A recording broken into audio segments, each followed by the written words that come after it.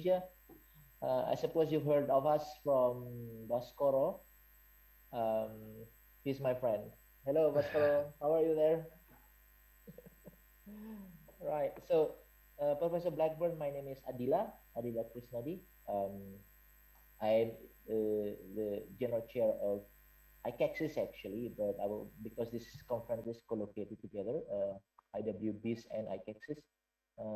I'm actually gonna be the moderator for the session with you. And with us also here we have Pancha there. Hi, Professor Blackburn. Hi. Right, great. Yes. Yeah, we have a couple of people at the co-host, some of my team for this session, and we actually today is the second day. And, what time is it now in Binghamton? 9 p.m. 9 p.m. Okay. Yeah. It's 8 in the morning there, right? Yeah. Correct. Yes. It's kind of the other side of the globe. Yeah. Yeah. Great. All right. Should we start, Pancha, or are we waiting for?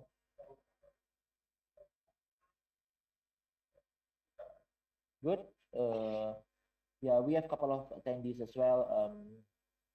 We hope to have more people join in slightly a bit later, but we have good number of people now. Right, go ahead, Pancha. Right, let's start. Thank you, Pak Adila. Assalamualaikum warahmatullahi wabarakatuh. Selamat pagi. A very good morning to you all. Welcome back to the 14th International Conference on Advanced Computer Science and Information Systems, or also known as ICACSIS, and the 6th International Workshop on Big Data and Information Security, IWBIS. My name is Pancha Hadiputra. I'll be your host this morning, live from the Faculty of Computer Science, Universiti Indonesia. We'd like to welcome all the plenary and keynote speakers in this morning's session. Professor Jeremy Blackburn from the Department of Computer Science, Binghamton University, United States of America.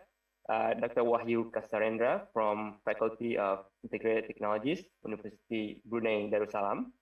And very warm welcome to all participants and ladies and gentlemen.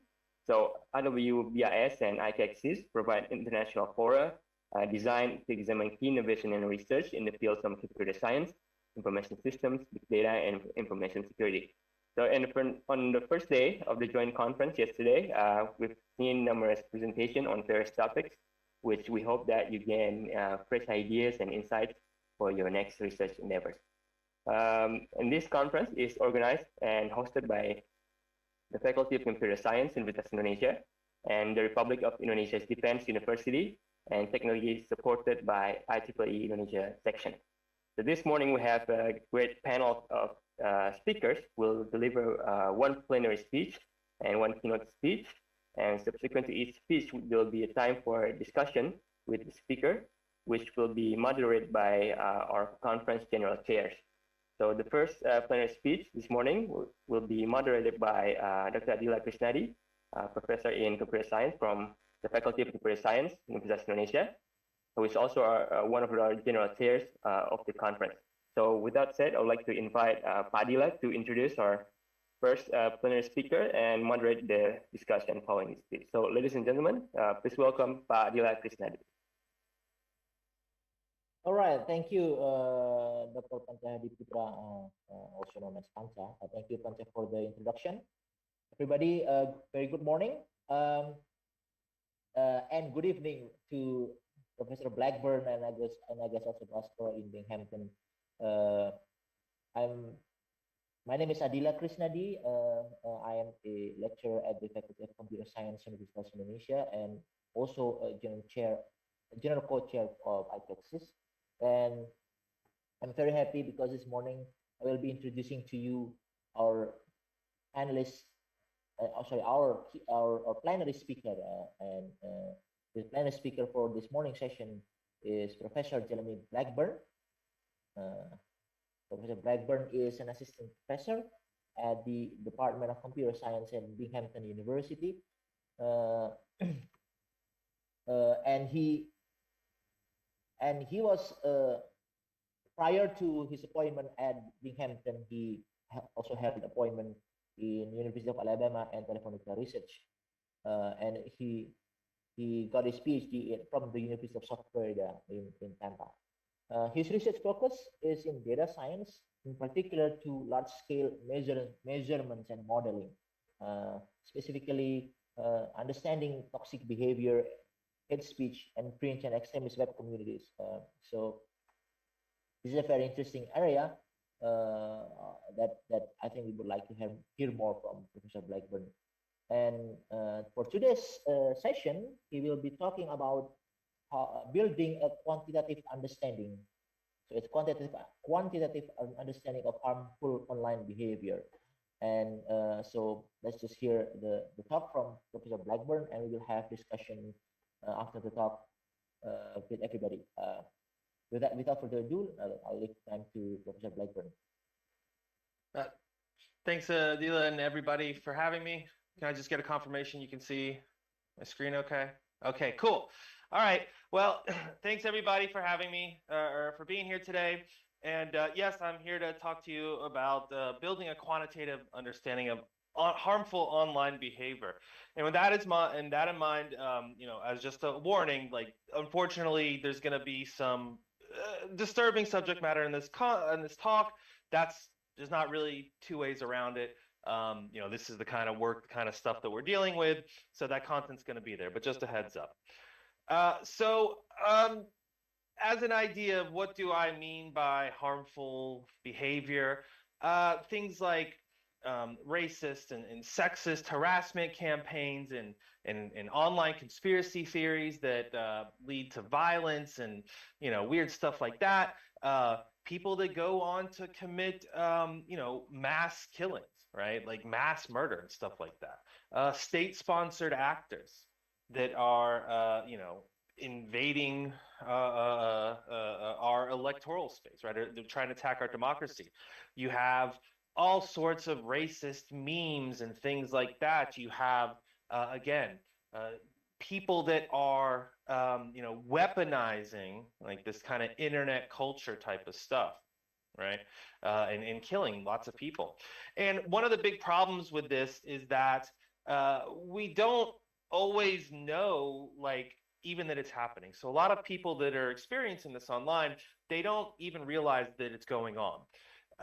You can get radicalized so fast and become a violent extremist that you didn't even realize it was going to happen, right? This stuff is still happening daily, right?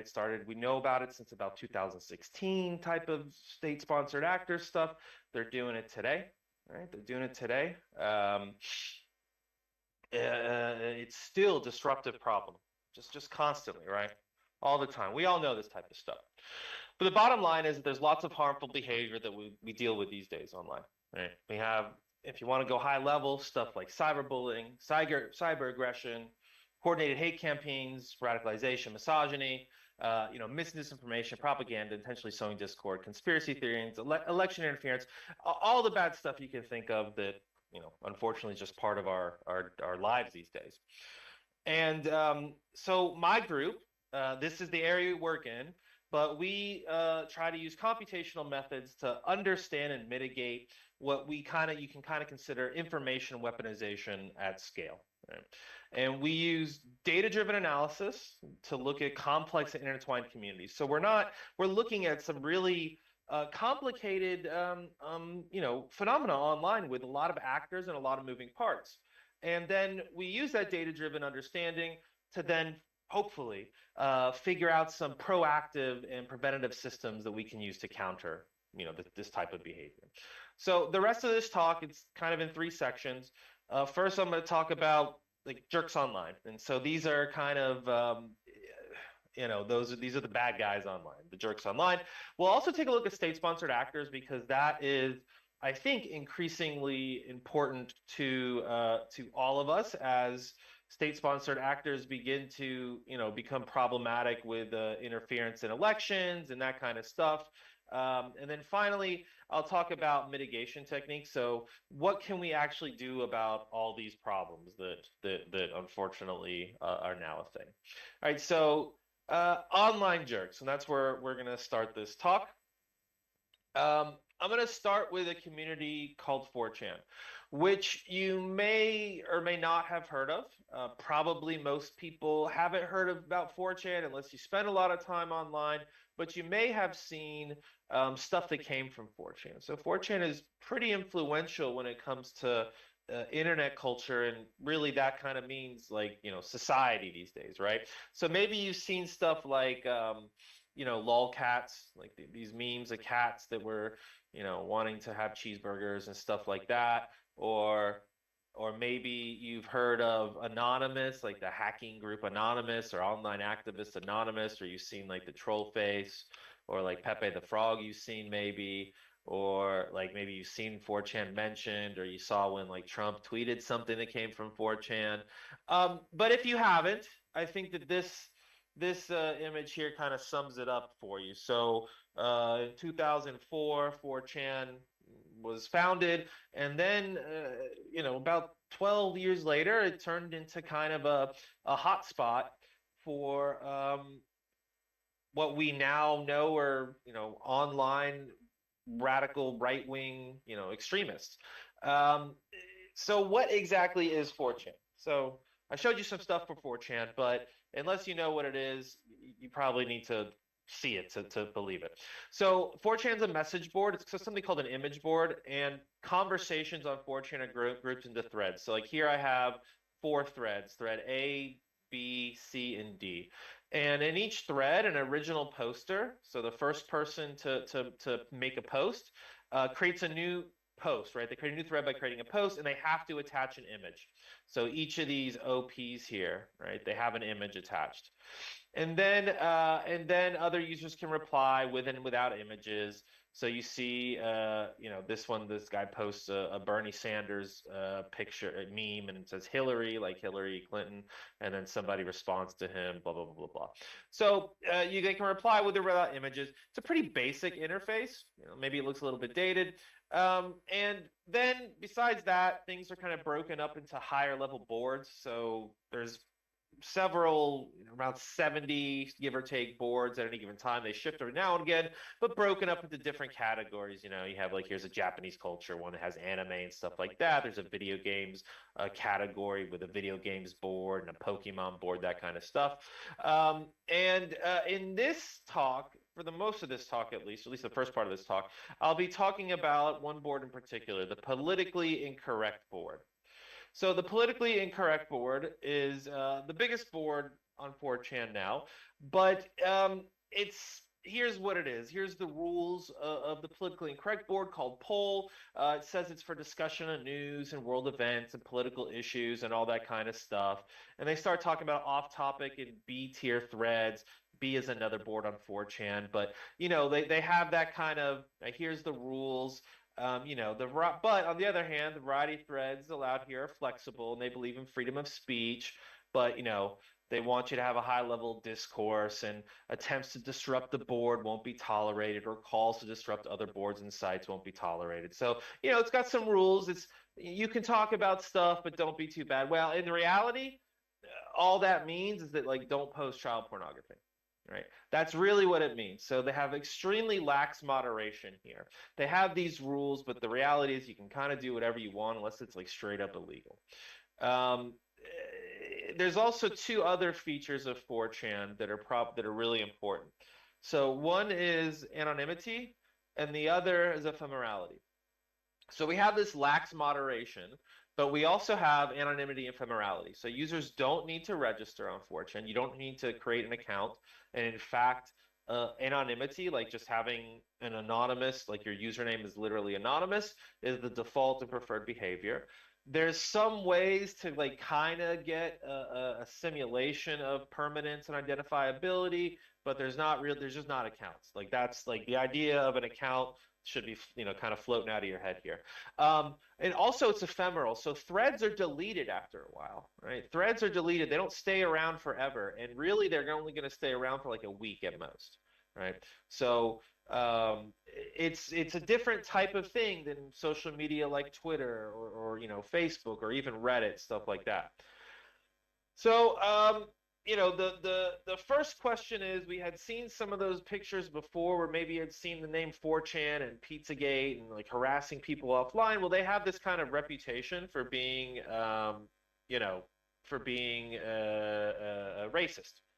And so around the time that we started doing this type of work, which was 2016, we said, well, hey, we're seeing all these stories about these guys being racist. Are they? So the first thing we did, we collected a bunch of data, right? And it's at this point in time, it's hundreds of millions of posts and stuff like that. But back then, we took a look at our smaller set of data, and we wanted to say, hey, are they racist? And so what we did was we went out, and this is 2016. It's not super sophisticated, natural language processing stuff, but we went out and found a crowdsourced dictionary of hate words called HateBase. And so this had like, a given hate word that people use from whatever region they're from, let's say, and then some explanation about it, that type of thing. We had to do a little bit of manual filtering because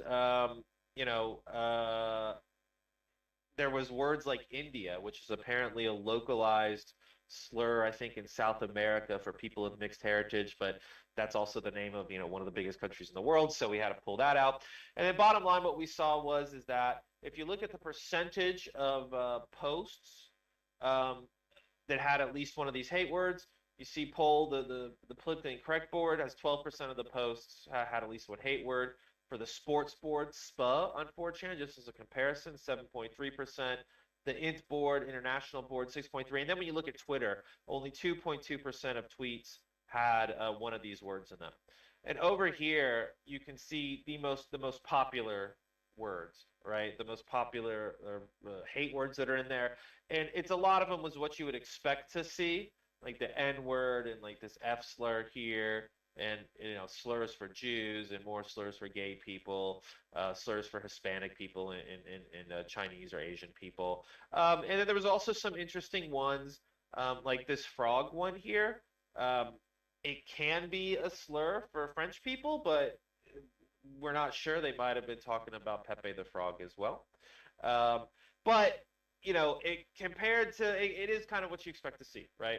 If somebody says that, hey, this is where a bunch of racists hang out online, this is probably distribution that makes sense.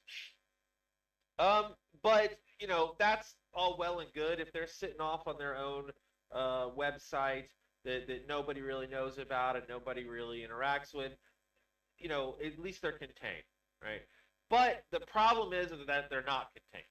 So what they do, if you recall back to the rules that of this board poll, it mentioned that you're not allowed to be disrupting this board or any other site.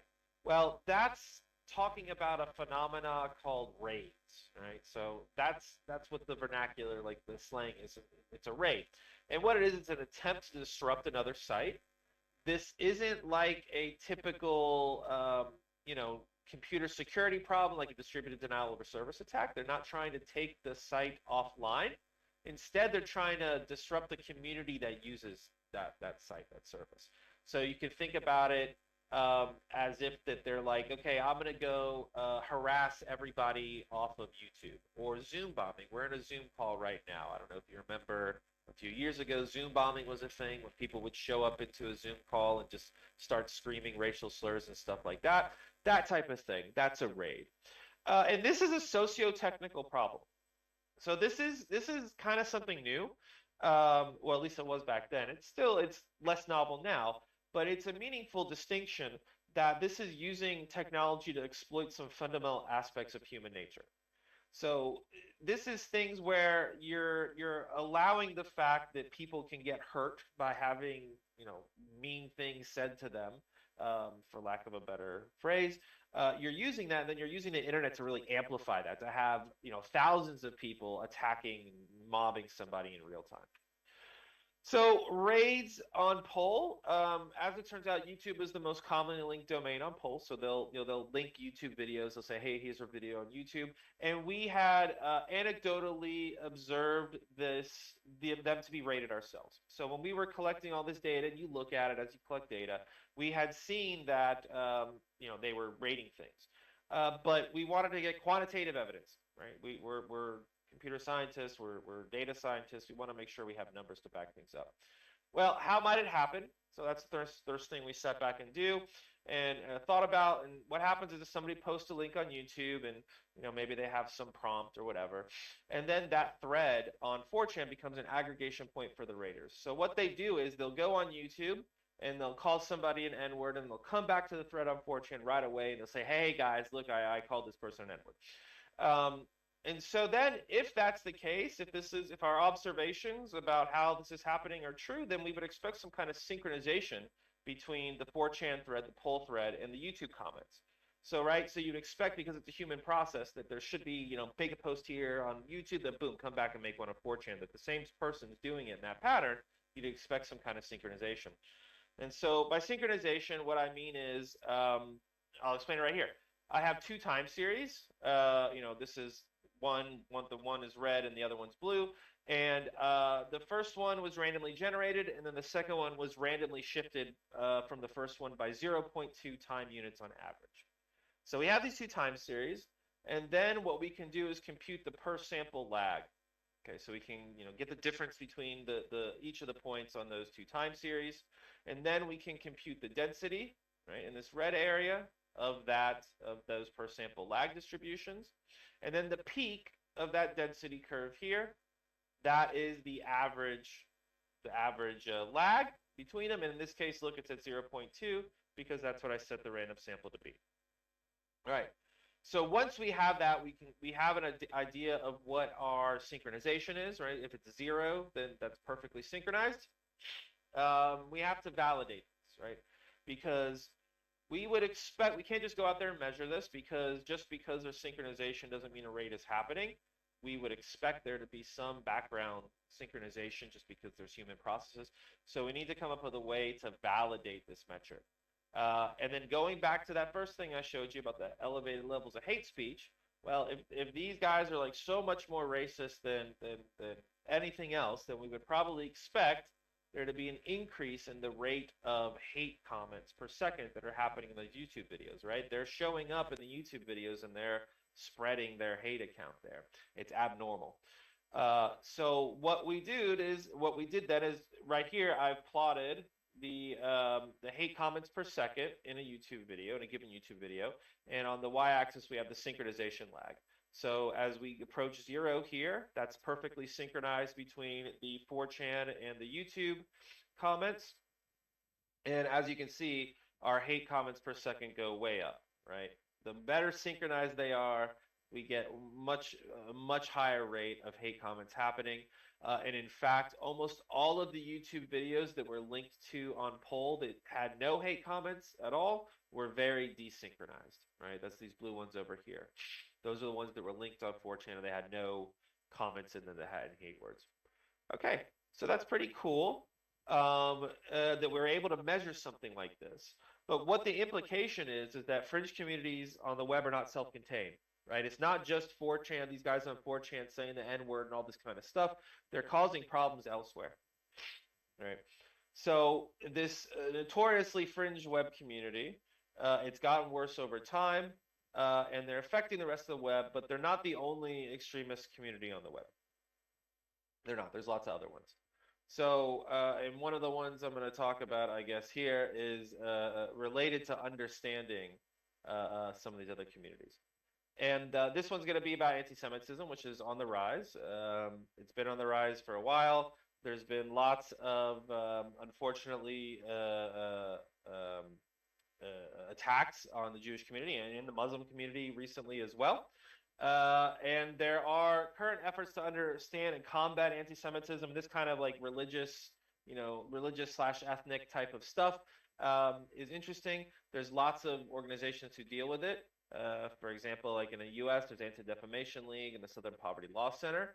And these type of organizations have a lot of historical knowledge and expertise on this. They know what they're doing, but their methodology is really doesn't work in the online world. It doesn't scale. These are people that are reading tweets with their eyes. It's slow. They have to like do a lot of research and talk to people, and it doesn't deal with emerging trends. So my group and I, we thought back and we said, well, what can we do about these type of problems that are like they're real world problems? They're happening now. We have to deal with them, and the current solutions are not scalable. So the idea here was that we're going to use a scalable data-driven methods to detect, quantify, and understand anti-Semitic imagery. Right? We're going to look at memes in particular. And in this work here, we collected data from July 2016 up to January 2008 from 2 fringe social media platforms. So 4chan, which we already discussed, and Gab. And Gab is the one where the Pittsburgh shooter that was in the previous slide, the guy that went to the U.S. or into the synagogue in Pittsburgh and shot 30 Jewish people. So these 2 communities, we have about 7 million images overall out of like 100 million posts. And we're gonna look and see what's going on with the memes, right? Memes are pretty interesting because we all see them all the time. Usually they're pretty fun. They let you express a way. They let you express an emotion in a funny way that people can just tell it's visceral, it's visual, all that kind of stuff. But they're not always fun, right? They're also used to spread a lot of hateful ideology. They're used in politics, and they can influence us. They're used to challenge democracy. They've been used as motivation for violent attacks. As weird as it is, these type of what started as silly pictures seem to have a lot of sway over our lives. And so again, we're going to try and take a look at understanding anti-Semitic imagery in particular. And what we did is we built something that we like to call a memes processing pipeline. And it's going to use something called perceptual hashing, which is a technique that reduces the dimensionality of an image, but in a way that you can if you take the difference, right? If you subtract one of these p hashes from the other one, you'll get a smaller distance if the images were visually similar, right? So it helps you reduce dimensionality, but keep the idea of visually similar stuff. And then we're gonna get some ground truth from a site called Know Your Meme, and which is like a Wikipedia for memes. And then we're gonna detect instances of the happy merchant meme. And so this is the happy merchant meme.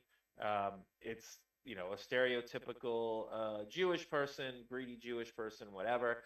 I guess it's a piece of classical anti-Semitic imagery, and we're going to be looking for instances of the happy merchant variants appearing in our raw data here.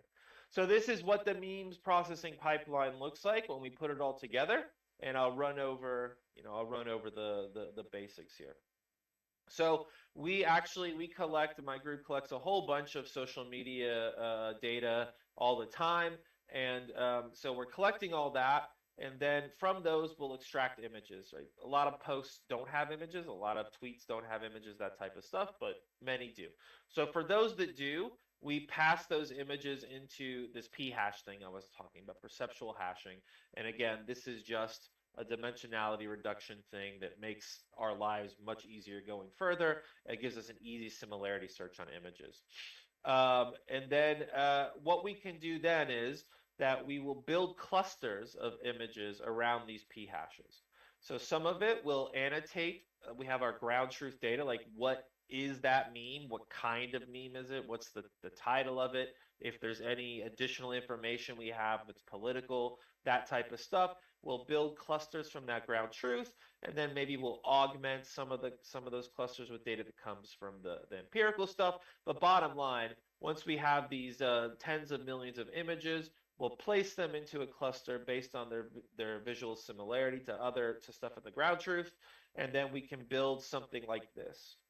And this is like a map of all the clusters. So each one of these little clusters here that's colored is a group of memes that are all like the same variant, right?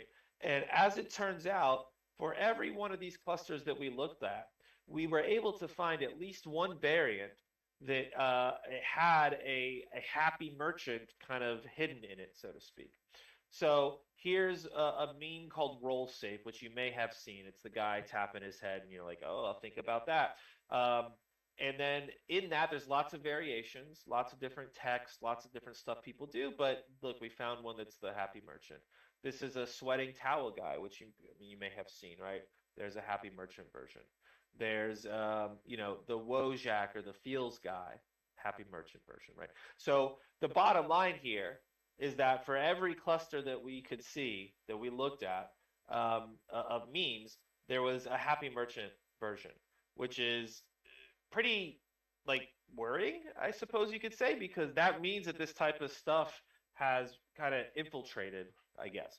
But the bottom line is that this was a data-driven approach. There's no way that any of these other organizations or existing, you know, groups could have handled dealing with however many tens of millions of images that we dealt with. And so this can be applied to other things as well. And this is important because we need scalable approaches that are fast and that can capture like evolving and emerging trends. We all know that on the internet, like, things are only hot for a short period of time, and trends happen super fast. And you just have to be able to keep up with it. The only way to do that is with kind of, you know, data-driven approaches. And so the next community that I'm going to talk about here, this extremist community, one of these jerks online, is the Manosphere. So what is the Manosphere? Well, it's a group of different groups, like subgroups of men that have, bottom line, misogynistic views, oftentimes violent views about women.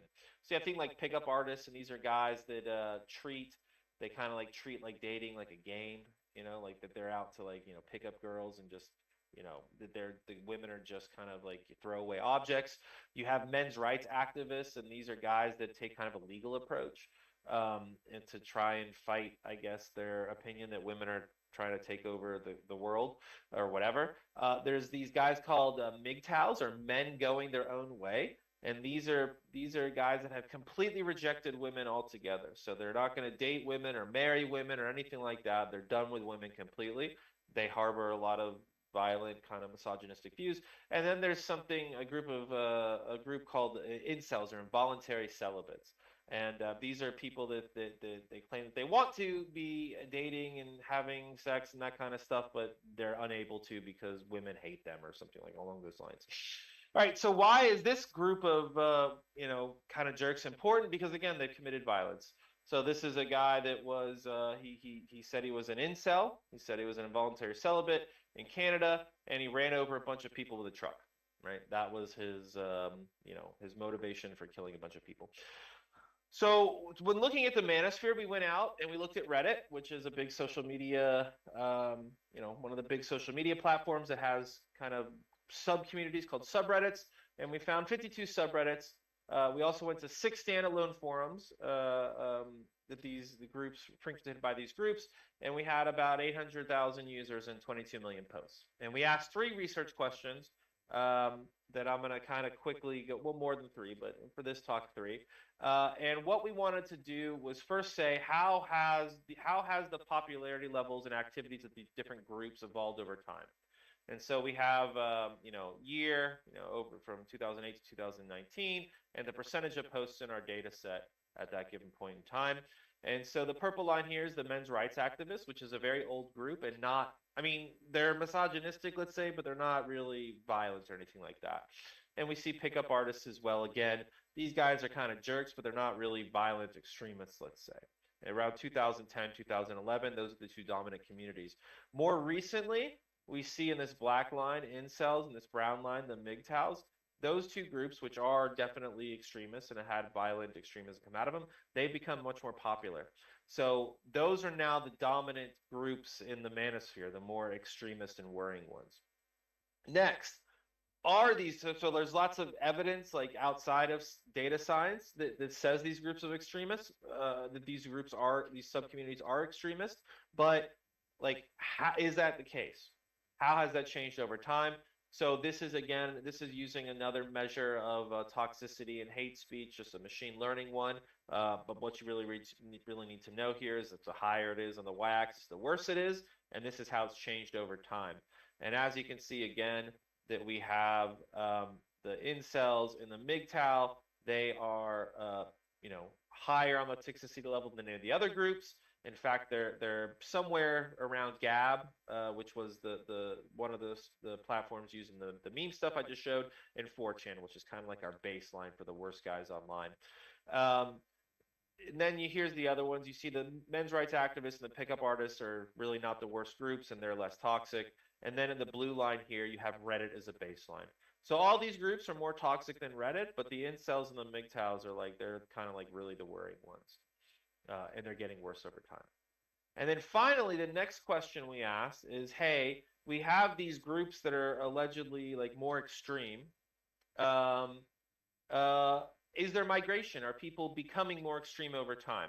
And what I have plotted here is it's basically the Jacquard index, the Jacquard similarity of users on Reddit that were in the men's rights activist community, and then over time, how they move to the MGTOW community.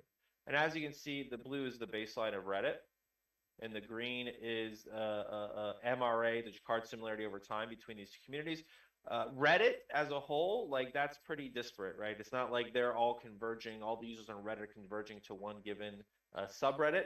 But what's happening is that all the men's rights activist people, the less extreme group in the manosphere, are migrating to the MGTOWs, the more extreme, right? This is going up over time. So that's kind of a bad sign in general, right? So the summary here is that older communities are becoming less popular and active, right? While the newer communities, which are more extreme, are becoming more active on just even this group as well. And there's lots, like, these communities are complex, right? They move between each other. You have to be careful. You can't just look at one little group, because, like, if we had just looked at the men's rights activists, we would have missed that they were all migrating to this more extreme platform. And of course, they're getting worse over time. All right, so the next part of the talk here is about state-sponsored actors. And what do I mean by state-sponsored actors? Well, I mean things like the Russian state trolls who have been shown to have manipulated American politics. They get involved in things like, vaccine misinformation, all sorts of stuff. We know what this is now. It's not news to us.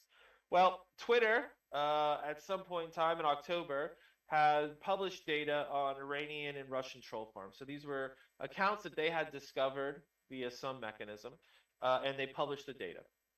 Also, Reddit had banned about 1,000 accounts that they had determined were linked to Russian trolls. And what my group went out to look at is, hey, how did these trolls behave? This was new stuff. We didn't really know. We still don't really know, but we had no clue. Nobody really had any clue what was going on at scale. And so we took these accounts, we took this data from Twitter and Reddit, and we collected all the posts that they were involved in, and then we set out to answer a couple of questions. So first, how do these state-sponsored trolls, who are the new, these are kind of like, this is a new battlefield, and these are kind of new soldiers, I guess, in information warfare, how does their behavior change over time?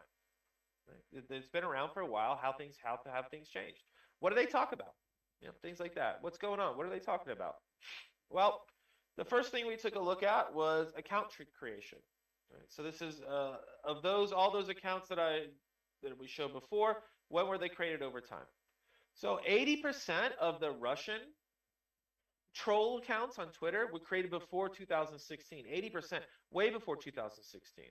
They were mostly in 2014, which was when Russia actually invaded Crimea the first time. So when they invaded Ukraine the first time. On the other hand, you have a small number of accounts that were created right around the time that Donald Trump was nominated for the Republicans in 2016. And then you had another group of accounts that were created in 2017, right around the time of the Charlottesville rally in the U.S., that was like one of the first white nationalist rallies that led to a few deaths, and the Russian trolls were involved, it turns out, in causing some problems there. The Russian trolls on Reddit were almost all created like within, I think it was like less than a week time. It was like 70% of them were created at once for the Reddit ones. And then the Iranian trolls, there was no bursts that we saw at all. So the Iranian troll accounts, they all seem to be created, regularly over time. All right, so that's when the accounts were created. But when were they active? So this is the unique accounts that were active over time for each of those two groups. And we have the large percent, the most active, the most number of Russian trolls that were active during that first invasion of Crimea. On Reddit, I'm sorry, a lot of them just fall off right away, right? The Twitter trolls, the Russian Twitter trolls, they just stop using their accounts at all. So what you have here is that this major increase also corresponds with the account creation bursts. So they create their accounts and then they use them right away. And then the Iranian trolls, they're slowly building their troll army over time. So we have like different strategies here. We have the Russian trolls that were boom, boom, boom, Crimea, then fall off. They did kind of a similar thing on Reddit, and then you have the Iranian trolls that are building things slowly over time. So how did their language change over time? Because this can give us an idea of what their motives were. And here you have the point in time where a lot of Russian trolls became active or inactive on this previous plot right here. Here you have it here, and it's also kind of around the time where English became the dominant language that they were using. So what we think happened is that some of the trolls fell off from the Crimea conflict and they moved over to messing with U.S. elections. For the Iranian trolls, it's a little bit more erratic because they seem to have had a varied agenda. So here, where they started speaking French, which is blue, that was when France tried to block Iran's nuclear program. Here, when they started speaking Arabic, that was when there was an attack on the Saudi embassy and it ended the Saudi and Iranian relations. Overall, though, these findings highlight the behavior is highly influenced by real-world effect in conjunction with the ideology and agenda of their government. So this is active measures that are being taken. They're adapting their strategies, this type of stuff. They're very, very clear motivations and actions. So the next thing we did was we wanted to take a look at what they were saying. And so here we built two word-to-vec models on English tweets posted by each of them. And then this is going to allow us to assess whether words are used in similar contexts by looking at the cosine similarity between them. So here's an example of the word MAGA. And the similar words that were used by Russian trolls and Iranian trolls. And if you take a look, the Russian trolls were very much positive usage of MAGA. So when they used MAGA, Make America Great Again, very positive. The Iranian trolls, not so much, right? They were not a fan of Trump at all. When it comes to hashtags, you can again see what's going on. Here, the Russian troll hashtags are very much about, U.S. and politics. You have some Black Lives Matter stuff, but mostly U.S. related stuff. Iranian trolls are almost entirely Middle Eastern, Middle East oriented, which makes sense, right? I guess it's the focus again on Russian trolls was in the U.S. and the Iranian trolls, it was their sphere of influence. Right? So you have news, MAGA stuff, social movements, U.S. politics, Middle East related, anti-Israel, this type of stuff. Okay, so we have that kind of stuff, but how can we better visualize it, right? Because, I just showed you some examples. It's kind of hard to read this stuff. And what we're going to do is we're going to build a graph from the word embeddings. So each hashtag is going to be a node, and then an edge is going to exist between two nodes in the graph if their distance, as determined by their vector, is less than some predefined threshold. So bottom line, we're going to get rid of all the stuff that is not very similar, any edges that are like not similar at all, to make it a little bit more readable. And so here's what we have, the graph, and as a little bit more of explanation, the size of the node relative to the number of occurrences in the data set. So the more times that hashtag showed up, the bigger the node, and it's laid out in space according to their distances. So more similar words should be closer together on the actual plot. And then we ran community detection on the graph, and so nodes are colored according to their community. And so we have over here, like, here's a group of nodes that are related to Israel, right? And that makes sense that Israel is just by itself. We have the Iranian trolls are talking about the Yemen, specifically, against the Saudis' efforts, war in Yemen. There was also, the Iranian trolls had a completely fake news, a bunch of news sites that they were just completely fake. It was called LUVM, and there was a whole cluster of hashtags where they're trying to push those. There was again a whole bunch of anti-Trump stuff that you can see. You can see their usage talking about impeach Trump and not my president. A whole big topic on pro-Palestine, which interestingly enough was almost never used in conjunction with Israel-related hashtags. So they're usually separate, that type of thing. And then, of course, Iran-related stuff. Okay, so this is all well and good. I think that I've shown you some of the tools that we've used to understand this stuff better, but now it's time to talk about mitigation, because that's really important. We have lots of understanding, but measuring and modeling is only the first step. We need to actually do something about this, and we need to think about how can we mitigate this type of stuff. And also, how do we assess whether or not a deployed mitigation strategy is successful, right? So that's the kind of questions that we're asking here. So first thing, what does a raid look like? I told you what raids were. Now let's take a look at one in real life, so to speak. So this is one of my colleagues, my collaborators here. There was a video that he was giving a talk about the paper. The 4chan guys found a link. They found the video. They put a link of it up. They showed up in like 5 minutes, 11,000 views. I mean, you guys know, if you take a recording of a lecture, you're not going to get 11,000 views in 5 minutes.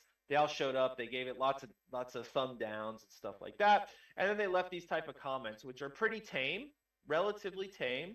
But then again, we're not, we're kind of like a bunch of white guys, right?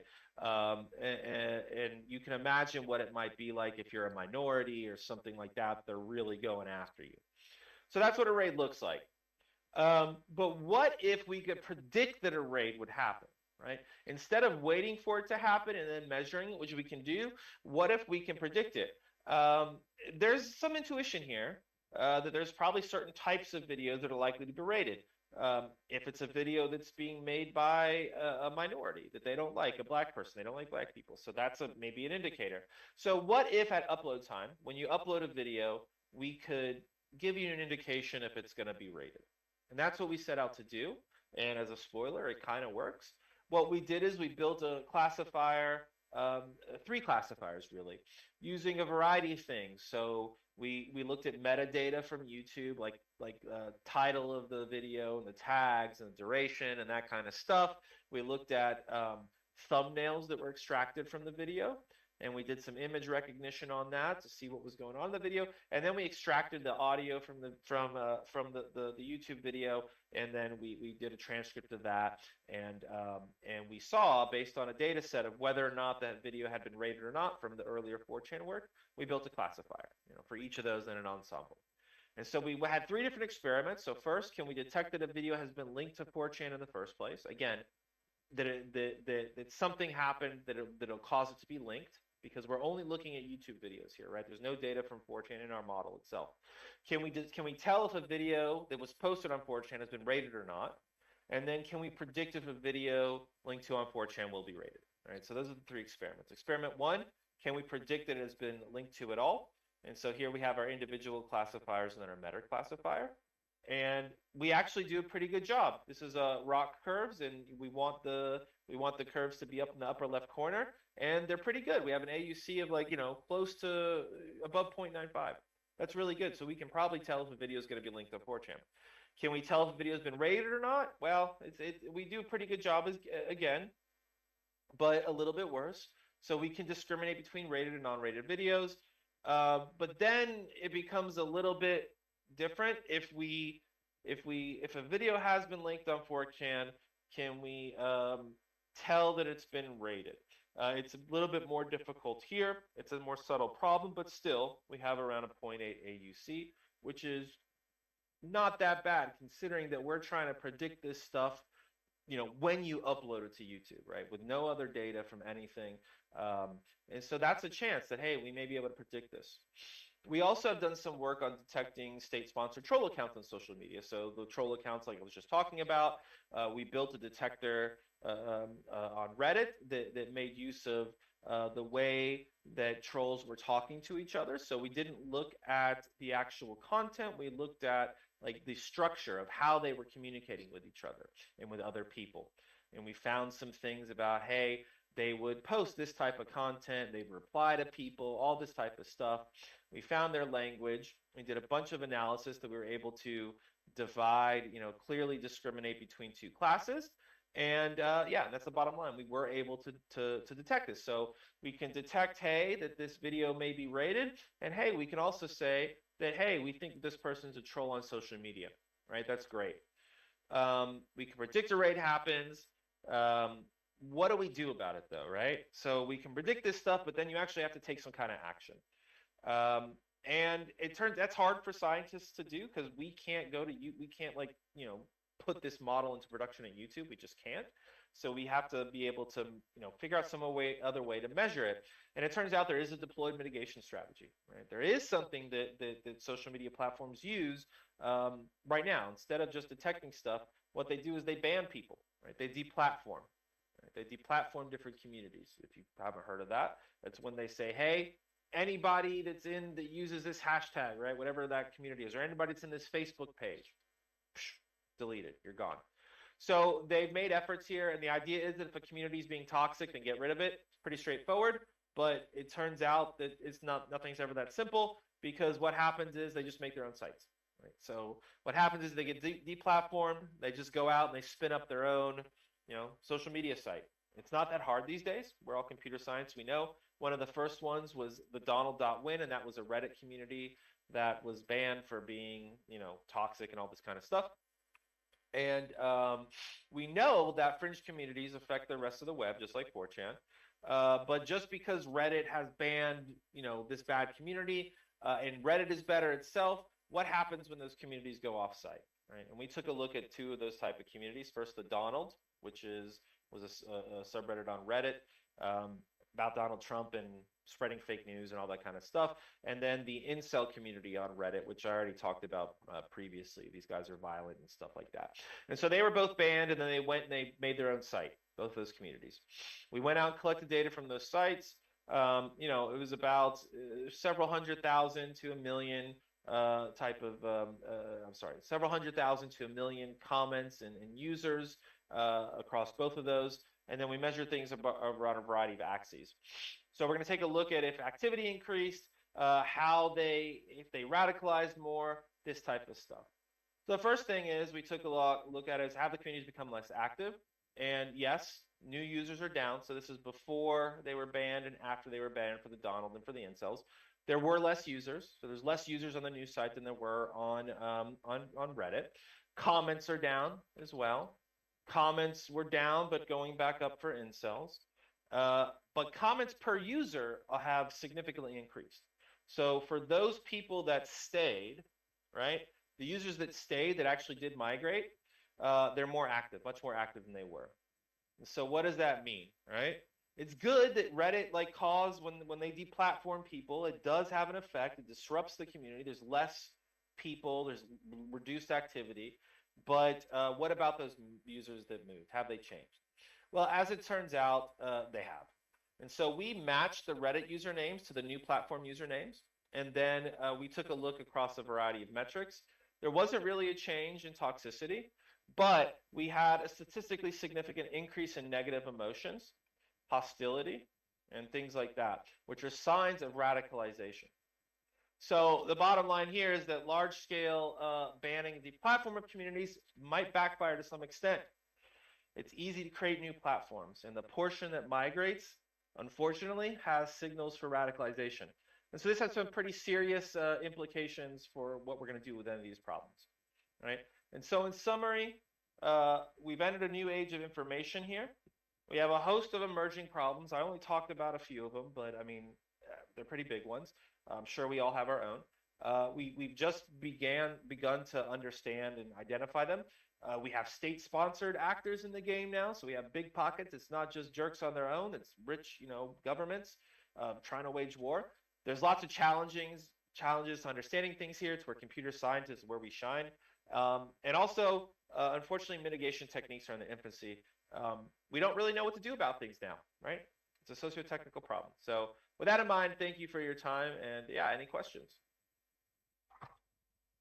All right, great. Thank you, Professor Blackburn, for the very interesting talk. I think, although the cases are in the US, but I think it has a lot of relevance here in Indonesia as well.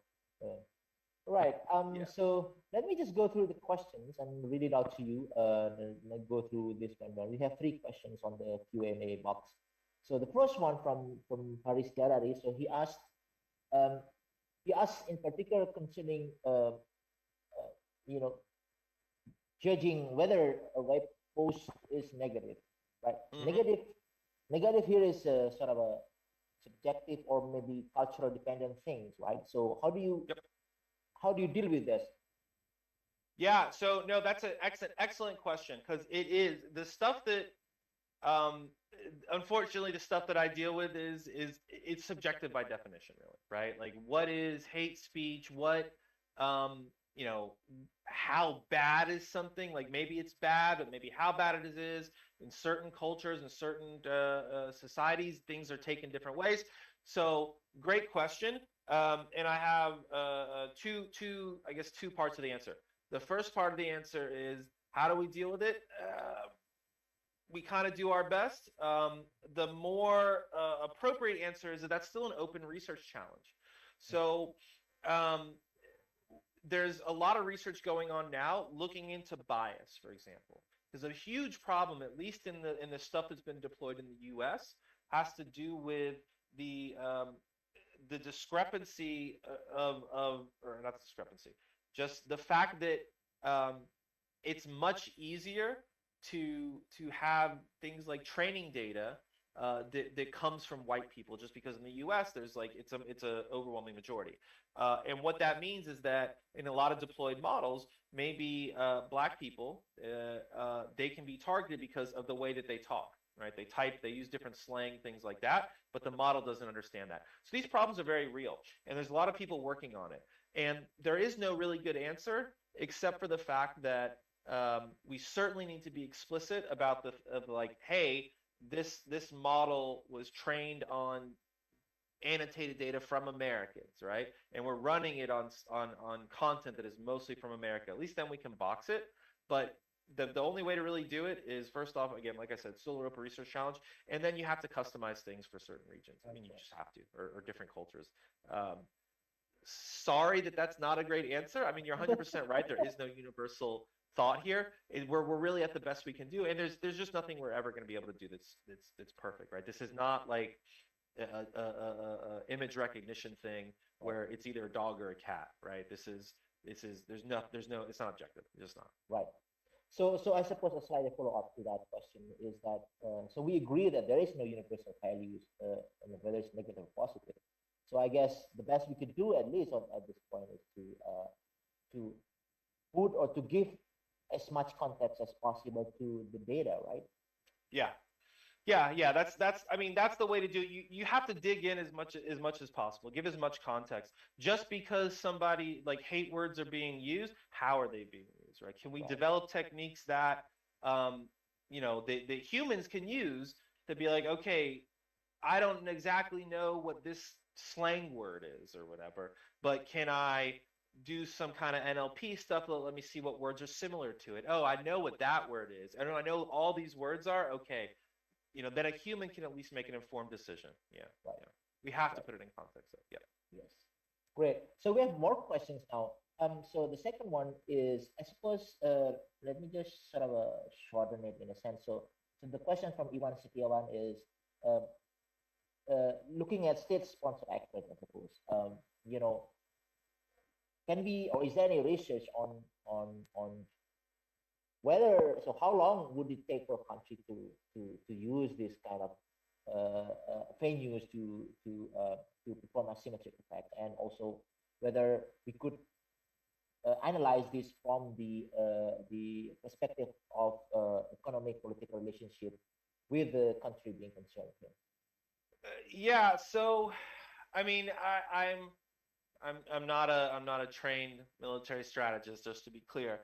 What I can say is that this stuff is really cheap and really fast to deploy.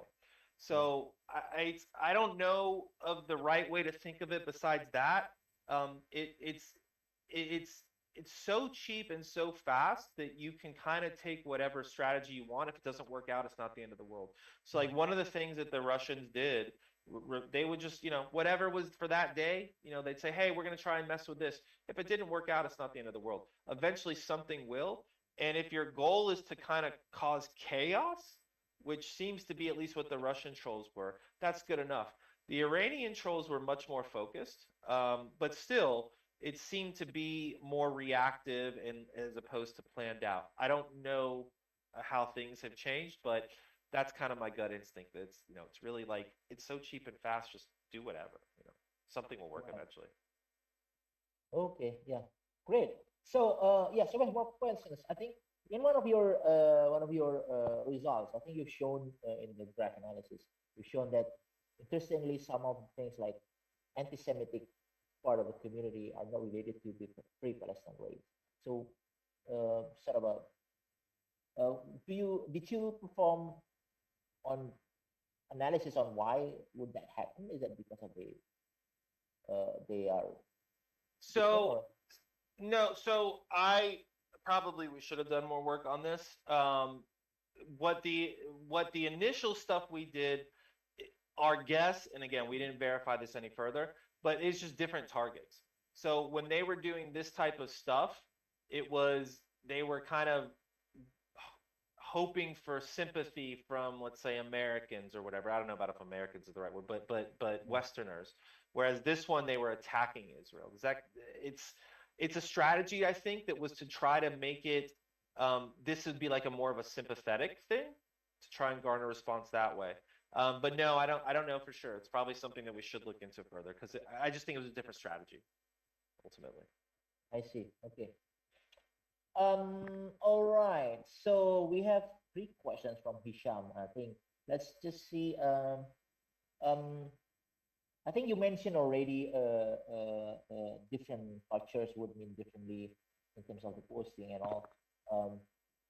So have you explored different languages in this case? Yeah, so that's something ongoing right now with Satrio, who's my PhD student, who's from Indonesia. We're specifically looking at Indonesia because it is important. Yeah, stuff is not portable, right? We do have to make sure that we take stuff into account, and it's dumb. It's silly to think that everything's just going to transfer over. But it's a current gap, a big gap in scientific knowledge because 5 years ago it was all done in English and it's just easier to do things in English, and that's the way it is. But no, it's becoming increasingly important, and people are looking at it. My group is as well. It's hard to ignore a country that's got hundreds of millions of people in it just because I don't speak the language. That is true. So. Right. So, well, the third question from Hisham is actually sort of referred to something more general, right? So we sort of contrast between freedom of expression in the internet versus whether you say, well, this is being offensive and we have to control it. So what do you think on that? So what is the boundary and what is the how do you strike the nice balance?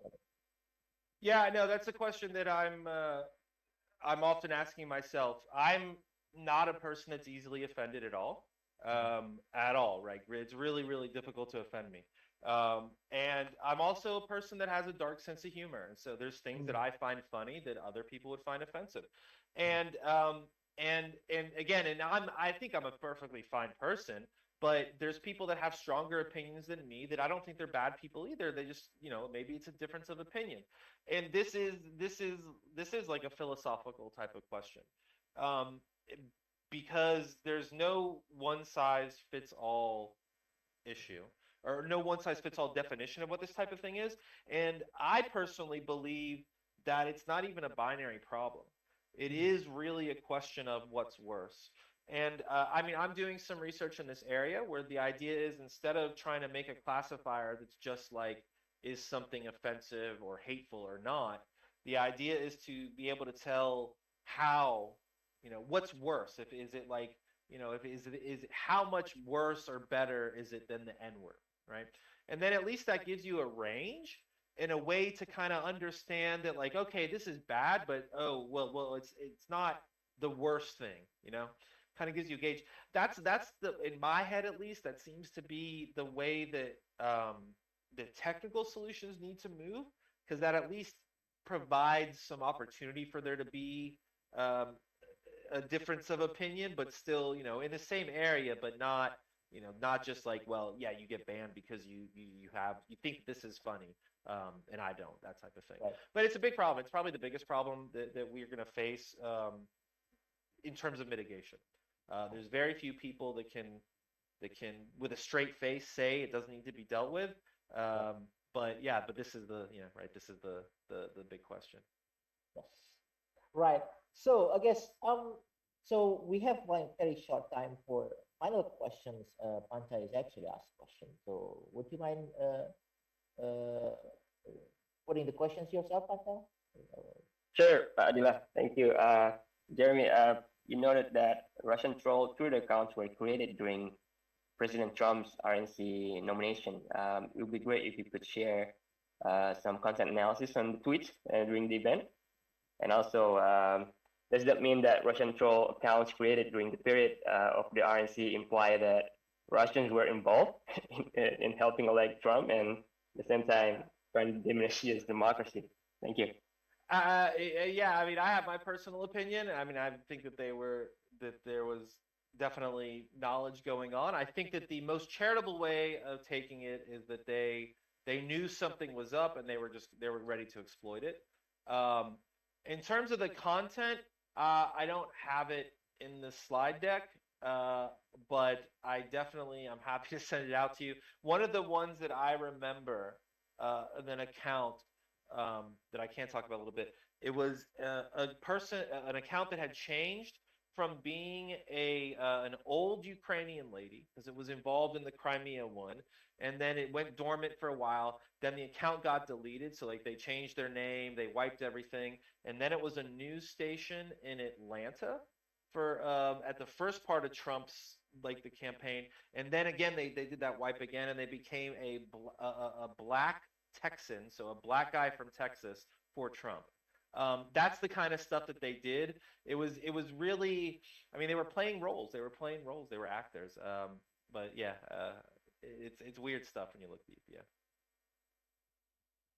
Right. So that's interesting. Very interesting in analysis, right? I mean, because you not only look at the content, but also look at how the roles of so it seems like these Twitter accounts, they have personas that change depending on the situation. Yeah, no, it's not random. I mean, they do stuff. They try stuff out. All right. Thank you, Professor Blackburn, for the discussion. This is very interesting, and although most of his studies are in the U.S. context, but I think it's very relevant here in Indonesia. Also, just I guess, as you know from Satrio, that next year we will be starting the next round of election, and based on our presidential election, and based on our experience in previous election, it was very bad in the social media. Yeah, I think the big thing to take away here is most of our work is in the U.S., but the techniques are portable, right? The techniques can be used across anything, right? You get your own, you have to have your own domain expertise, obviously, but the basic techniques work. They're scalable, this type of stuff. So hopefully, we'll be able to help things out going forward everywhere. Right. Great. Thank you very much again for the discussion, Professor Blackburn. Let's give a round of applause to Professor Blackburn for a very insightful discussion. Thank you very much. Thank you. All right, it's great to have you here, and I think we are at the end of the session. I apologize for anybody who would like to ask questions because we are running out of time. But I suppose everybody could look up Professor Blackburn's homepage and contact him by email if you have questions And well, we also have one of my colleagues there, Satya Bhaskar. So you could also ask him, and then you will probably talk to Dr. Blackburn about it. Okay, so with that, let me conclude the session.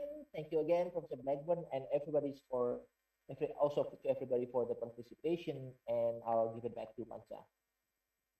Thank you, Pak Adila, for facilitating a fruitful discussion, and thank you again thank you, Professor Blackburn, for an insightful talk on quantitative understanding of harmful online behavior. So that wraps up our plenary speech this morning. I'll take this opportunity to remind you that there will be another keynote speech at 11:15 West Indonesian time. Will be delivered by Dr. Wahyu Caesarendra.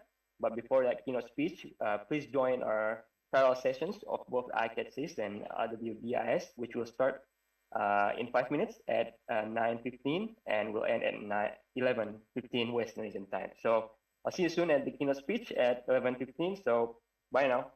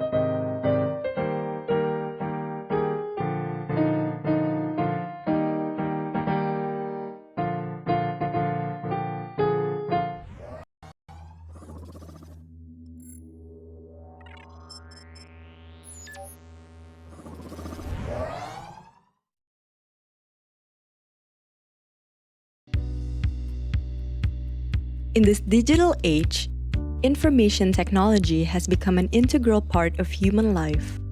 People use technology to facilitate all kinds of activities in various aspects of life, such as the economy, education, transportation, social, and health. Established under the name of Computer Science Center of Universitas Indonesia in 1972, the Faculty of Computer Science Universitas Indonesia is based across two sites, Depok, West Java, as well as Salemba, Jakarta, both located in the Greater Jakarta area.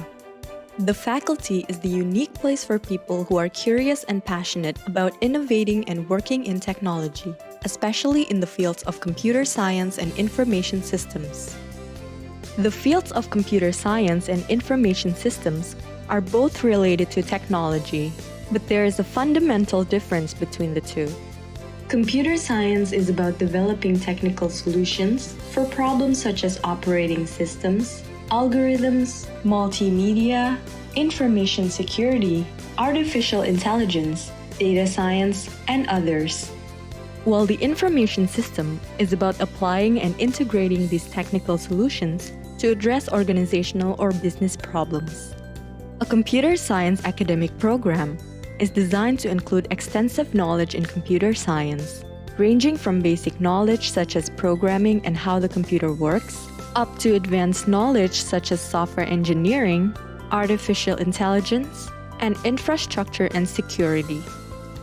On the other hand, an information system academic program does not only include basic knowledge, such those studied under the computer science study program, but also the foundation in the fields of business administration and management, which help prepare students to develop, utilize, and manage information systems or information technology.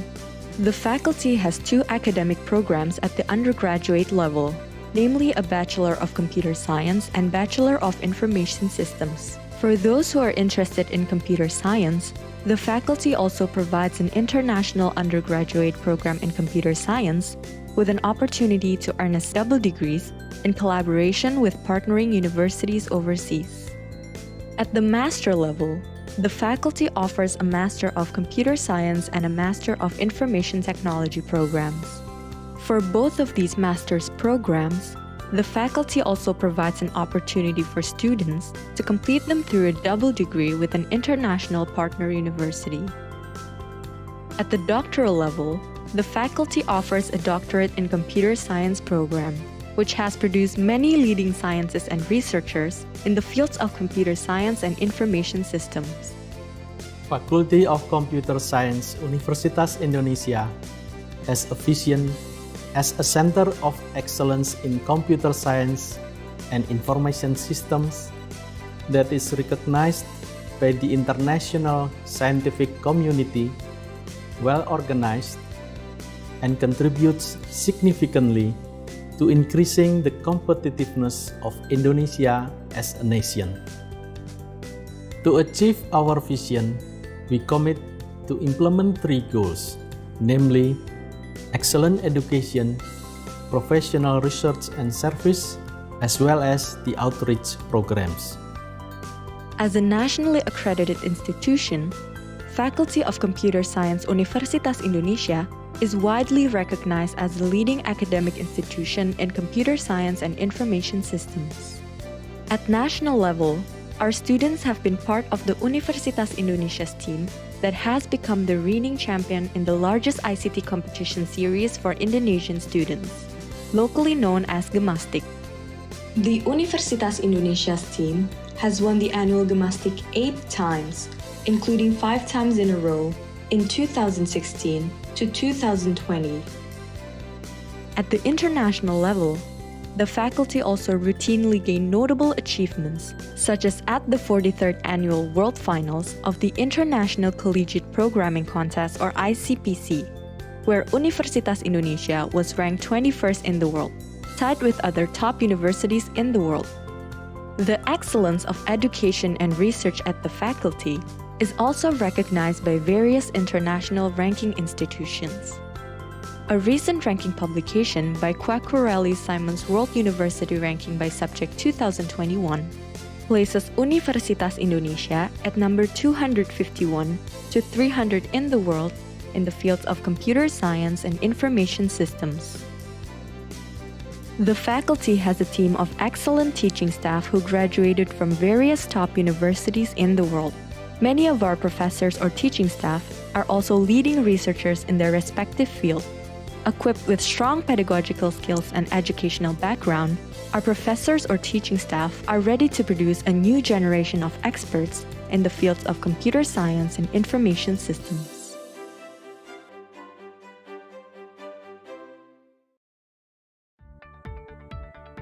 The faculty provides various amenities and facilities that can support the learning process and various student activities.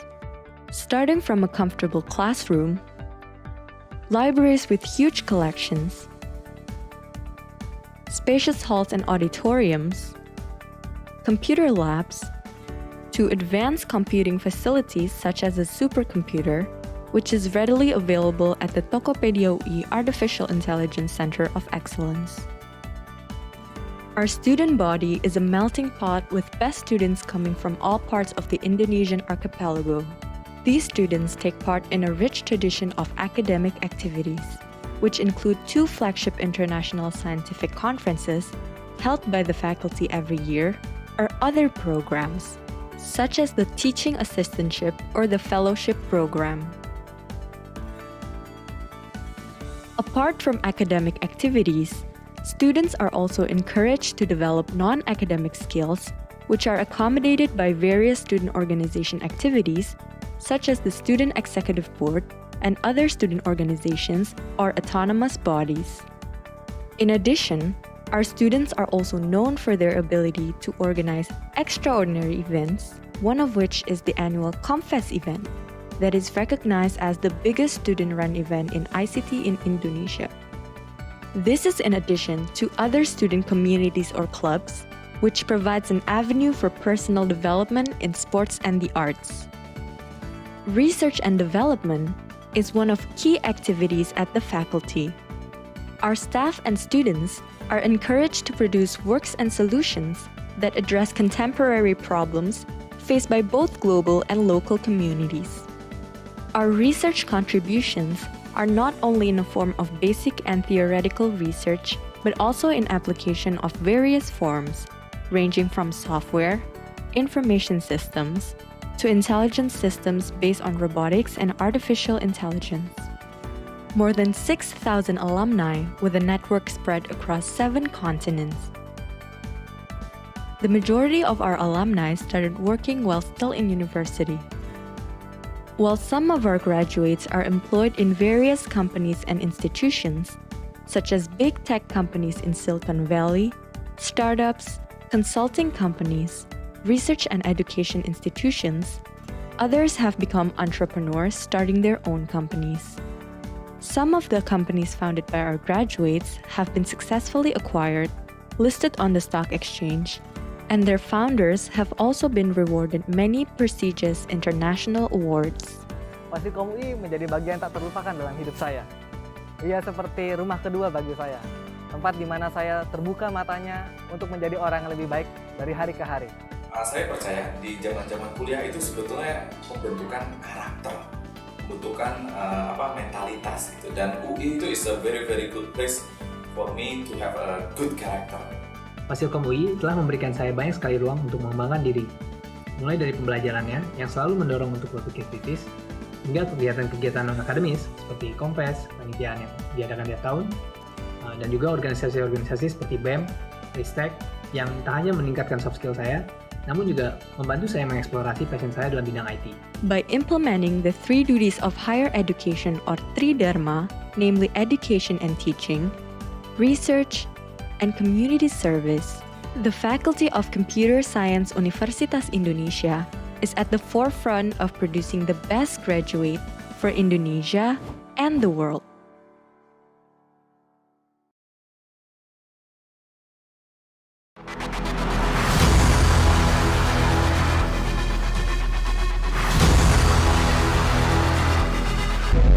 Welcome to the Republic of Indonesia Defense University.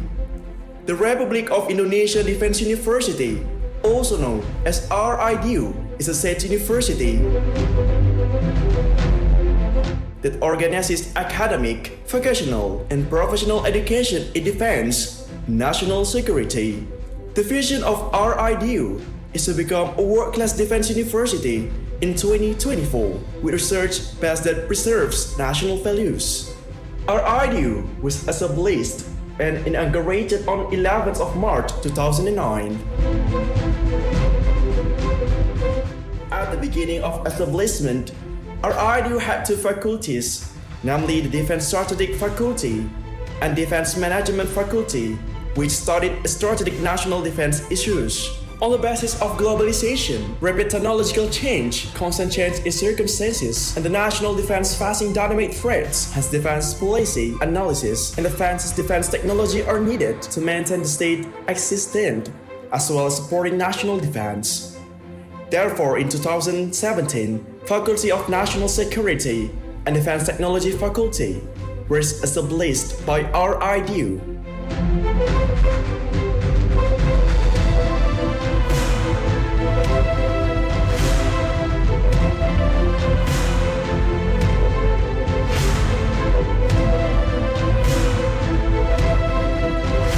In order to support national defense, which is facing dynamic threats and significant changing era, in 2019, the Doctoral Program of Defense Science was established. The developments of the strategic environment, influences of globalization, and non-traditional problems which could erode the national defense are the reason why numerous threats occurred in all aspects of life, including the various diseases caused by viruses. Thus, these factors become the fundamental consideration for the Indonesian government at the end of August 2020 to initiate several bachelor degree programs in 4 faculties.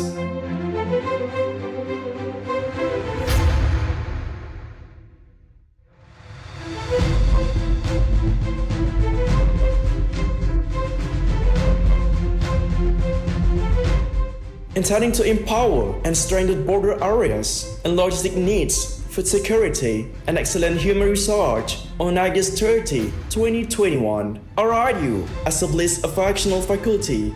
Currently, RIDU has 3 campuses. The main campus in Sentul Bogor, the second campus in Salemba, Jakarta, and the third campus in Atambua, Belu, East Nusa Tenggara.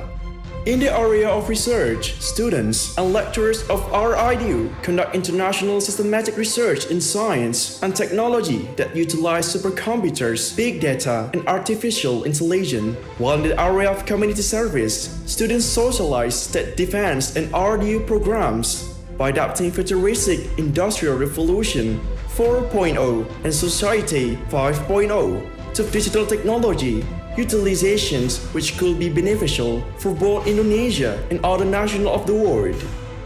In order to contribute to the development of defense science, RIDU has been conducting numerous national and international seminars through academic and non-academic institution collaboration. These seminars bring together science and practitioners from world-renowned universities.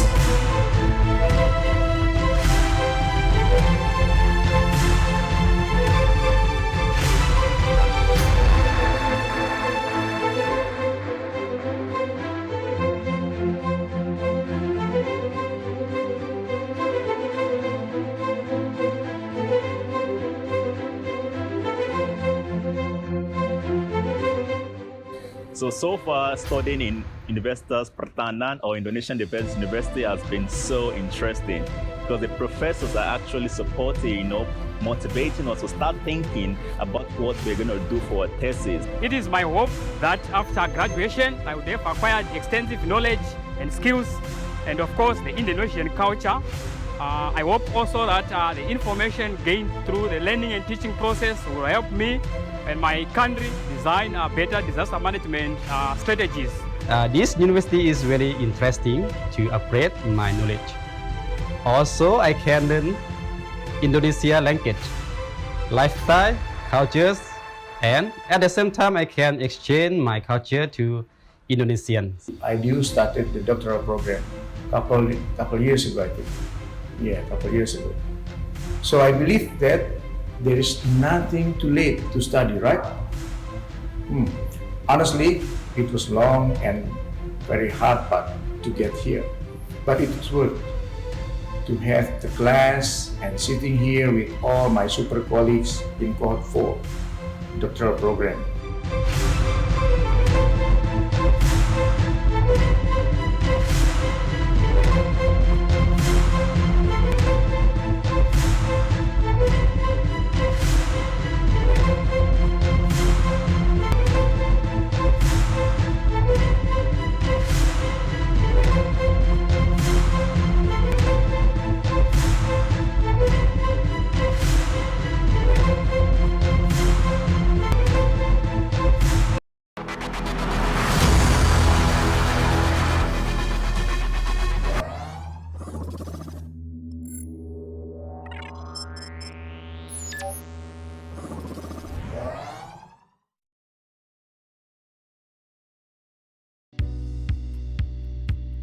In this digital age, information technology has become an integral part of human life.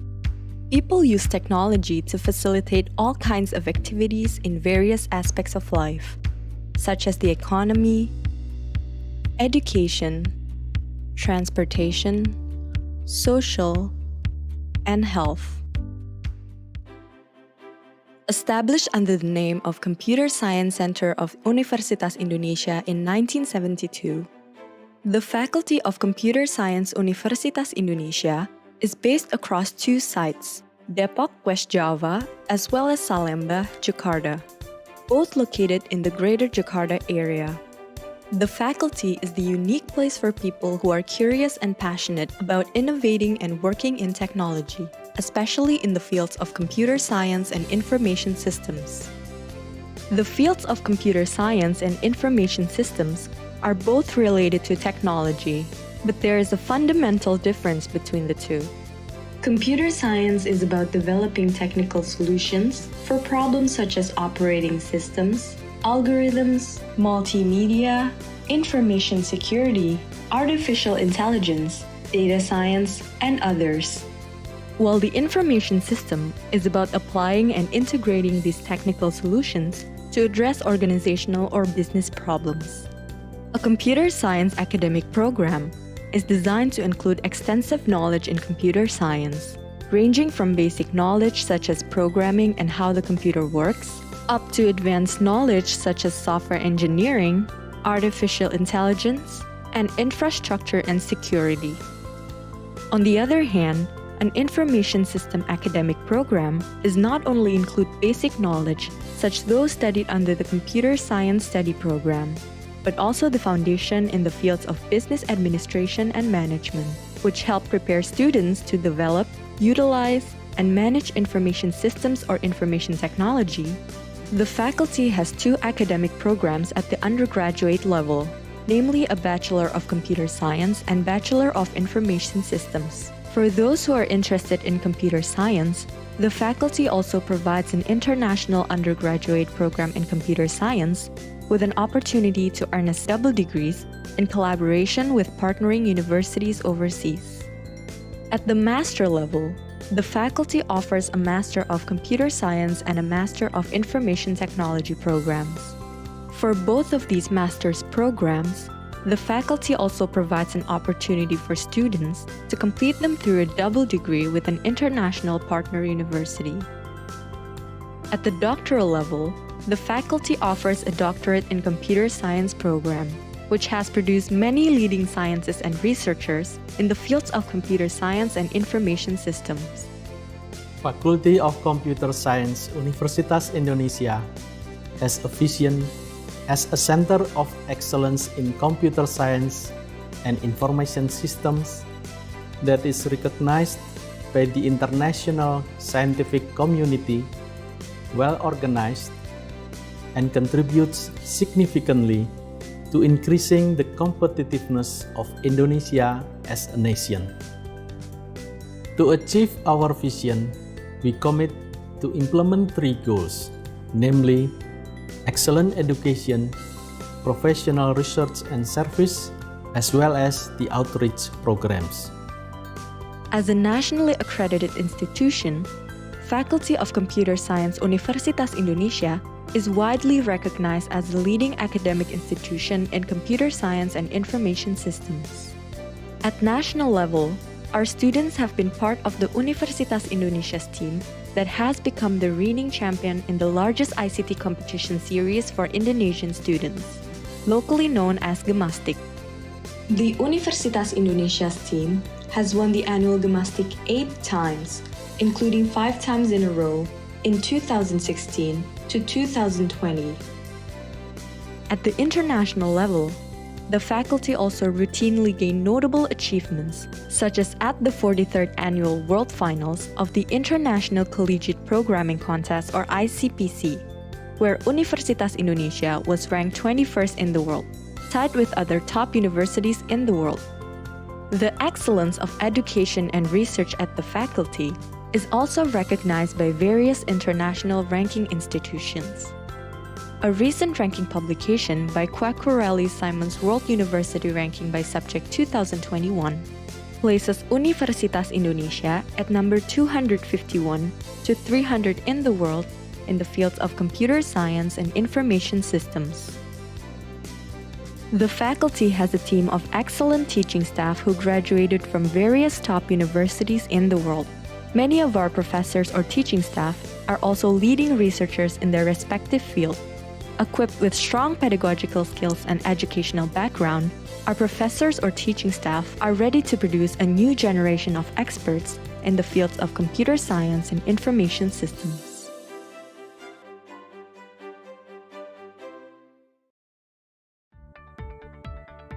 The faculty provides various amenities and facilities that can support the learning process and various student activities. Starting from a comfortable classroom, libraries with huge collections, spacious halls and auditoriums, computer labs, to advanced computing facilities such as a supercomputer, which is readily available at the Tokopedia UI Artificial Intelligence Center of Excellence. Our student body is a melting pot with best students coming from all parts of the Indonesian archipelago. These students take part in a rich tradition of academic activities, which include 2 flagship international scientific conferences held by the faculty every year, or other programs, such as the Teaching Assistantship or the Fellowship Program.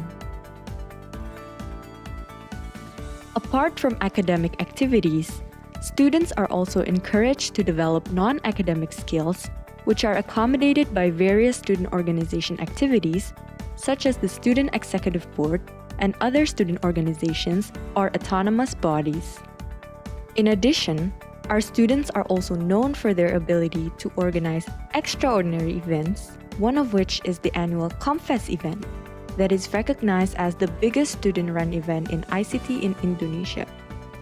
This is in addition to other student communities or clubs, which provides an avenue for personal development in sports and the arts. Research and development is one of key activities at the faculty. Our staff and students are encouraged to produce works and solutions that address contemporary problems faced by both global and local communities. Our research contributions are not only in the form of basic and theoretical research, but also in application of various forms, ranging from software, information systems, to intelligence systems based on robotics and artificial intelligence. More than 6,000 alumni with a network spread across 7 continents. The majority of our alumni started working while still in university. While some of our graduates are employed in various companies and institutions, such as big tech companies in Silicon Valley, startups, consulting companies, research and education institutions, others have become entrepreneurs starting their own companies.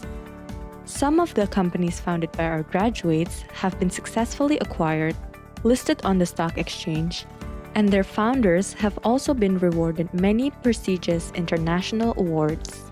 Fasilkom UI menjadi bagian tak terlupakan dalam hidup saya. Ia seperti rumah kedua bagi saya, tempat di mana saya terbuka matanya untuk menjadi orang yang lebih baik dari hari ke hari. Saya percaya di zaman-zaman kuliah itu sebetulnya pembentukan karakter, pembentukan mentalitas gitu. Dan UI itu is a very good place for me to have a good character. Fasilkom UI telah memberikan saya banyak sekali ruang untuk mengembangkan diri, mulai dari pembelajarannya yang selalu mendorong untuk berpikir kritis, hingga kegiatan-kegiatan non-akademis seperti kompes, panitiaan yang diadakan tiap tahun, dan juga organisasi-organisasi seperti BEM, Ristek, yang tak hanya meningkatkan soft skill saya, namun juga membantu saya mengeksplorasi passion saya dalam bidang IT. By implementing the 3 duties of higher education or Tridharma, namely education and teaching, research, and community service, the Faculty of Computer Science Universitas Indonesia is at the forefront of producing the best graduate for Indonesia and the world.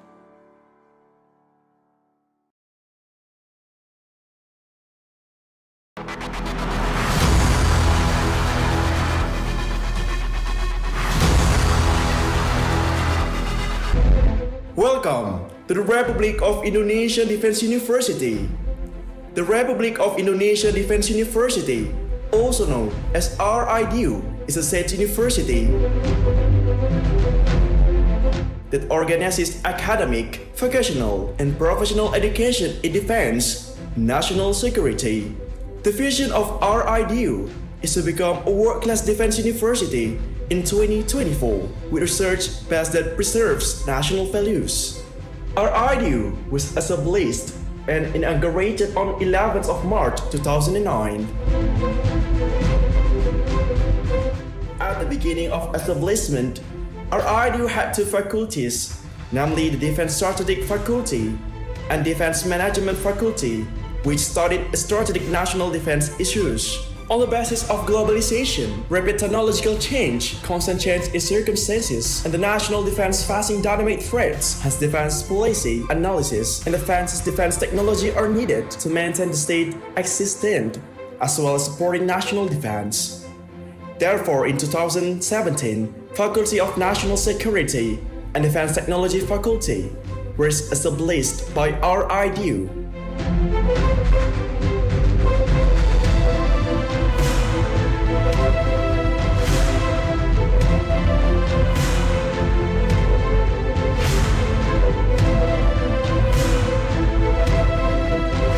In order to support national defense, which is facing dynamic threats and significant changing era, in 2019, the doctoral program of defense science was established.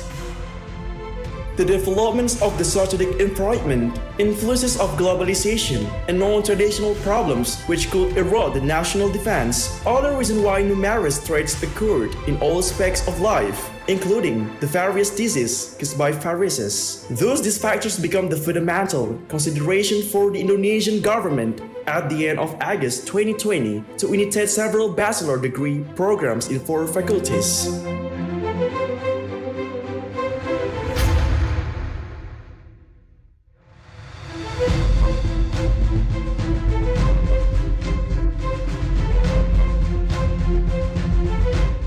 Intending to empower and strengthen border areas and logistic needs, food security, and excellent human research, on August 30, 2021, our IDU established a functional faculty.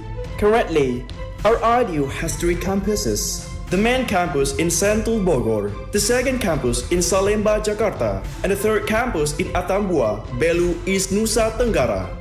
In the area of research, students and lecturers of our IDU conduct international systematic research in science and technology that utilize supercomputers, big data, and artificial intelligence. While in the area of community service, students socialize state defense and RDU programs by adapting futuristic Industrial Revolution 4.0 and Society 5.0 to digital technology utilizations which could be beneficial for both Indonesia and other nations of the world. In order to contribute to the development of defense science, our IDU has been conducting numerous national and international seminars through academic and non-academic institution collaboration. These seminars bring together science and practitioners from world-renowned universities.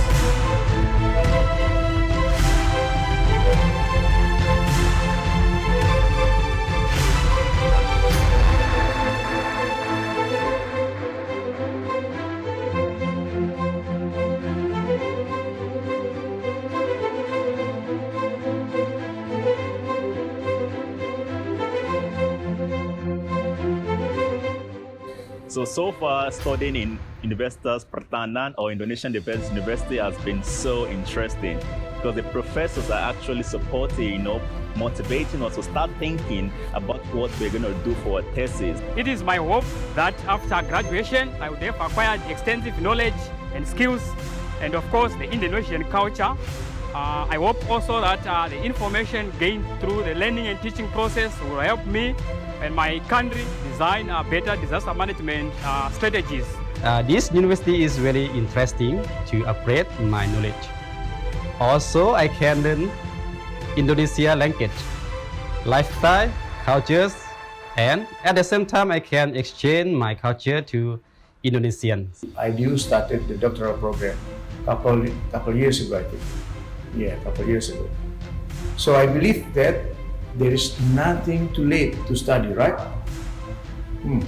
Honestly, it was long and very hard path to get here, but it's worth to have the class and sitting here with all my super colleagues in cohort 4 doctoral program.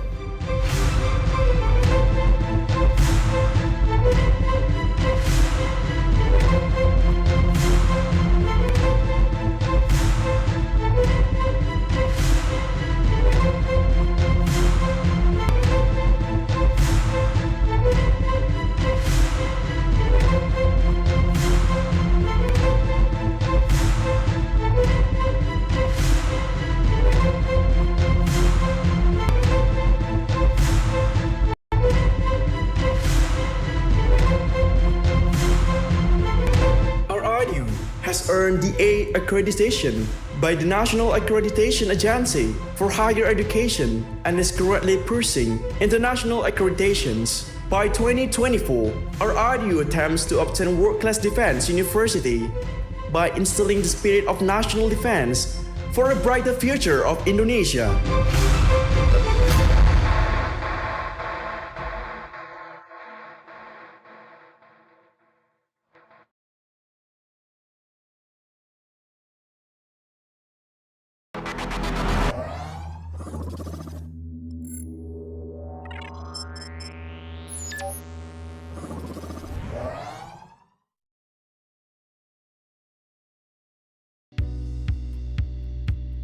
In this digital age, information technology has become an integral part of human life.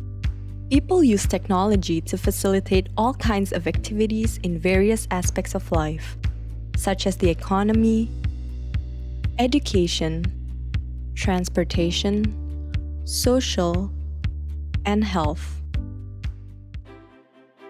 Established under the name of Computer Science Center of Universitas Indonesia in 1972, the Faculty of Computer Science Universitas Indonesia is based across two sites, Depok, West Java, as well as Salemba, Jakarta, both located in the Greater Jakarta area. The faculty is the unique place for people who are curious and passionate about innovating and working in technology, especially in the fields of computer science and information systems. The fields of computer science and information systems are both related to technology, but there is a fundamental difference between the two. Computer science is about developing technical solutions for problems such as operating systems, algorithms, multimedia, information security, artificial intelligence, data science, and others. While the information system is about applying and integrating these technical solutions to address organizational or business problems. A computer science academic program is designed to include extensive knowledge in computer science, ranging from basic knowledge such as programming and how the computer works, up to advanced knowledge such as software engineering, artificial intelligence, and infrastructure and security.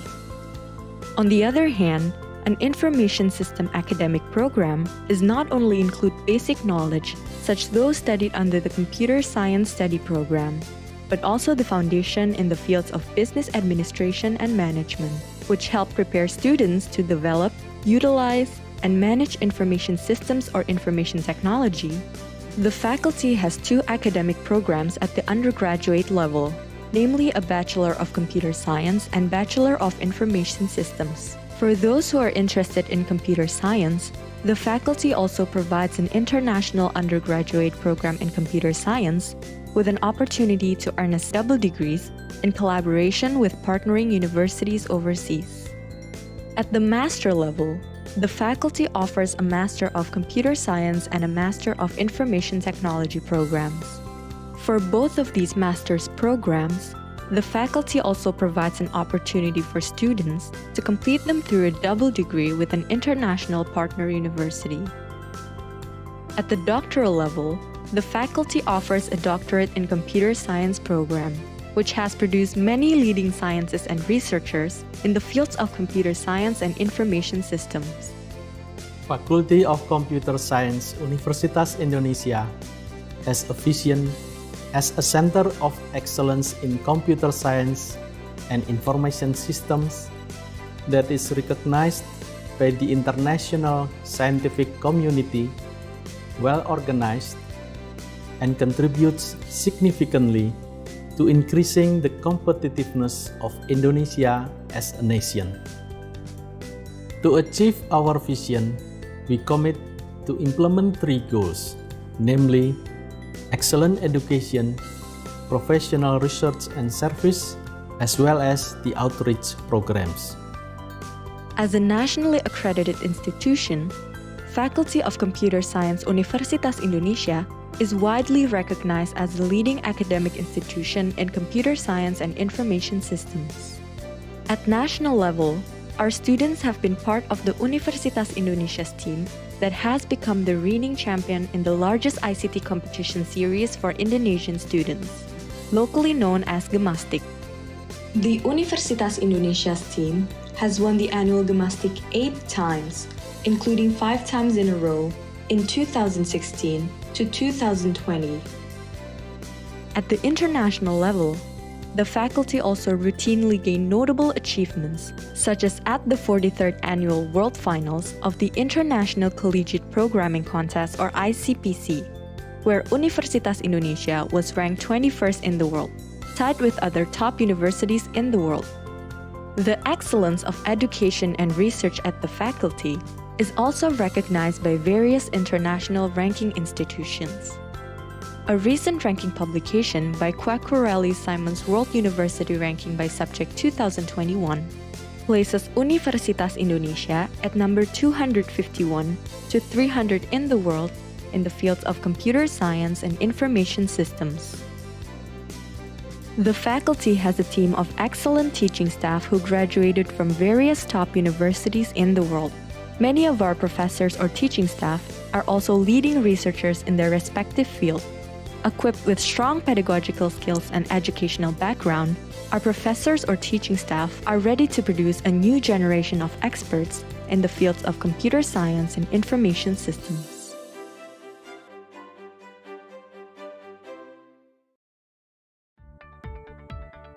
The faculty provides various amenities and facilities that can support the learning process and various student activities.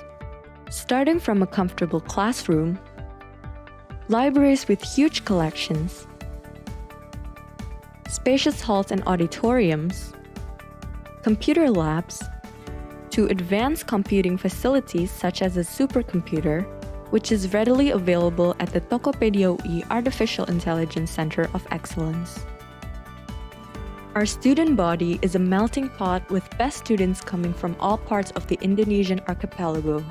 These students take part in a rich tradition of academic activities, which include 2 flagship international scientific conferences held by the faculty every year, or other programs, such as the Teaching Assistantship or the Fellowship Program.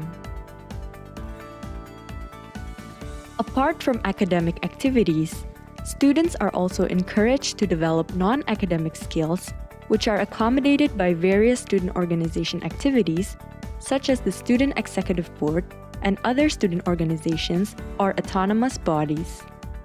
In addition, our students are also known for their ability to organize extraordinary events, one of which is the annual Comfest event, that is recognized as the biggest student-run event in ICT in Indonesia. This is in addition to other student communities or clubs, which provides an avenue for personal development in sports and the arts. Research and development is one of key activities at the faculty. Our staff and students are encouraged to produce works and solutions that address contemporary problems faced by both global and local communities. Our research contributions are not only in the form of basic and theoretical research, but also in application of various forms, ranging from software, information systems, to intelligence systems based on robotics and artificial intelligence. More than 6,000 alumni with a network spread across 7 continents.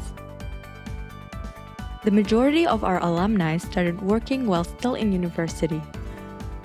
While some of our graduates are employed in various companies and institutions, such as big tech companies in Silicon Valley, startups, consulting companies, research and education institutions, others have become entrepreneurs starting their own companies. Some of the companies founded by our graduates have been successfully acquired, listed on the stock exchange, and their founders have also been rewarded many prestigious international awards. Wasikom UI menjadi bagian tak terlupakan dalam hidup saya. Ia seperti rumah kedua bagi saya, tempat di mana saya terbuka matanya untuk menjadi orang yang lebih baik dari hari ke hari. Saya percaya di zaman-zaman kuliah itu sebetulnya pembentukan karakter, pembentukan mentalitas gitu. Dan UI itu is a very good place for me to have a good character. Fasilkom UI telah memberikan saya banyak sekali ruang untuk mengembangkan diri.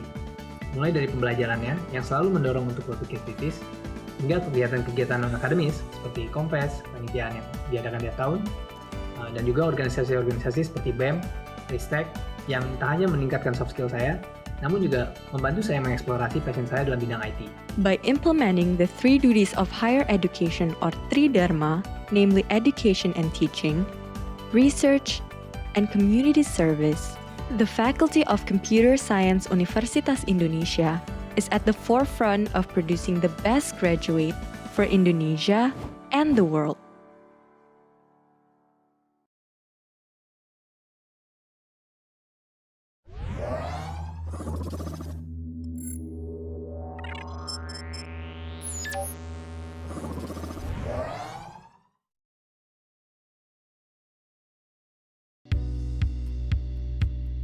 In this digital age, information technology has become an integral part of human life. People use technology to facilitate all kinds of activities in various aspects of life, such as the economy, education, transportation, social, and health. Established under the name of Computer Science Center of Universitas Indonesia in 1972, the Faculty of Computer Science Universitas Indonesia is based across two sites, Depok, West Java, as well as Salemba, Jakarta, both located in the Greater Jakarta area. The faculty is the unique place for people who are curious and passionate about innovating and working in technology, especially in the fields of computer science and information systems. The fields of computer science and information systems are both related to technology, but there is a fundamental difference between the two. Computer science is about developing technical solutions for problems such as operating systems, algorithms, multimedia, information security, artificial intelligence, data science, and others. While the information system is about applying and integrating these technical solutions to address organizational or business problems. A computer science academic program is designed to include extensive knowledge in computer science, ranging from basic knowledge such as programming and how the computer works, up to advanced knowledge such as software engineering, artificial intelligence, and infrastructure and security. On the other hand, an information system academic program does not only include basic knowledge, such those studied under the Computer Science Study Program, but also the foundation in the fields of business administration and management, which help prepare students to develop, utilize, and manage information systems or information technology. The faculty has two academic programs at the undergraduate level, namely a Bachelor of Computer Science and Bachelor of Information Systems. For those who are interested in computer science, the faculty also provides an international undergraduate program in computer science with an opportunity to earn double degrees in collaboration with partnering universities overseas. At the master level, the faculty offers a Master of Computer Science and a Master of Information Technology programs. For both of these master's programs, the faculty also provides an opportunity for students to complete them through a double degree with an international partner university. At the doctoral level, the faculty offers a Doctorate in Computer Science program, which has produced many leading scientists and researchers in the fields of computer science and information systems. Faculty of Computer Science Universitas Indonesia has a vision as a center of excellence in computer science and information systems that is recognized by the international scientific community, well organized, and contributes significantly to increasing the competitiveness of Indonesia as a nation. To achieve our vision, we commit to implement three goals, namely excellent education, professional research and service, as well as the outreach programs. As a nationally accredited institution, Faculty of Computer Science Universitas Indonesia is widely recognized as the leading academic institution in computer science and information systems. At national level, our students have been part of the Universitas Indonesia's team that has become the reigning champion in the largest ICT competition series for Indonesian students, locally known as Gemastik. The Universitas Indonesia's team has won the annual Gemastik 8 times, including 5 times in a row in 2016 to 2020. At the international level, the faculty also routinely gain notable achievements, such as at the 43rd Annual World Finals of the International Collegiate Programming Contest or ICPC, where Universitas Indonesia was ranked 21st in the world, tied with other top universities in the world. The excellence of education and research at the faculty is also recognized by various international ranking institutions. A recent ranking publication by Quacquarelli-Simons World University Ranking by Subject 2021 places Universitas Indonesia at number 251 to 300 in the world in the fields of computer science and information systems. The faculty has a team of excellent teaching staff who graduated from various top universities in the world. Many of our professors or teaching staff are also leading researchers in their respective field. Equipped with strong pedagogical skills and educational background, our professors or teaching staff are ready to produce a new generation of experts in the fields of computer science and information systems.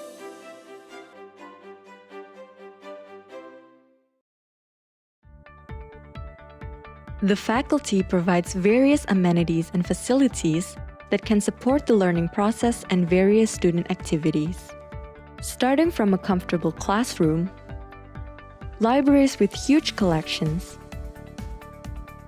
spacious halls and auditoriums, computer labs, to advanced computing facilities such as a supercomputer, which is readily available at the Tokopedia UI Artificial Intelligence Center of Excellence. Our student body is a melting pot with best students coming from all parts of the Indonesian archipelago. These students take part in a rich tradition of academic activities, which include 2 flagship international scientific conferences held by the faculty every year, or other programs, such as the Teaching Assistantship or the Fellowship Program. Apart from academic activities, students are also encouraged to develop non-academic skills, which are accommodated by various student organization activities, such as the Student Executive Board and other student organizations or autonomous bodies. In addition, our students are also known for their ability to organize extraordinary events, one of which is the annual Confess event, that is recognized as the biggest student-run event in ICT in Indonesia. This is in addition to other student communities or clubs, which provides an avenue for personal development in sports and the arts. Research and development is one of key activities at the faculty. Our staff and students are encouraged to produce works and solutions that address contemporary problems faced by both global and local communities. Our research contributions are not only in the form of basic and theoretical research, but also in application of various forms, ranging from software, information systems, to intelligence systems based on robotics and artificial intelligence. More than 6,000 alumni with a network spread across 7 continents. The majority of our alumni started working while still in university. While some of our graduates are employed in various companies and institutions, such as big tech companies in Silicon Valley, startups, consulting companies, research and education institutions, others have become entrepreneurs starting their own companies. Some of the companies founded by our graduates have been successfully acquired, listed on the stock exchange, and their founders have also been rewarded many prestigious international awards. Wasikom UI menjadi bagian tak terlupakan dalam hidup saya. Ia seperti rumah kedua bagi saya, tempat di mana saya terbuka matanya untuk menjadi orang yang lebih baik dari hari ke hari. Saya percaya di zaman-zaman kuliah itu sebetulnya pembentukan karakter, membutuhkan mentalitas gitu, dan UI itu is a very good place for me to have a good character. Fasilkom UI telah memberikan saya banyak sekali ruang untuk mengembangkan diri, mulai dari pembelajarannya yang selalu mendorong untuk berpikir kritis, hingga kegiatan-kegiatan non-akademis seperti Kompes, kepanitiaan yang diadakan tiap tahun, dan juga organisasi-organisasi seperti BEM, Ristek, yang tak hanya meningkatkan soft skill saya, namun juga membantu saya mengeksplorasi passion saya dalam bidang IT. By implementing the three duties of higher education or Tridharma, namely education and teaching, research, and community service, the Faculty of Computer Science Universitas Indonesia is at the forefront of producing the best graduate for Indonesia and the world.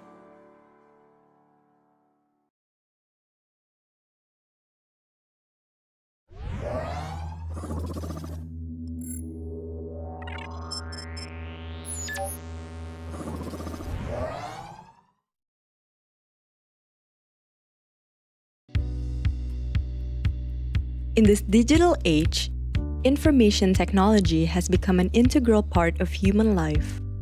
People use technology to facilitate all kinds of activities in various aspects of life, such as the economy, education, transportation, social, and health. Established under the name of Computer Science Center of Universitas Indonesia in 1972, the Faculty of Computer Science Universitas Indonesia is based across two sites, Depok, West Java, as well as Salemba, Jakarta, both located in the Greater Jakarta area. The faculty is the unique place for people who are curious and passionate about innovating and working in technology, especially in the fields of computer science and information systems. The fields of computer science and information systems are both related to technology, but there is a fundamental difference between the two. Computer science is about developing technical solutions for problems such as operating systems, algorithms, multimedia, information security, artificial intelligence, data science, and others.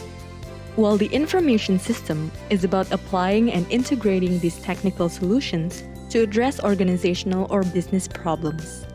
A computer science academic program is designed to include extensive knowledge in computer science, ranging from basic knowledge such as programming and how the computer works, up to advanced knowledge such as software engineering, artificial intelligence, and infrastructure and security. On the other hand, an information system academic program does not only include basic knowledge, such those studied under the Computer Science Study Program, but also the foundation in the fields of business administration and management, which help prepare students to develop, utilize, and manage information systems or information technology. The faculty has two academic programs at the undergraduate level, namely a Bachelor of Computer Science and Bachelor of Information Systems. For those who are interested in computer science, the faculty also provides an international undergraduate program in computer science with an opportunity to earn double degrees in collaboration with partnering universities overseas. At the master level, the faculty offers a Master of Computer Science and a Master of Information Technology programs.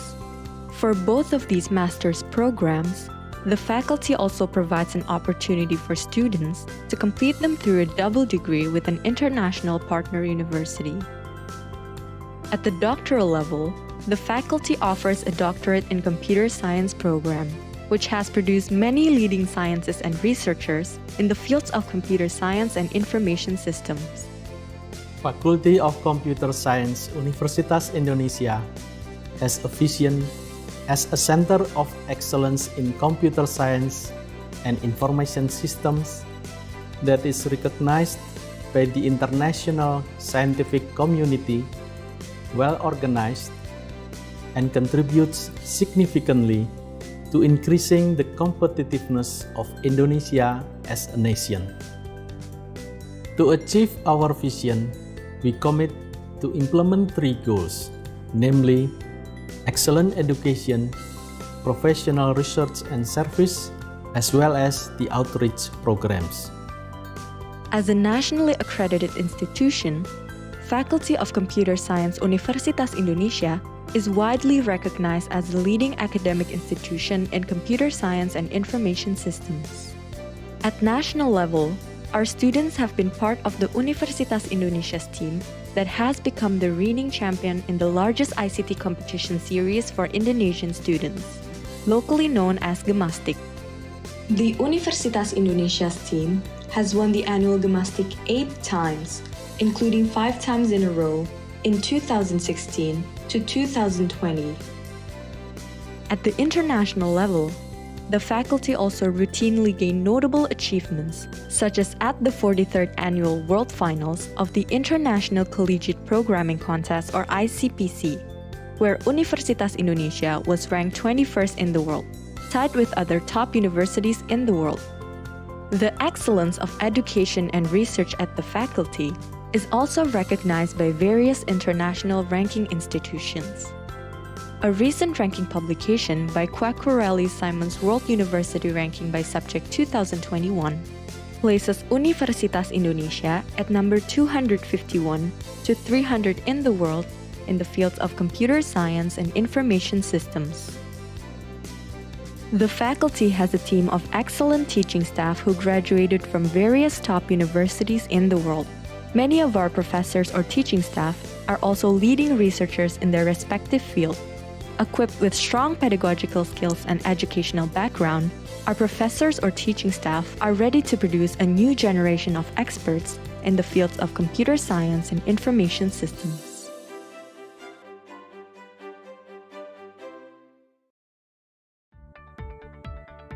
The faculty provides various amenities and facilities that can support the learning process and various student activities. Starting from a comfortable classroom, libraries with huge collections, spacious halls and auditoriums, computer labs, to advanced computing facilities such as a supercomputer, which is readily available at the Tokopedia UI Artificial Intelligence Center of Excellence. Our student body is a melting pot with best students coming from all parts of the Indonesian archipelago. These students take part in a rich tradition of academic activities, which include 2 flagship international scientific conferences held by the faculty every year, or other programs, such as the Teaching Assistantship or the Fellowship Program. Apart from academic activities, students are also encouraged to develop non-academic skills, which are accommodated by various student organization activities, such as the Student Executive Board and other student organizations or autonomous bodies. In addition, our students are also known for their ability to organize extraordinary events, one of which is the annual Confess event, that is recognized as the biggest student-run event in ICT in Indonesia. This is in addition to other student communities or clubs, which provides an avenue for personal development in sports and the arts. Research and development is one of key activities at the faculty. Our staff and students are encouraged to produce works and solutions that address contemporary problems faced by both global and local communities. Our research contributions are not only in the form of basic and theoretical research, but also in application of various forms, ranging from software, information systems, to intelligence systems based on robotics and artificial intelligence. More than 6,000 alumni with a network spread across 7 continents. The majority of our alumni started working while still in university. While some of our graduates are employed in various companies and institutions, such as big tech companies in Silicon Valley, startups, consulting companies, research and education institutions, others have become entrepreneurs starting their own companies. Some of the companies founded by our graduates have been successfully acquired, listed on the stock exchange, and their founders have also been rewarded many prestigious international awards. Wasikom UI menjadi bagian tak terlupakan dalam hidup saya. Ia seperti rumah kedua bagi saya, tempat di mana saya terbuka matanya untuk menjadi orang yang lebih baik dari hari ke hari. Saya percaya di zaman-zaman kuliah itu sebetulnya pembentukan karakter, pembentukan mentalitas gitu. Dan UI itu is a very good place for me to have a good character. Fasilkom UI telah memberikan saya banyak sekali ruang untuk mengembangkan diri. Mulai dari pembelajarannya yang selalu mendorong untuk berpikir kritis, hingga kegiatan-kegiatan non-akademis seperti konfes, panitiaan yang diadakan tiap tahun, dan juga organisasi-organisasi seperti BEM, Ristek, yang tak hanya meningkatkan soft skill saya, namun juga membantu saya mengeksplorasi passion saya dalam bidang IT. By implementing the 3 duties of higher education or Tridharma, namely education and teaching, research, and community service, the Faculty of Computer Science Universitas Indonesia is at the forefront of producing the best graduate for Indonesia and the world.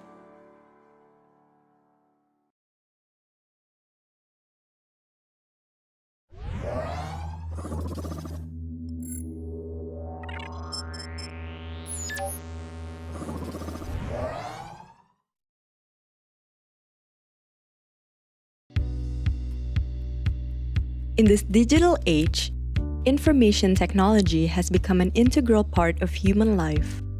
People use technology to facilitate all kinds of activities in various aspects of life, such as the economy, education, transportation, social, and health.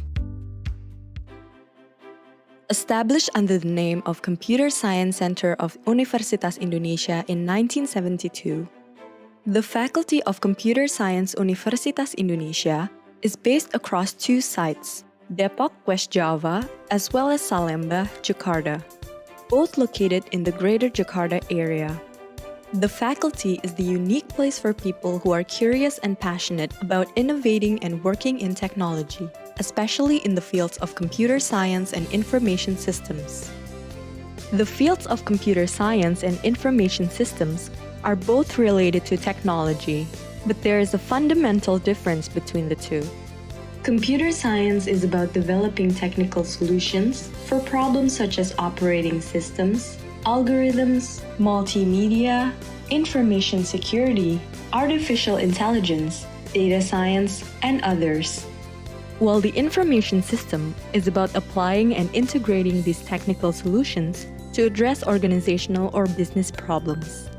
A computer science academic program is designed to include extensive knowledge in computer science, ranging from basic knowledge such as programming and how the computer works, up to advanced knowledge such as software engineering, artificial intelligence, and infrastructure and security.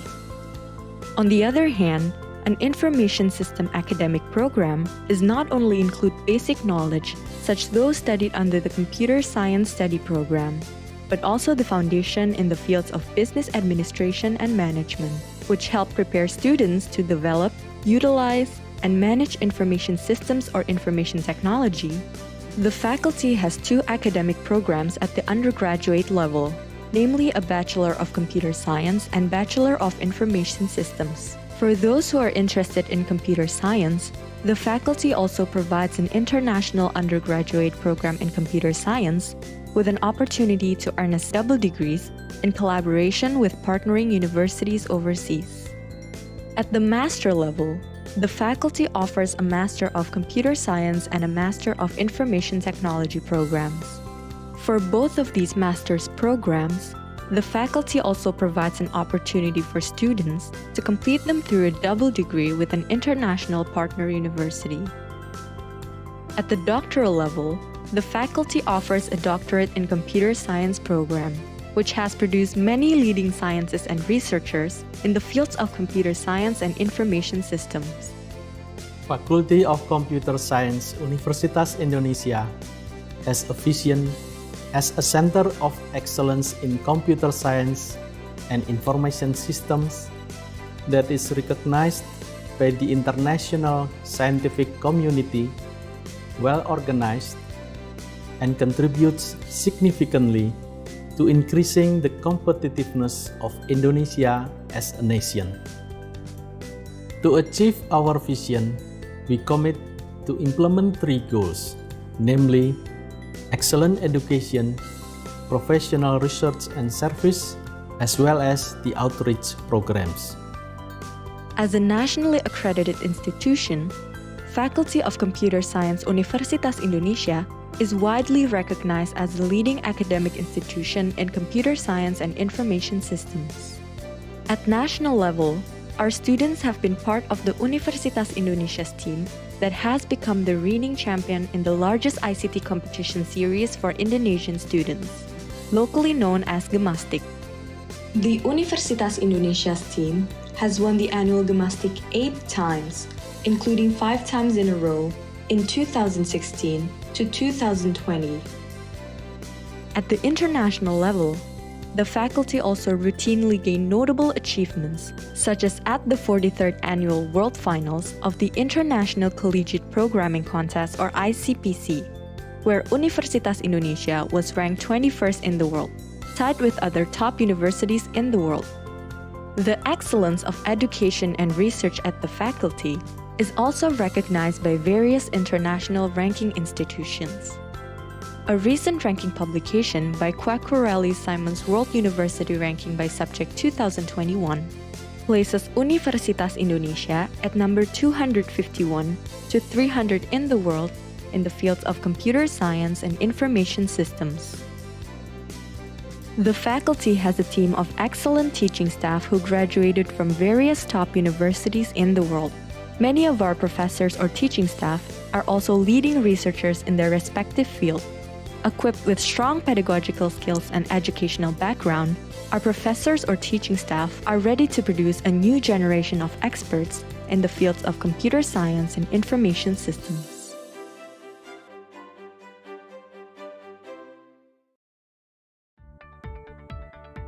The faculty provides various amenities and facilities that can support the learning process and various student activities. Starting from a comfortable classroom, libraries with huge collections, spacious halls and auditoriums, computer labs, to advanced computing facilities such as a supercomputer, which is readily available at the Tokopedia UI Artificial Intelligence Center of Excellence. Our student body is a melting pot with best students coming from all parts of the Indonesian archipelago. These students take part in a rich tradition of academic activities, which include 2 flagship international scientific conferences held by the faculty every year, or other programs, such as the Teaching Assistantship or the Fellowship Program. Apart from academic activities, students are also encouraged to develop non-academic skills, which are accommodated by various student organization activities, such as the Student Executive Board and other student organizations or autonomous bodies. In addition, our students are also known for their ability to organize extraordinary events, one of which is the annual ComFest event, that is recognized as the biggest student-run event in ICT in Indonesia. This is in addition to other student communities or clubs, which provides an avenue for personal development in sports and the arts. Research and development is one of key activities at the faculty. Our staff and students are encouraged to produce works and solutions that address contemporary problems faced by both global and local communities.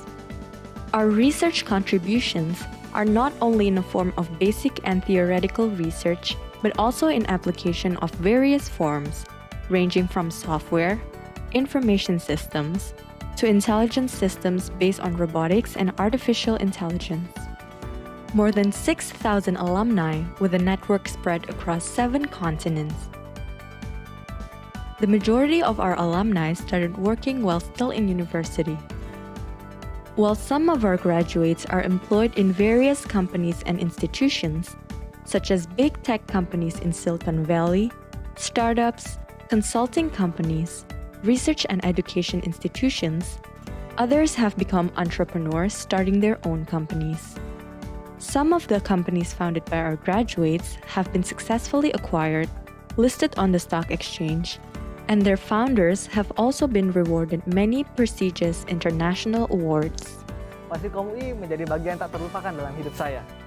Ia seperti rumah kedua bagi saya. tempat di mana saya terbuka matanya untuk menjadi orang yang lebih baik dari hari ke hari. Saya percaya di zaman-zaman kuliah itu sebetulnya pembentukan karakter, pembentukan mentalitas gitu. Dan UI itu is a very good place for me to have a good character. Fasilkom UI telah memberikan saya banyak sekali ruang untuk mengembangkan diri. Mulai dari pembelajarannya yang selalu mendorong untuk berpikir kritis, hingga kegiatan-kegiatan non-akademis seperti kompes, kepanitiaan yang diadakan tiap tahun, dan juga organisasi-organisasi seperti BEM, Ristek, yang tak hanya meningkatkan soft skill saya, namun juga membantu saya mengeksplorasi passion saya dalam bidang IT. By implementing the 3 duties of higher education or Tridharma, namely education and teaching, research, and community service, the Faculty of Computer Science Universitas Indonesia is at the forefront of producing the best graduate for Indonesia and the world.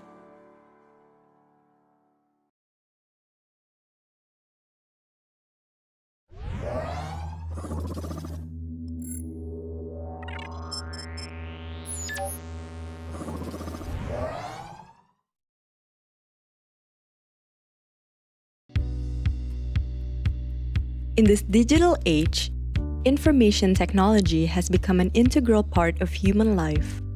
People use technology to facilitate all kinds of activities in various aspects of life, such as the economy, education, transportation, social, and health.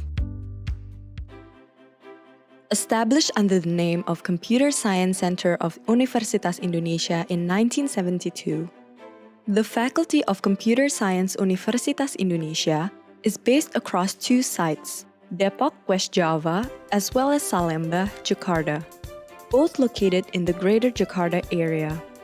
The faculty is the unique place for people who are curious and passionate about innovating and working in technology, especially in the fields of computer science and information systems. The fields of computer science and information systems are both related to technology, but there is a fundamental difference between the two. Computer science is about developing technical solutions for problems such as operating systems, algorithms, multimedia, information security, artificial intelligence, data science, and others. While the information system is about applying and integrating these technical solutions to address organizational or business problems. A computer science academic program is designed to include extensive knowledge in computer science, ranging from basic knowledge such as programming and how the computer works, up to advanced knowledge such as software engineering, artificial intelligence, and infrastructure and security. On the other hand, an information system academic program does not only include basic knowledge, such as those studied under the Computer Science Study Program, but also the foundation in the fields of business administration and management, which help prepare students to develop, utilize, and manage information systems or information technology. The faculty has 2 academic programs at the undergraduate level, namely a Bachelor of Computer Science and Bachelor of Information Systems. For those who are interested in computer science, the faculty also provides an international undergraduate program in computer science with an opportunity to earn a double degrees in collaboration with partnering universities overseas. At the master level, the faculty offers a Master of Computer Science and a Master of Information Technology programs. For both of these master's programs, the faculty also provides an opportunity for students to complete them through a double degree with an international partner university. At the doctoral level, the faculty offers a Doctorate in Computer Science program, which has produced many leading scientists and researchers in the fields of computer science and information systems. Faculty of Computer Science Universitas Indonesia has a vision as a center of excellence in computer science and information systems that is recognized by the international scientific community, well organized, and contributes significantly to increasing the competitiveness of Indonesia as a nation. To achieve our vision, we commit to implement 3 goals, namely excellent education, professional research and service, as well as the outreach programs. As a nationally accredited institution, Faculty of Computer Science Universitas Indonesia is widely recognized as the leading academic institution in computer science and information systems. At national level, our students have been part of the Universitas Indonesia's team that has become the reigning champion in the largest ICT competition series for Indonesian students, locally known as Gemastik. The Universitas Indonesia's team has won the annual Gemastik 8 times, including 5 times in a row in 2016 to 2020. At the international level, the faculty also routinely gain notable achievements, such as at the 43rd Annual World Finals of the International Collegiate Programming Contest or ICPC, where Universitas Indonesia was ranked 21st in the world, tied with other top universities in the world. The excellence of education and research at the faculty is also recognized by various international ranking institutions. A recent ranking publication by Quacquarelli-Simons World University Ranking by Subject 2021 places Universitas Indonesia at number 251 to 300 in the world in the fields of computer science and information systems. The faculty has a team of excellent teaching staff who graduated from various top universities in the world. Many of our professors or teaching staff are also leading researchers in their respective field. Equipped with strong pedagogical skills and educational background, our professors or teaching staff are ready to produce a new generation of experts in the fields of computer science and information systems.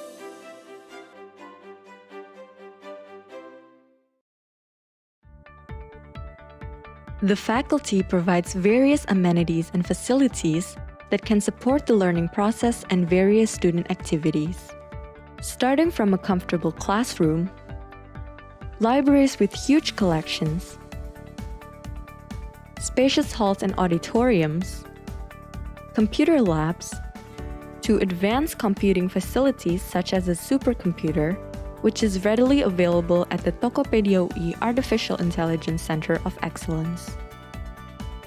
Our student body is a melting pot with best students coming from all parts of the Indonesian archipelago.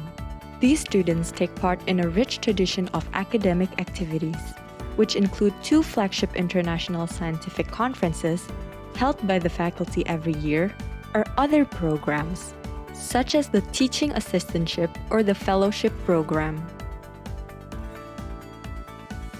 Apart from academic activities, students are also encouraged to develop non-academic skills, which are accommodated by various student organization activities, such as the Student Executive Board and other student organizations or autonomous bodies.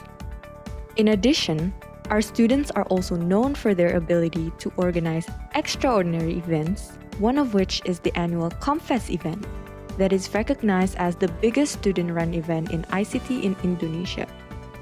This is in addition to other student communities or clubs, which provides an avenue for personal development in sports and the arts. Research and development is one of key activities at the faculty. Our staff and students are encouraged to produce works and solutions that address contemporary problems faced by both global and local communities. Our research contributions are not only in the form of basic and theoretical research, but also in application of various forms, ranging from software, information systems, to intelligence systems based on robotics and artificial intelligence. More than 6,000 alumni with a network spread across 7 continents. The majority of our alumni started working while still in university. While some of our graduates are employed in various companies and institutions, such as big tech companies in Silicon Valley, startups, consulting companies, research and education institutions, others have become entrepreneurs starting their own companies. Some of the companies founded by our graduates have been successfully acquired, listed on the stock exchange, and their founders have also been rewarded many prestigious international awards. Fasilkom UI menjadi bagian tak terlupakan dalam hidup saya. Ia seperti rumah kedua bagi saya, tempat di mana saya terbuka matanya untuk menjadi orang yang lebih baik dari hari ke hari. Saya percaya di zaman-zaman kuliah itu sebetulnya pembentukan karakter, pembentukan mentalitas gitu. Dan UI itu is a very good place for me to have a good character. Fasilkom UI telah memberikan saya banyak sekali ruang untuk mengembangkan diri, mulai dari pembelajarannya yang selalu mendorong untuk berpikir kritis, hingga kegiatan-kegiatan non-akademis seperti kompes, panitiaan yang diadakan tiap tahun, dan juga organisasi-organisasi seperti BEM, Ristek, yang tak hanya meningkatkan soft skill saya, namun juga membantu saya mengeksplorasi passion saya dalam bidang IT. By implementing the three duties of higher education or Tridharma, namely education and teaching, research, and community service, the Faculty of Computer Science Universitas Indonesia is at the forefront of producing the best graduate for Indonesia and the world.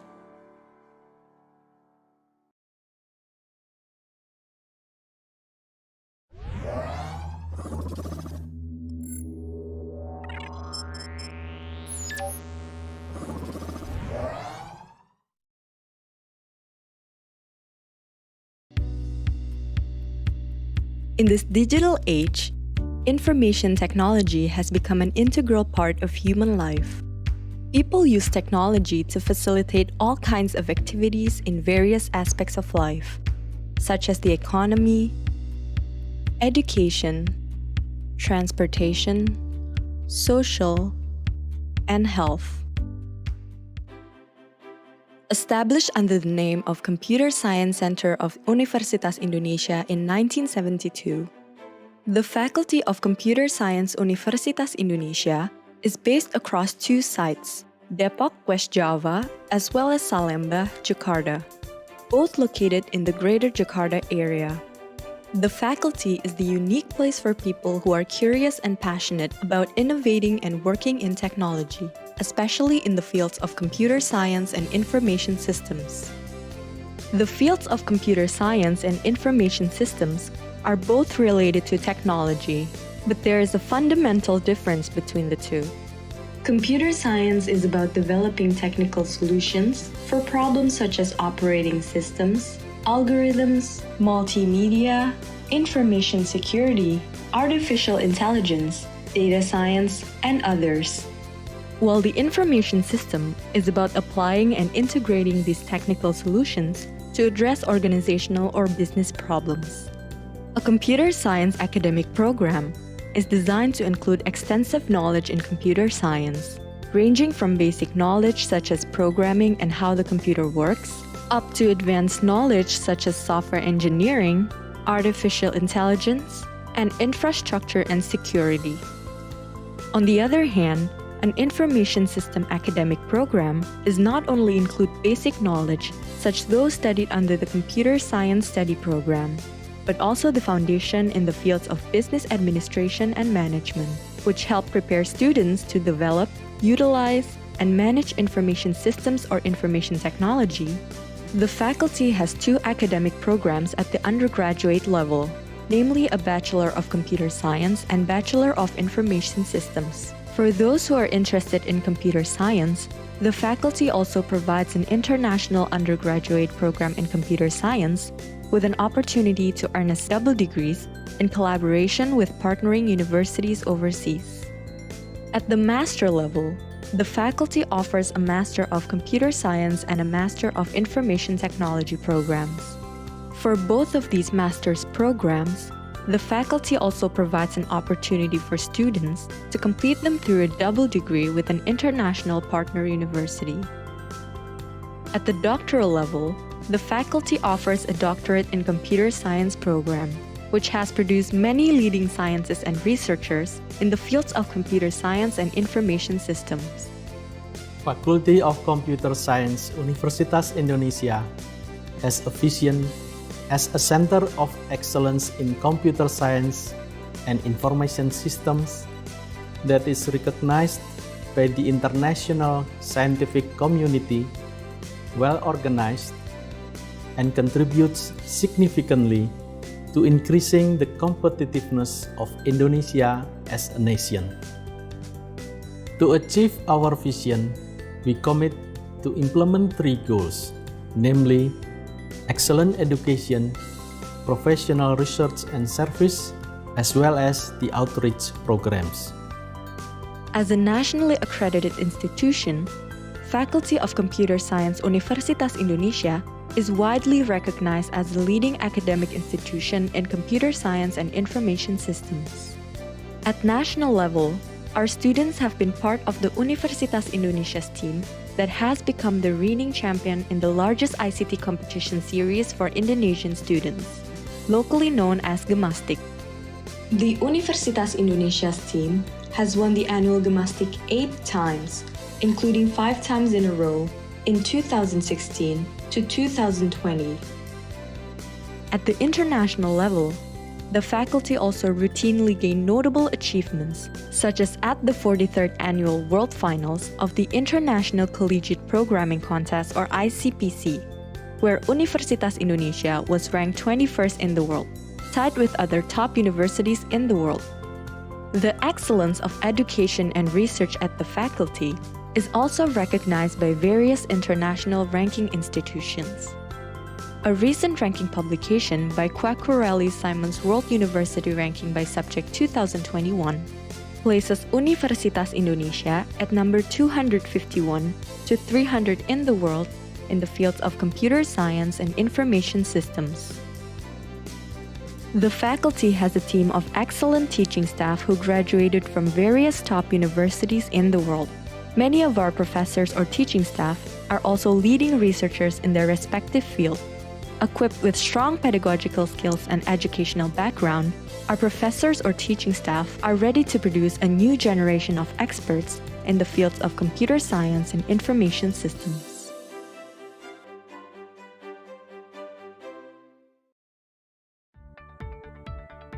The faculty provides various amenities and facilities that can support the learning process and various student activities.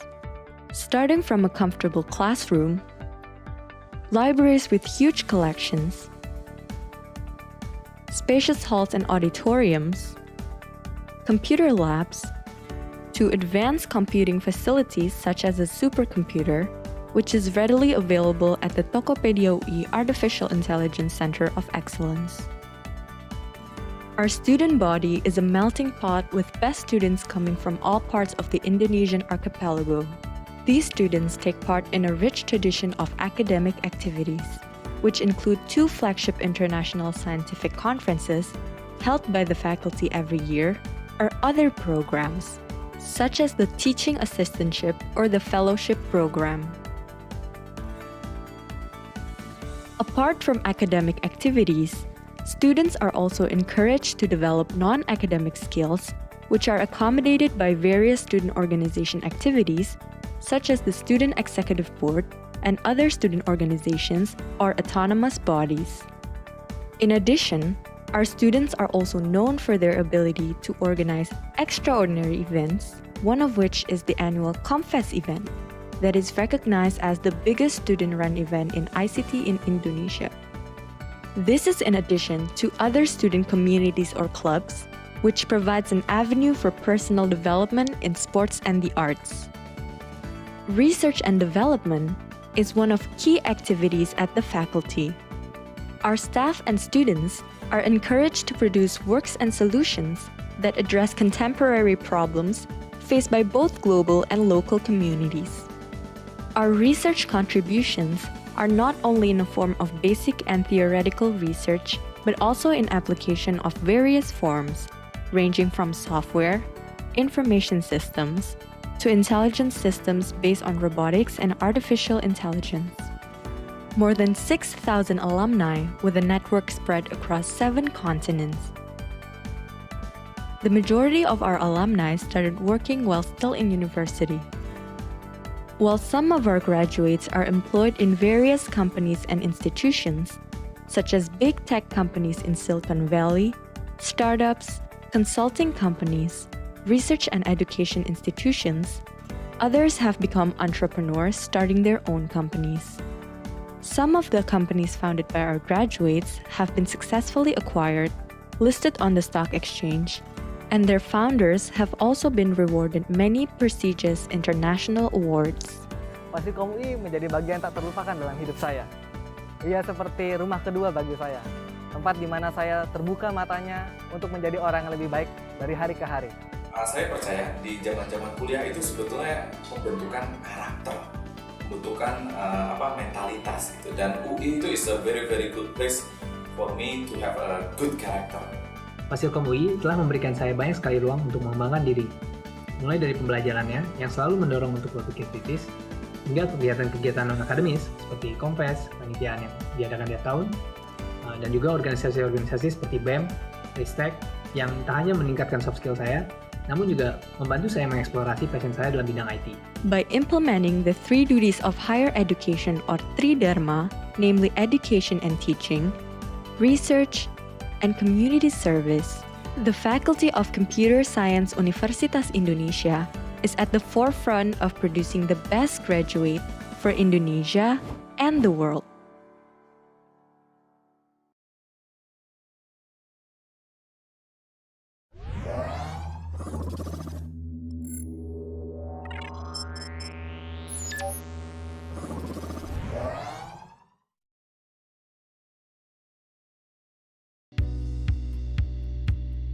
In this digital age, information technology has become an integral part of human life.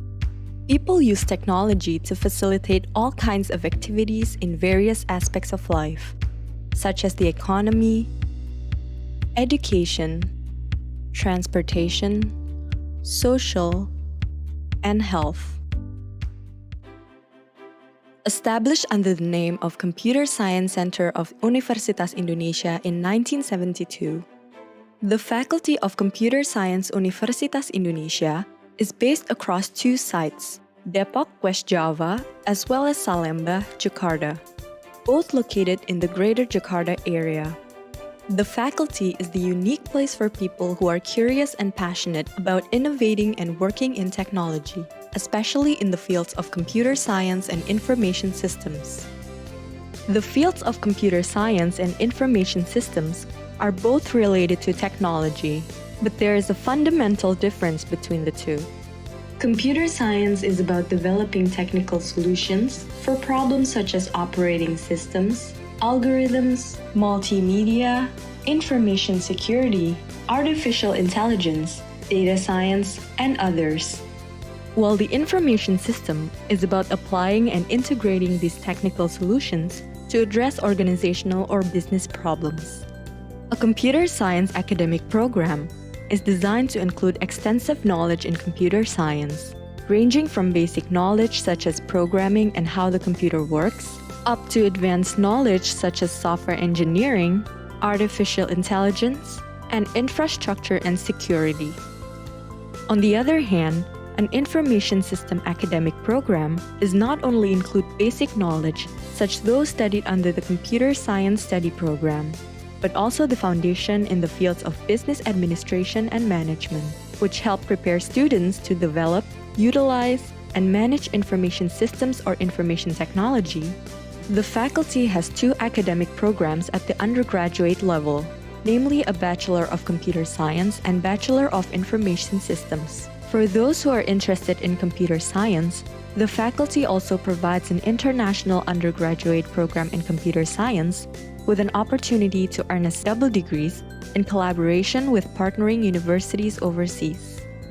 At the master level, the faculty offers a Master of Computer Science and a Master of Information Technology programs. For both of these master's programs, the faculty also provides an opportunity for students to complete them through a double degree with an international partner university. At the doctoral level, the faculty offers a Doctorate in Computer Science program, which has produced many leading scientists and researchers in the fields of computer science and information systems.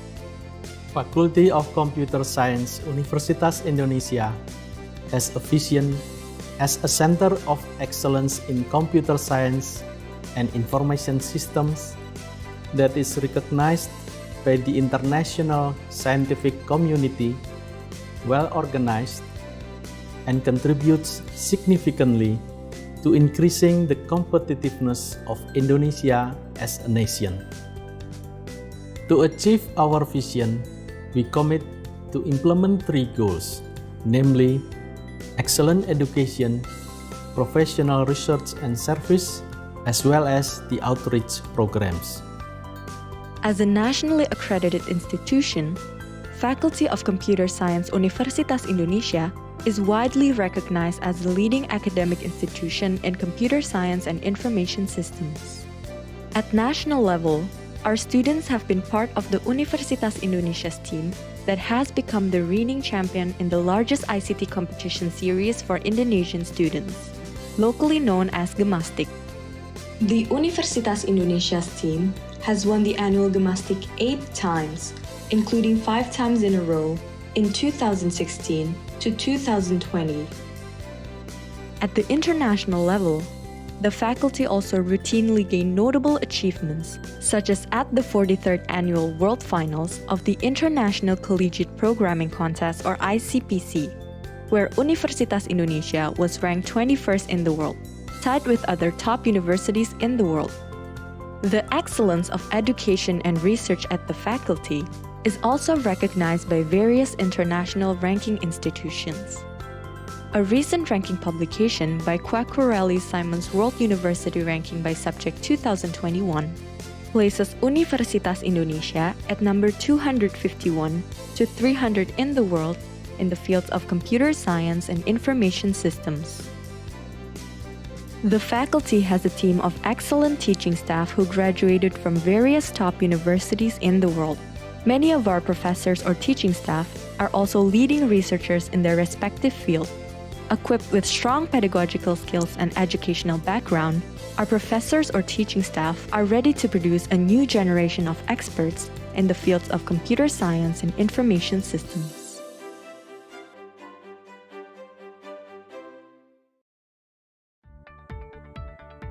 The faculty provides various amenities and facilities that can support the learning process and various student activities. Starting from a comfortable classroom, libraries with huge collections, spacious halls and auditoriums, computer labs, to advanced computing facilities such as a supercomputer, which is readily available at the Tokopedia UI Artificial Intelligence Center of Excellence. Our student body is a melting pot with best students coming from all parts of the Indonesian archipelago. These students take part in a rich tradition of academic activities, which include 2 flagship international scientific conferences held by the faculty every year, or other programs, such as the Teaching Assistantship or the Fellowship Program. Apart from academic activities, students are also encouraged to develop non-academic skills, which are accommodated by various student organization activities, such as the Student Executive Board and other student organizations or autonomous bodies. In addition, our students are also known for their ability to organize extraordinary events, one of which is the annual ComFest event, that is recognized as the biggest student-run event in ICT in Indonesia. This is in addition to other student communities or clubs, which provides an avenue for personal development in sports and the arts. Research and development is one of key activities at the faculty. Our staff and students are encouraged to produce works and solutions that address contemporary problems faced by both global and local communities. Our research contributions are not only in the form of basic and theoretical research, but also in application of various forms, ranging from software, information systems, to intelligence systems based on robotics and artificial intelligence. More than 6,000 alumni with a network spread across 7 continents. The majority of our alumni started working while still in university. While some of our graduates are employed in various companies and institutions, such as big tech companies in Silicon Valley, startups, consulting companies, research and education institutions, others have become entrepreneurs starting their own companies. Some of the companies founded by our graduates have been successfully acquired, listed on the stock exchange, and their founders have also been rewarded many prestigious international awards. Wasikom UI menjadi bagian tak terlupakan dalam hidup saya. Ia seperti rumah kedua bagi saya, tempat di mana saya terbuka matanya untuk menjadi orang yang lebih baik dari hari ke hari. Saya percaya di zaman-zaman kuliah itu sebetulnya pembentukan karakter, pembentukan mentalitas gitu. Dan UI itu is a very good place for me to have a good character. Fasilkom UI telah memberikan saya banyak sekali ruang untuk mengembangkan diri, mulai dari pembelajarannya yang selalu mendorong untuk berpikir kritis, hingga kegiatan-kegiatan non-akademis seperti kompes, panitiaan yang diadakan tiap tahun, dan juga organisasi-organisasi seperti BEM, Ristek, yang tak hanya meningkatkan soft skill saya, namun juga membantu saya mengeksplorasi passion saya dalam bidang IT. By implementing the 3 duties of higher education or Tridharma, namely education and teaching, research, and community service, the Faculty of Computer Science Universitas Indonesia is at the forefront of producing the best graduate for Indonesia and the world.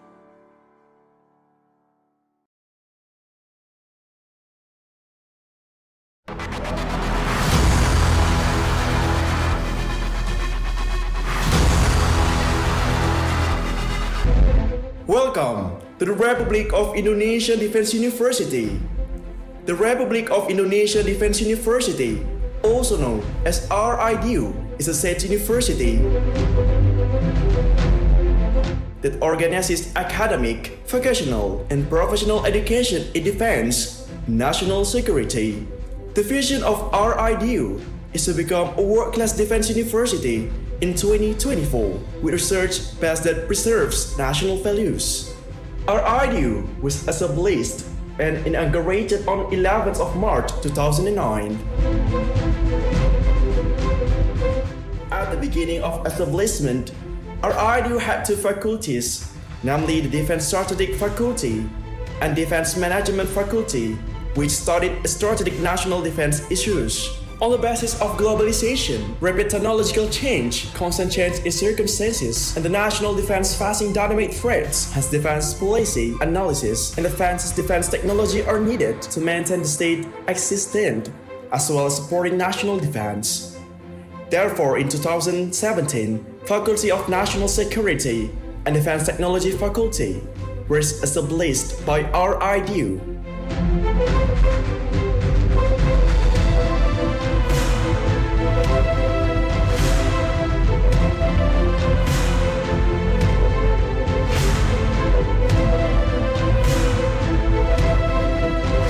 In order to support national defense, which is facing dynamic threats and significant changing era, in 2019, the Doctoral Program of Defense Science was established. The developments of the strategic environment, influences of globalization, and non-traditional problems which could erode the national defense are the reason why numerous threats occurred in all aspects of life, including the various diseases caused by viruses. Thus, these factors become the fundamental consideration for the Indonesian government at the end of August 2020 to initiate several bachelor degree programs in 4 faculties.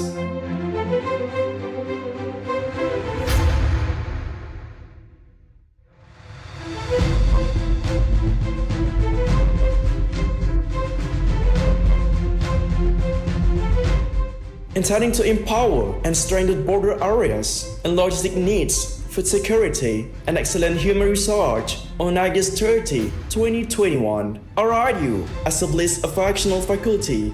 Currently, RIDU has 3 campuses. The main campus in Sentul Bogor, the second campus in Salemba, Jakarta, and the third campus in Atambua, Belu, East Nusa Tenggara.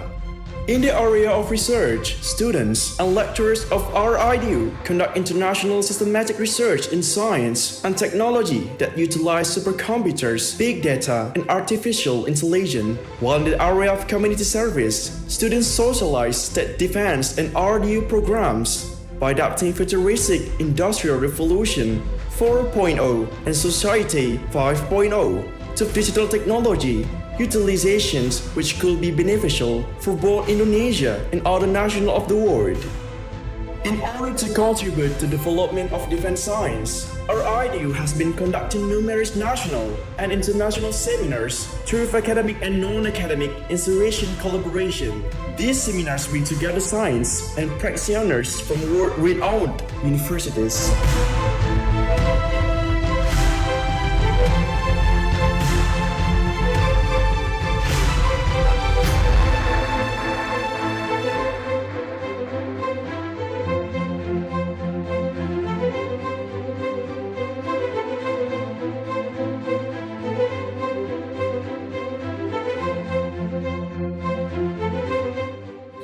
So far, studying in Universitas Pertahanan or Indonesian Defense University has been so interesting because the professors are actually supporting, motivating us to start thinking about what we're going to do for our thesis. It is my hope that after graduation, I would have acquired extensive knowledge and skills, and of course, the Indonesian culture. I hope also that the information gained through the learning and teaching process will help me and my country design better disaster management strategies. This university is very interesting to upgrade my knowledge. Also, I can learn Indonesia language, lifestyle, cultures, and at the same time, I can exchange my culture to Indonesians. I started the doctoral program couple years ago, I think. Yeah, a couple years ago. So I believe that there is nothing too late to study, right?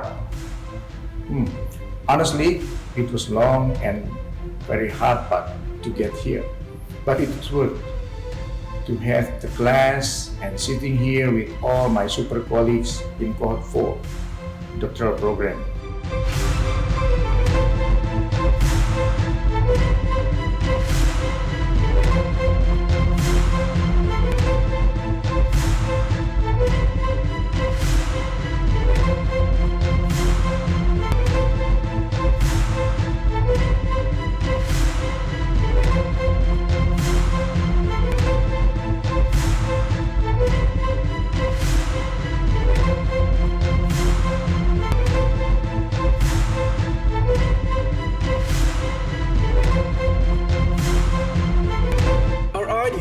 Has earned the A accreditation by the National Accreditation Agency for Higher Education and is currently pursuing international accreditations. By 2024, our IDU attempts to obtain world-class defense university by instilling the spirit of national defense for a brighter future of Indonesia.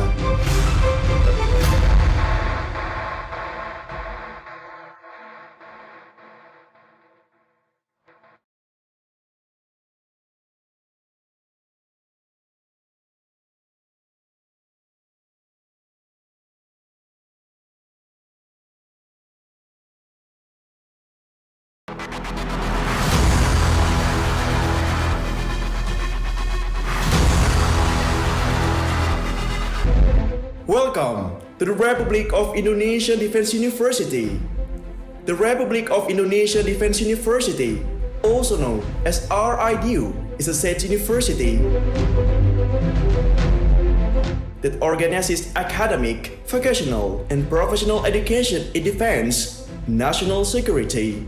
The vision of RIDU is to become a world-class defense university in 2024 with research base that preserves national values.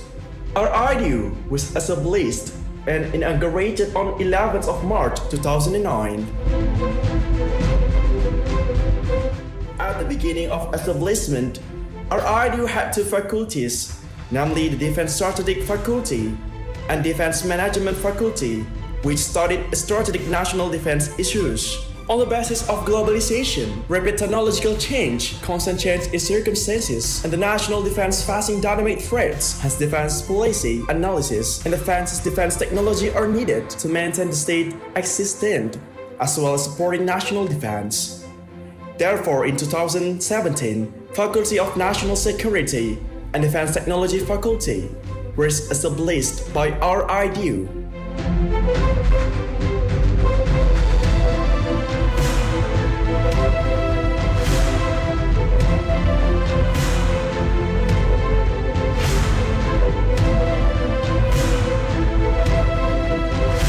In order to support national defense, which is facing dynamic threats and significant changing era, in 2019, the doctoral program of defense science was established.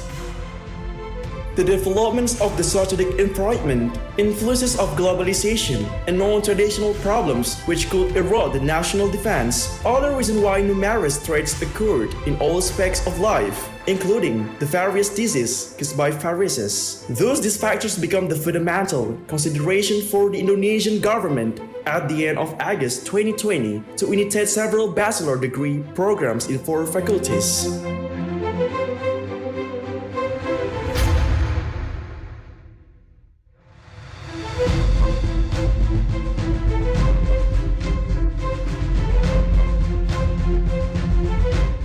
Intending to empower and strengthen border areas and logistic needs, food security, and excellent human research, on August 30, 2021, RIDU established a functional faculty. Currently, RIDU has 3 campuses. The main campus in Sentul Bogor, the second campus in Salemba, Jakarta, and the third campus in Atambua, Belu, East Nusa Tenggara. In the area of research, students and lecturers of RIDU conduct international systematic research in science and technology that utilize supercomputers, big data, and artificial intelligence. While in the area of community service, students socialize state defense and RDU programs by adapting futuristic Industrial Revolution 4.0 and Society 5.0 to digital technology utilizations which could be beneficial for both Indonesia and other nations of the world. In order to contribute to the development of defense science, RIDU has been conducting numerous national and international seminars through academic and non-academic institution collaboration. These seminars bring together science and practitioners from world-renowned universities.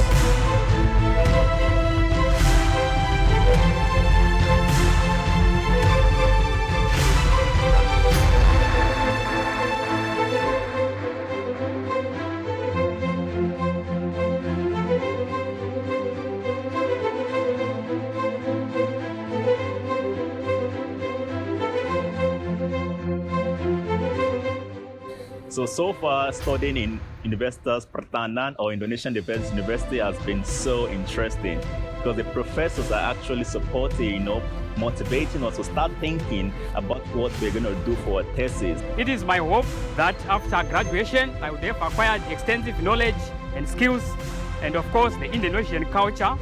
I hope also that the information gained through the learning and teaching process will help me and my country design better disaster management strategies. This university is very interesting to upgrade my knowledge. Also, I can learn Indonesia language, lifestyle, cultures, and at the same time, I can exchange my culture to Indonesians. I started the doctoral program couple years ago, I think. Yeah, a couple years ago. So I believe that there is nothing too late to study, right? Honestly, it was long and very hard path to get here, but it was worth to have the class and sitting here with all my super colleagues in cohort 4 doctoral program.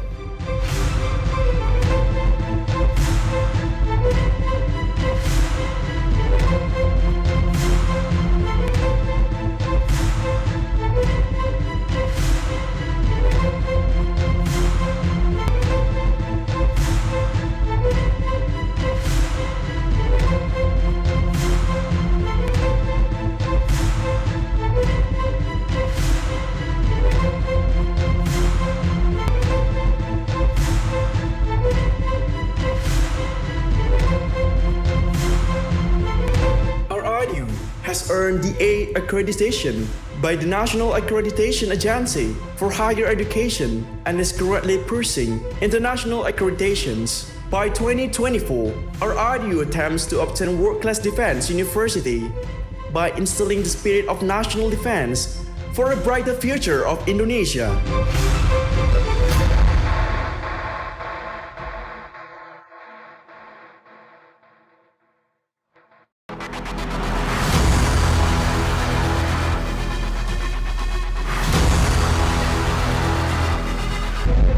Welcome to the Republic of Indonesia Defense University. The Republic of Indonesia Defense University, also known as RIDU, is a state university that organizes academic, vocational, and professional education in defense, national security.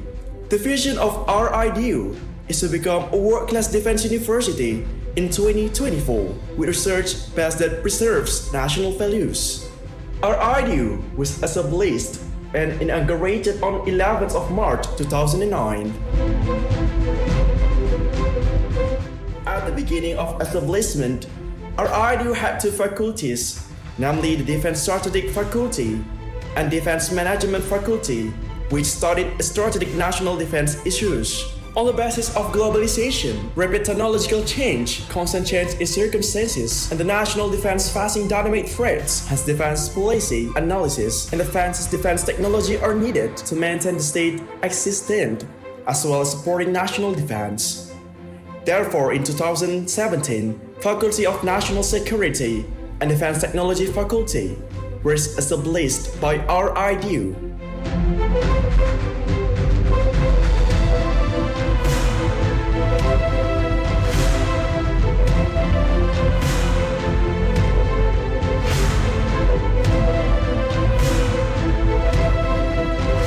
In order to support national defense, which is facing dynamic threats and significant changing era, in 2019, the Doctoral Program of Defense Science was established.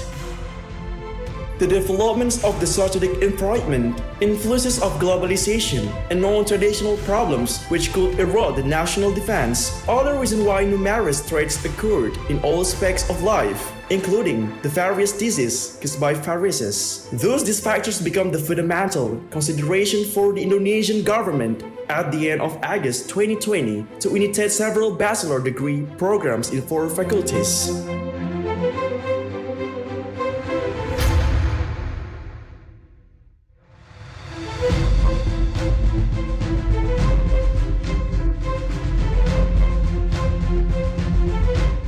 Intending to empower and strengthen border areas and logistic needs, food security, and excellent human research, on August 30, 2021, RIDU established a fractional faculty.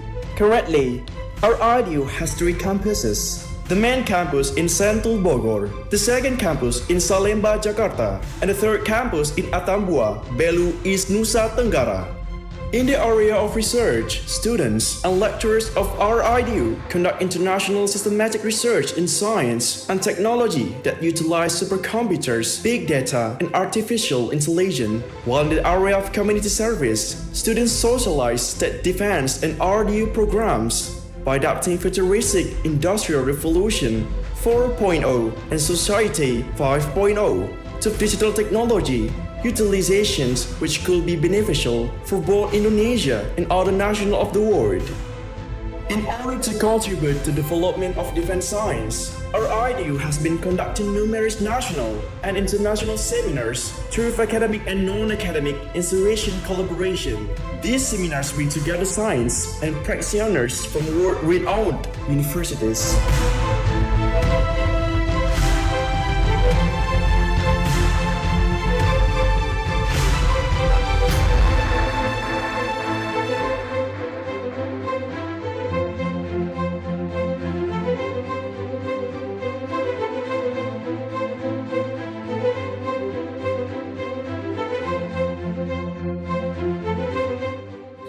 So far, studying in Universitas Pertahanan or Indonesian Defense University has been so interesting because the professors are actually supporting, motivating us to start thinking about what we're going to do for our thesis. It is my hope that after graduation, I would have acquired extensive knowledge and skills, and of course, the Indonesian culture.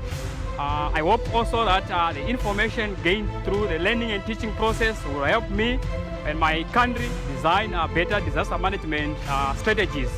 This university is very interesting to upgrade my knowledge.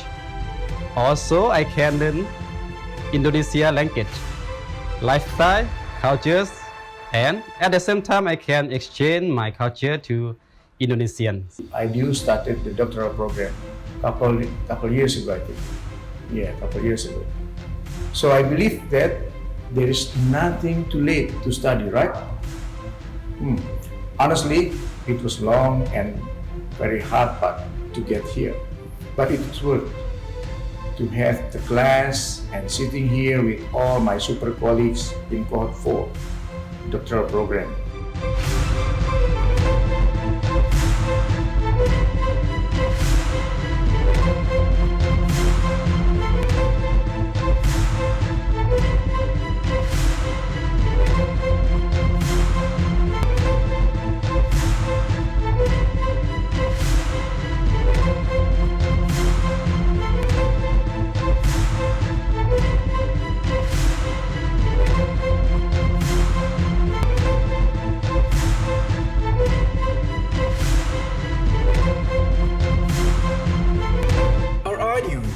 Earned the A accreditation by the National Accreditation Agency for Higher Education and is currently pursuing international accreditations. By 2024, our IDU attempts to obtain world-class defense university by instilling the spirit of national defense for a brighter future of Indonesia.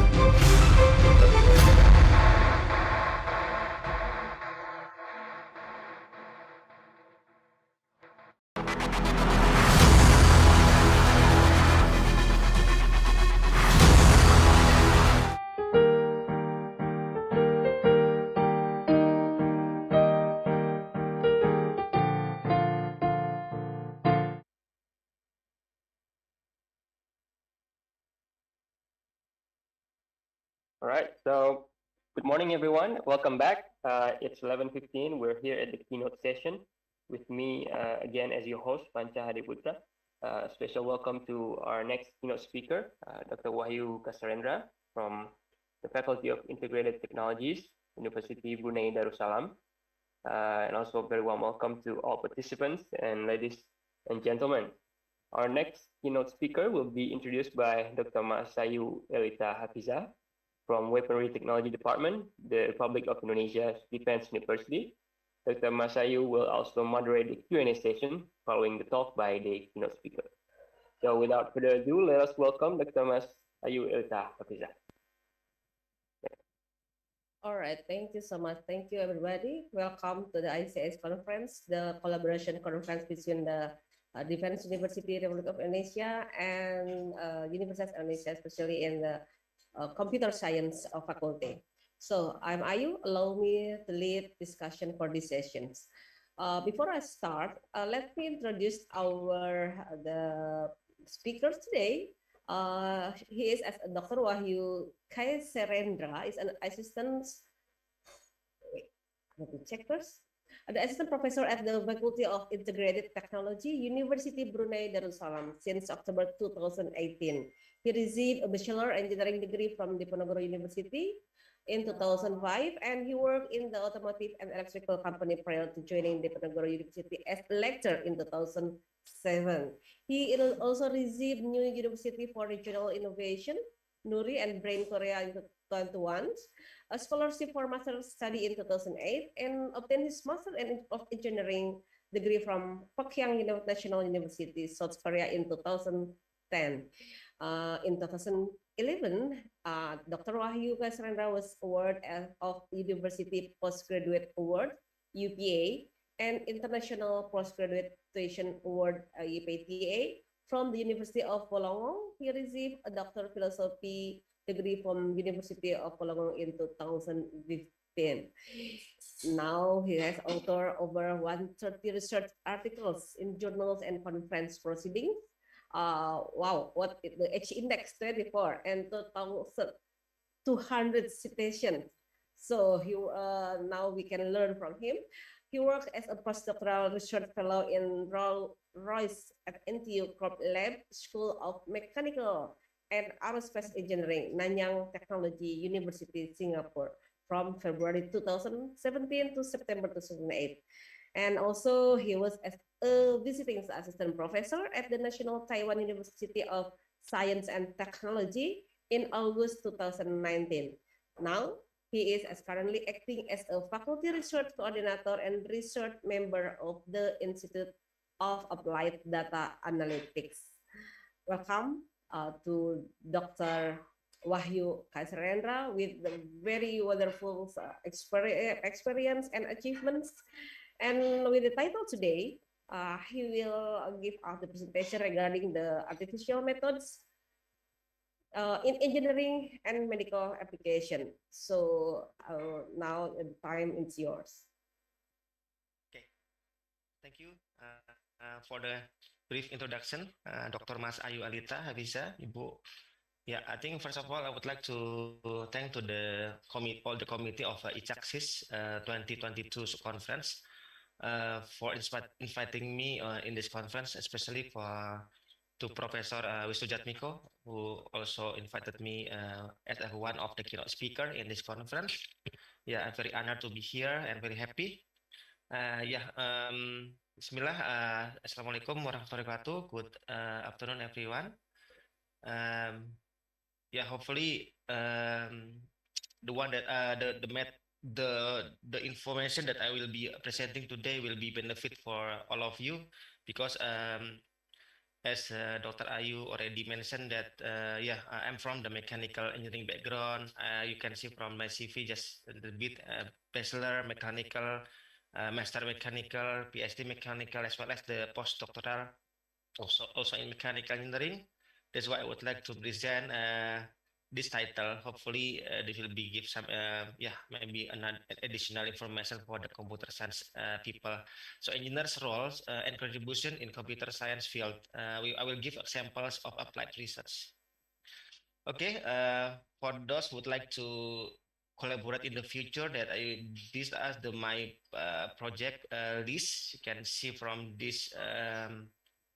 This interest, basically from mechanical, but I also doing some experiment or project in terms of the manufacturing, as well as the signal processing and deep learning and machine learning. Okay, and again, just would like to give some information that the one that I will presenting here may be a bit different with others keynote speaker. That's why I would like to give like a preliminary background of myself. I'm from mechanics people, control system, mechanical design, signal processing, engineering measurement, mechanical fabrication, and so on. And basically from this fundamental knowledge, I would like to just make it narrower in mechanical design, machine learning, and mechatronics, and have been applied my knowledge to several fields in terms of condition monitoring, biomechatronics or biomedical signal processing, manufacturing, machine learning, deep learning, and this is an example that I have been involved in some industries and also the hospitals. Okay, so now is we will start for the keynote speaker presentation today. So hopefully this is give you some overview about what is currently happening related to the computer science. So I think we all noticed that the number of developed methods related to the computer science field is increasing significantly in the last decade. You can see from, for example, like one search engine, for example, like Science Direct, and then you can typing like a keyword, and you can see year by year or in the last 5 years that I believe that the number of the published paper or developed method has been increasing in the last decades. So one of the popular method in computer science field is an artificial intelligence. I think Professor Wisnu is also the one of the well-known people in AI in Indonesia as well as in overseas. And I hope this presentation can provide or intend to provide an information related to the application of embeddable AI method in practice, because I'm coming from the mechanical engineering people. So I just would like to link between the theory that developed by the computer science researcher or people that can be applicable to the in practice for human, mankind, and industry. So this is for example the general flow that usually typically we have facing to date. So if the computer science people develop a method, usually when you see the paper, you can just review. I have the review for like the last 5 years. They tested the AI method in simulated data or in the lab experiment data. Okay, I think because they know that the parameter is like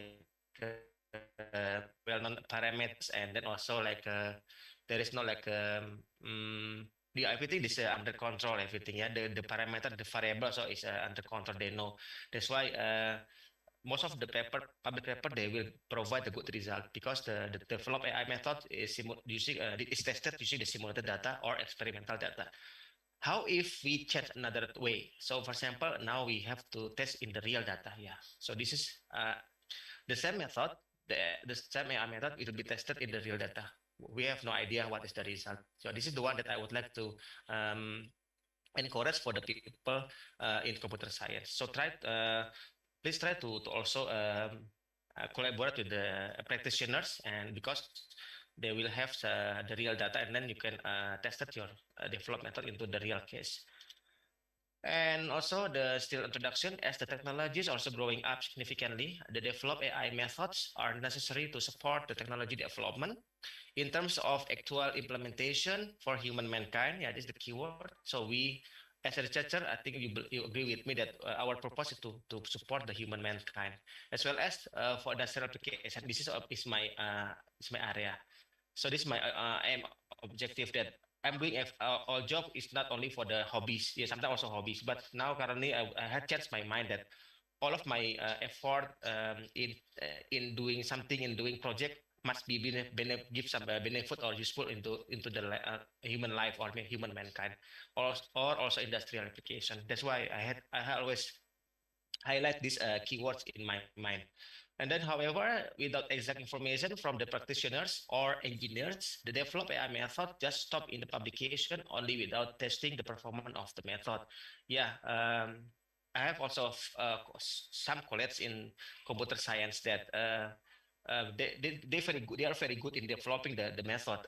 But when the method is tested to the or maybe they don't know exactly what the method can be applied in the real life. So that's why I can say I can say this. I can write this sentence because they can develop a method only the publication. But when would like to test it, they have no idea what is this method supposed to be applied. Yeah. So that's why. In the beginning, I would like to encourage all the people in the computer science.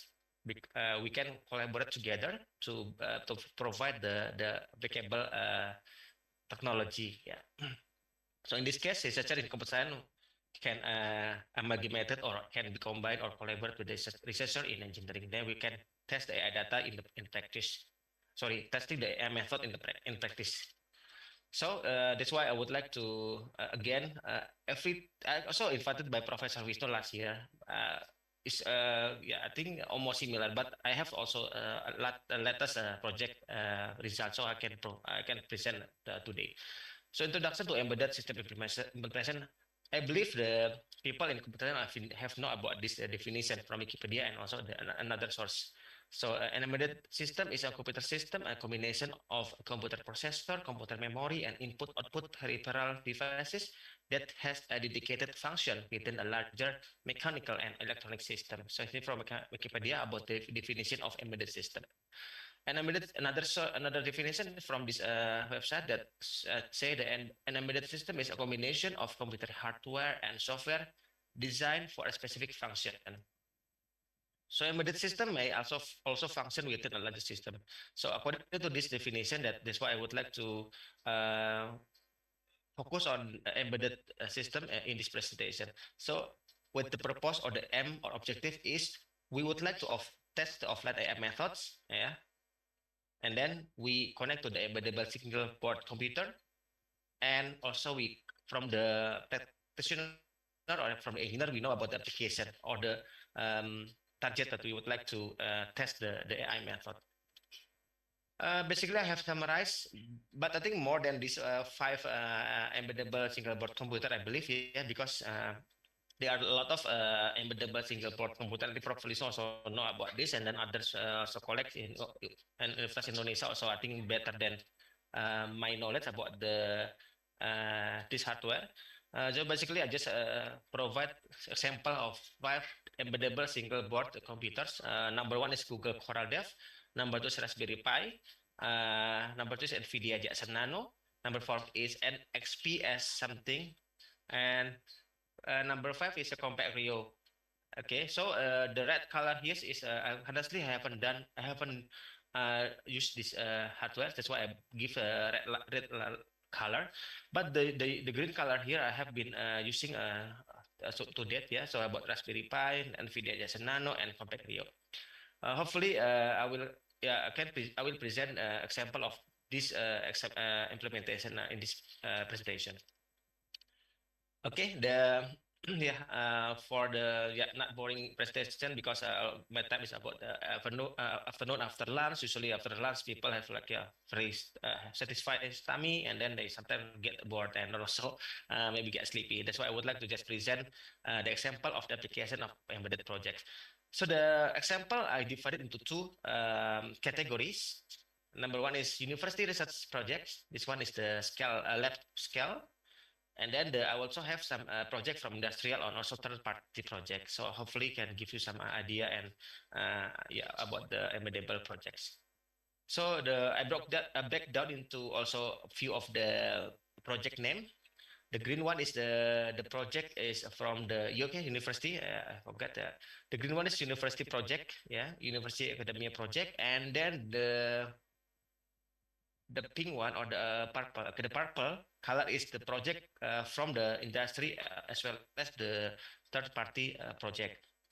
So number one, I will inform about the spray particle measurement in the scale lab, and then battery monitoring system or monitoring project, and then ECG image classification. For industrial, I will present about injector nozzle test, digital manufacturing, smart hydroponic project, and the future work. So we will have a cup angle measurement. So we will start with the university research project. Number one is about the spray.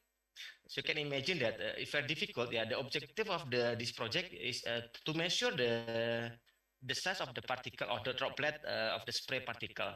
So I think there is a sensor about that, but to be honest, for the developing country, the sensor is quite expensive. Yeah, that's why we would like to get another way to how do we can measure the particle of the droplet.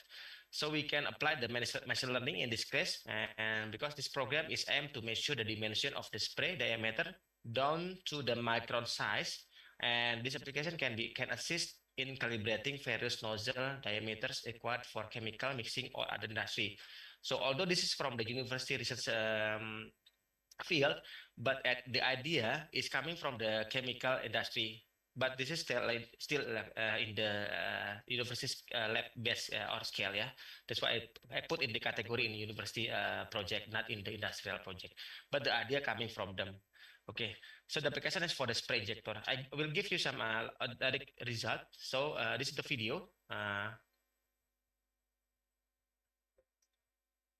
Sorry, okay. This is the video of the example of the result. So from here, using the machine learning or deep learning, we can measure the particle size of the droplet. Yeah. So basically, this is the result of the project. To that is still ongoing. That's why I couldn't give you into more detail because still ongoing, and then we haven't published any paper. That's why we just keep this project. Just give you some overview. Okay, for the second. Okay, application number one. So basically, this project using the STM32 microcontroller and the Raspberry Pi 4 as the embeddable hardware for machine learning method. Number two, application number two, I use this is also done by me as well and my team. So we would like to predict because the electric vehicle is increasing, the industry of electric vehicle is increasing year by year, and the EV industry also dependent on the battery. So we would like to know the battery condition or battery monitoring condition. In this case, we would like to measure or predict the discharge. Discharge means after we fully charge, and then the battery is using in the equipment with specific load, and then they will have some degradation or the decreasing voltage. So in this case, we would like to predict this condition on this voltage. Yeah. So we developed also this called battery monitoring devices. Inside this box there is also Raspberry Pi. We developed we worked together with the people in Diponegoro University with my colleagues, And basically, yeah, we would, and then we have some of the load, yeah, because loading we would like to make some different loading. In this case, we have 4 different loads, 130 until like 220 watts, yeah. So we can we create the UI, and then we can fill in this UI can be filled any number here, loading and temperature. So then they will monitor the result of in the Excel file, and then there will be also something like the automatic prediction of the how the battery. I mean, what is the voltage remaining in the battery. In this project, we applied the UNVIS adaptive neuro-fuzzy inference system, one of the machine learning method, and then yeah, the x-axis is the load, yeah, and then the y is the voltage measure, and then this the target is like hours. So we would like to predict how many hours remaining of the battery. Okay, and then yeah, because this also still ongoing, we haven't achieved a very good result, but at least you can see from here, the blue circle is the target duration, and then the red circle or the star is the predicted. So in specific hours they can predict well, but maybe in the view of the duration hours they a bit has a big deviation. So we still improve this project. Application number 2 is about ECG image classification. I think I also have the present before, maybe not in this conference. So basically, we would like to predict what is this ECG label, yeah, because I believe that SPJP or cardiologists already know lah. They can understand what this kind of the signal is belong to, or they understand that this kind of the signal has specific name or specific diagnosis result. Although the machine of this plan already developed, but you can search and check that the machine is quite expensive, yeah, because the normal ECG device they don't have like a decision of the what kind of the signal is this. They just give report about the measurement and then the number, but the interpretation of the classification or the name, it will be labeled by, or will be decided by the SPJP or the cardiologist. But I just heard also recently that maybe in Brunei, Singapore, also Indonesia, there's also a machine that can predict what kind of the signal. But I believe that this will be very expensive because still rare. That's why the objective of this project is to predict what kind of the signal, yeah. So basically we have only 4 first because it's still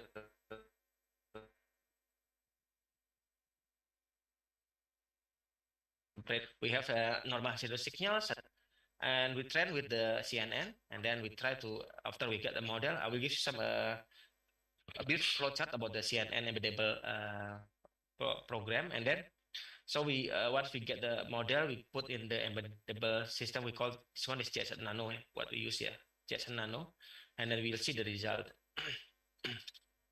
So this is basically the progress. I mean the process of the embeddable CNN program into NVIDIA. So this block, sorry, yeah, the first block, yeah, here is still in the PC, yeah, PC or deep learning workstation from the ECG dataset, CNN architecture design, and then training the CNN architecture with the dataset, and until the implementation and deployment with Keras and CV2 still in the PC, and then move to the NVIDIA JSON the development.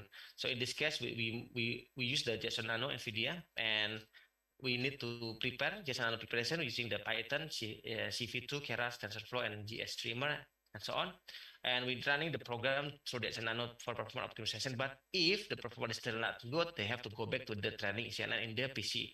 So this is like a basic loop in the in the project. So once okay, and then program is ready.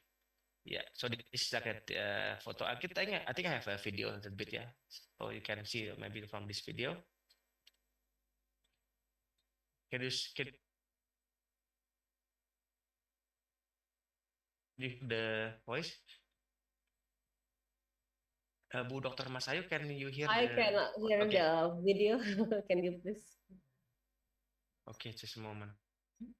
I think there is a. Okay, I think we don't need to kill. I think I will explain about what my student doing. Basically, we printed the one of the signal, and then we would like to test the NVIDIA Jetson Nano performance. Yeah, as you can see from here, the camera is capture the one of the ECG image, and then they will try to detect, or they try to decide or detect. So in this case, you can see from here. Okay, I will just pause it. So the image from my student is sudden death. You can see from here is sudden death. Yeah. So the detection of the NVIDIA is also sudden death with accuracy about 94 point something %. So this is example, yeah. One of the, let's see again. Maybe my student also give another testing. So this is the image of the sudden death ECG. Okay, the second one about arrhythmia images, and then yeah, you can see I will pause. Yeah, you can see the arrhythmia also can detect well, but the accuracy a little bit lower than the sudden death, because I think arrhythmia also have some almost similar with the other signal. Sudden death is quite unique. That's why they can predict very well. And okay, so this second testing, about 60 or 70% of the accuracy. Okay, I move to the third one is normal ECG. The normal ECG we can see from the NVIDIA Nano. Yeah, it's correct. Oh, again, they have a bit lower, yeah, but it will still improve about this. Yeah, about 60 something, yeah, 60, 70, sometimes 80, but it's not steady. Yeah, I think about 70 or 80. So the last testing is supraventricular arrhythmia. Yeah, sorry, I pause it. I pause it here, and then I can.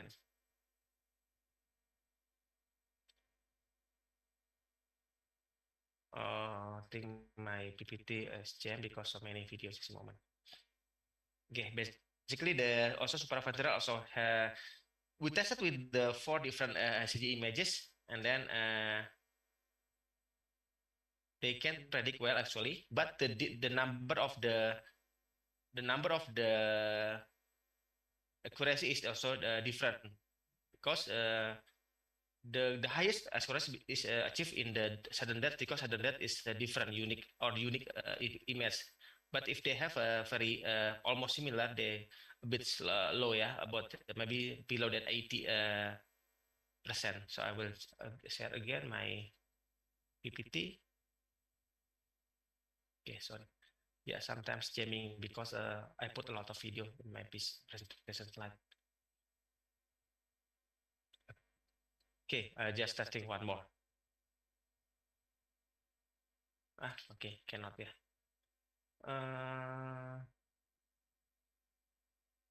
Yeah, so big, I think, because I have a few video. Sorry for the technical.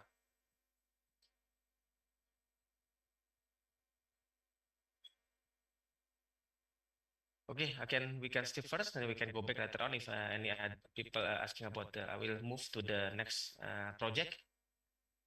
Yeah, so I will present my PPT again. Yeah. So now we move to the. Okay, now we move to the industrial or third-party project. Industrial means the project coming from industry. The third party means project coming from the individual people, but also they are like they have own company, but not industry. So we would like to see what is the applicable software, applicable project in this category. I would like to also introduce you that we have a startup company actually. We call the Redesma, Rekayasa Design Manufacturing Technologies. Is located in the Central Java, Semarang. So this company always support me in terms of the industrial research as well as the academic results. Yeah. So this, but most of the projects, the idea is coming from myself or maybe coming from the industrial people. this company helping. They have like people, very good people, committed people, and then all the project is satisfied. The project is completed satisfactory. Okay, the application number 4 is industrial.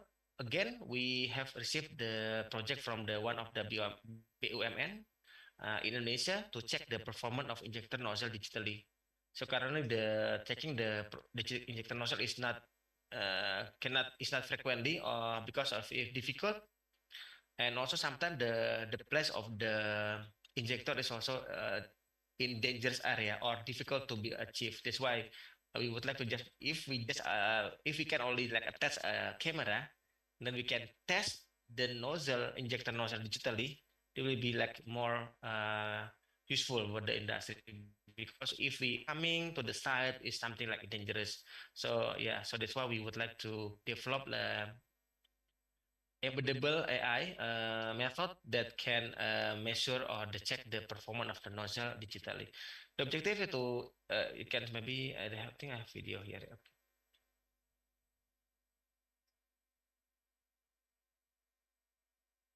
Okay. The objective is to inject the nozzle. You can see from this video. This is the example of the injector nozzle. You can see for very fast. Also some this is very high pressure. Yeah. So again, for the advanced manufacturing industry or advanced industry, they have on sensors or equipment to measure. Yeah, but again, the price is another problem in maybe Indonesia, also in developing country, because the size the sensor is expensive. So we would like to also have an alternative way to measure the nozzle performance in using this developed method. So the objective to the injector is to be tested the project. This is the objective, yeah. So the people come to our company, and then they said that we have some issue, and then we need to check the injector nozzle periodically for maintaining the quality of the spray. Because if the quality of the spray is not good, yeah, so there will be effect to the production, or maybe effect to another department or another performance of in the industry. So that's why they would like to maintain the quality of the spray. If the nozzle could spray uniformly, it means the injector nozzle condition is okay. So this is the one that we would like to check. And the application, I can say that this is a combustion system in a power plant industry. So this example, the left figure here is the image of the tip of the nozzle before the spray, or before the spray system working, yeah. And then the right figure is the nozzle when the nozzle working to give spray to, yeah. So we put I will give some figure later on. So this is the spray, and then the camera put in at the bottom of the spray, and then you can see how the nozzle spray. So this program aims to measure the deviation of the spray from the diesel injector nozzle. So yeah, this is the example of the results. So from here, we also create the GUI, graphical user interface. And for the injector tester, you can see from here, the lower the deviation value. Basically, this is the raw images. And then we have some image processing, as well as the machine learning, the method. And then they can measure the pressure of the spray itself, as well as they can also mapping or can draw the uniformity of the spray. So this one quite good, because almost perfect, yeah. If not perfect, it's maybe the right side only very good high speed, and then maybe lower side has some maybe not good performance. So that's why we have to, and we would like to achieve the deviation. If the deviation is low, that means the spray quality of the injector nozzle is still okay. Okay, this is the visualization of the project, yeah. So we have the injector nozzle on top, and then once they're working, we have a camera at the bottom, and then the camera will also connect to some of the hardware. In this case, we use the STM32 microcontroller and then Raspberry Pi with the AI program as image processing program, and then also we have the graphical user interface. Okay. And the fifth application is about in the digital manufacturing. I also have explained in a few of the conferences about this. So because I have been doing this project in 2 years in the Rolls-Royce and NTU Singapore. So this is also quite nice because we would like to basically not explain quite detail. Just I'll give you a video later on. So basically we would like to measure the quality of this one, the fan blade.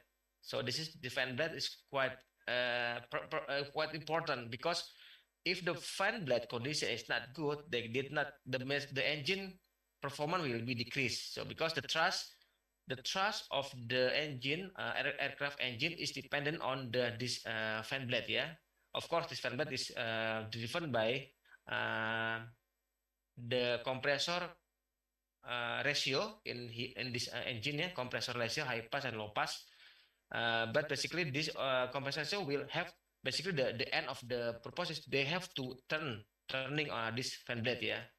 Okay, so but the quality of the fan blade has to be maintained carefully. If not good, if only crack something like this, they will be also give some thrust, it will be decreased. So that's why we need to maintain so I'm the project leader at the time. As a postdoctoral fellow, I'm the project leader.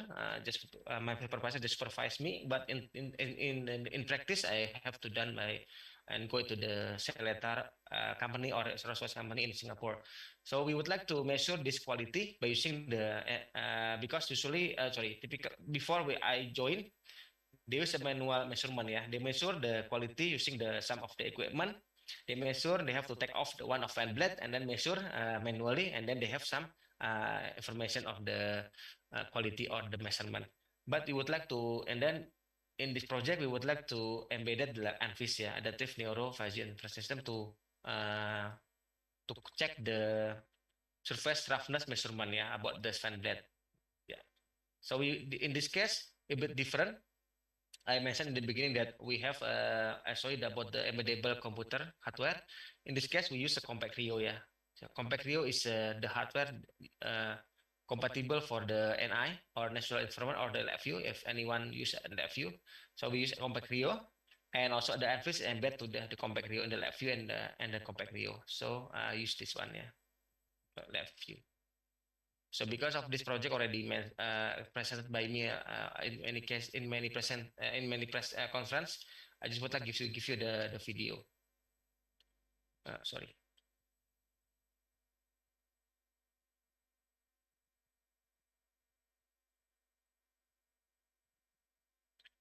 This one is the conventional racing motion. I mean that the one that would like to be improved, because currently in the Rolls-Royce industry, they do like this. ABB robot do the linising means like abrasive, maybe amplas in Indonesia term, the amplas, and then they have to take off the fan blade and then measure the quality of the fan blade in term, can be like thickness or the surface roughness.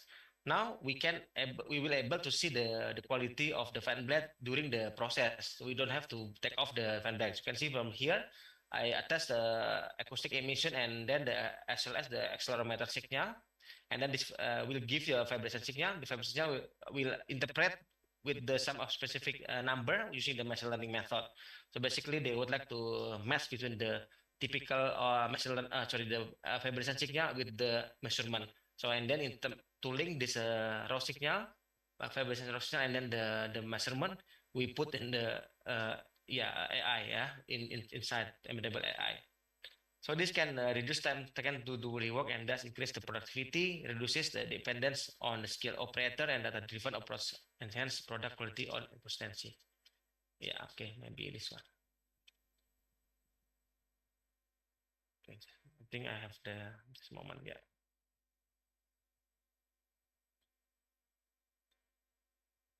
Sorry, lagging again.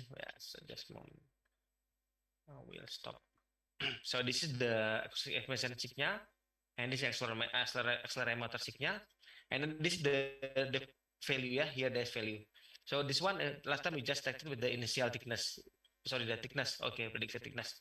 So here we we have tested the NFIS to this program, and then they give like a 90% above, yeah, about the accuracy. Still okay, but still need to be improved. Okay, close program lah. So sorry for the, I think this comment because I put the not. Yeah, I think in the meantime you can also write down the question while I'm connecting again the presentation.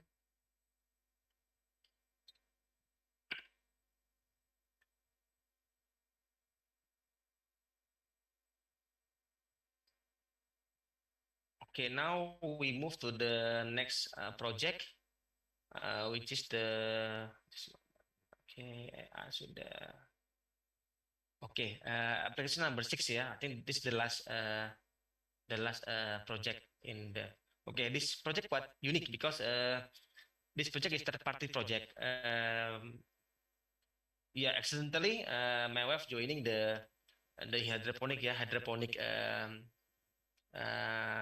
class in Brunei, and the tutor or the mentor is the one of the Indonesian successful businessman in Brunei. So they have a company can produce the hydroponic, and this hydroponic this is the result. I mean this lettuce is already selling in the supermarket, yeah, and everything. This is very big. But when I visited the greenhouse, they're still using the people, yeah, to measure the temperature. Yeah, this is the owner, Pak Andri. He's from the Padang. The company name is UZ Brunei. Okay, good. Back to this picture. Yeah, they're still using the manual. Yeah, actually they need a lot of manpower to check periodically, like every hour, because this hydroponic plant need to be maintained or treated very carefully.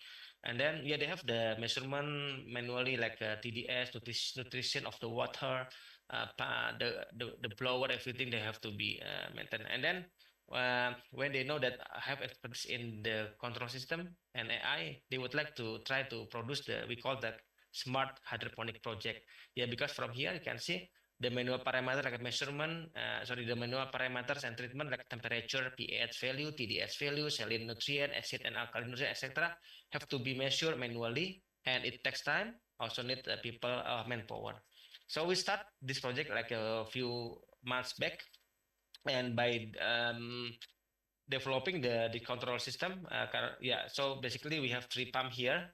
We would like to measure the owner give us the range. For example, the water need to have this TDS value, because this TDS, the SDF experience about the nutrition. If this TDS value will give the hydroponic plant growing perfectly. That's why, according to that one, there are 4 input actually, yeah. Acid. Yeah, I forgot. I can see the result. I mean the flowchart later on. We have 4 inputs, and then we have to maintain about this. Inside this box, we have. I will go back to the video later on. So inside the box, we have the fuzzy logic as well. One of the AI or machine learning. So we have a fuzzy logic, and so we have yeah. This is basically the flowchart, and then this is the. I think I just explained about this better. We have input. TDS and pH, yeah. This is from the sensor, the one that I provide in here. There are 4 sensor or the pump. They will get this information TDS, pH, and then we have a fuzzy logic inside here with the rule base, and we use Raspberry Pi, and we will see the required volume for the solution. Okay, so from here we go back to this video first. So you can see from here the TDS. I think the owner say about maybe 300 something, and then once, yeah, this moment, yeah, alkali, acid, pH, yeah, there are some of nutrition here. Yeah, I remember, but I just suddenly I forgot about this nutrition. So we have 4 nutrition. This combination will result good nutrition in the water. That the water will be circulated into the gully. We call it gully, yeah, to put the hydroponic plant. So this water have to be controlled by something, and then because suddenly sometimes currently they just putting like a manually. If they know that if the value of TDS is low, what component they have to edit. So basically, Pak Andri has expert in this case with people, and then they can inject manually. In this case, I would like to replace the manual measurement with the control system or using the embeddable AI using the UNtitled. Yeah. So basically, this the yeah we have done, and then we will try to do a test in the greenhouse later on. Yeah. So in here, step one is through the hydroponic system diagram. The system input output relation are confirmed, and then the input is AC sensor and pH sensor. Okay, this is the one that I forgot. Yeah. So the input is the EC sensor and the pH sensor, and the output is pump A high EC solution, pump B water, pump C is acid solution, and pump D is alkaline solution. So the fuzzy set of input and output is defined, and the member function of the hydroponic fuzzy control or design, and the fuzzy rule base of the hydroponic fuzzy also design, and then the fuzzification process is used to convert fuzzy set into Krebs value. Okay. Okay, I'm finally go to achieve the future embedded project.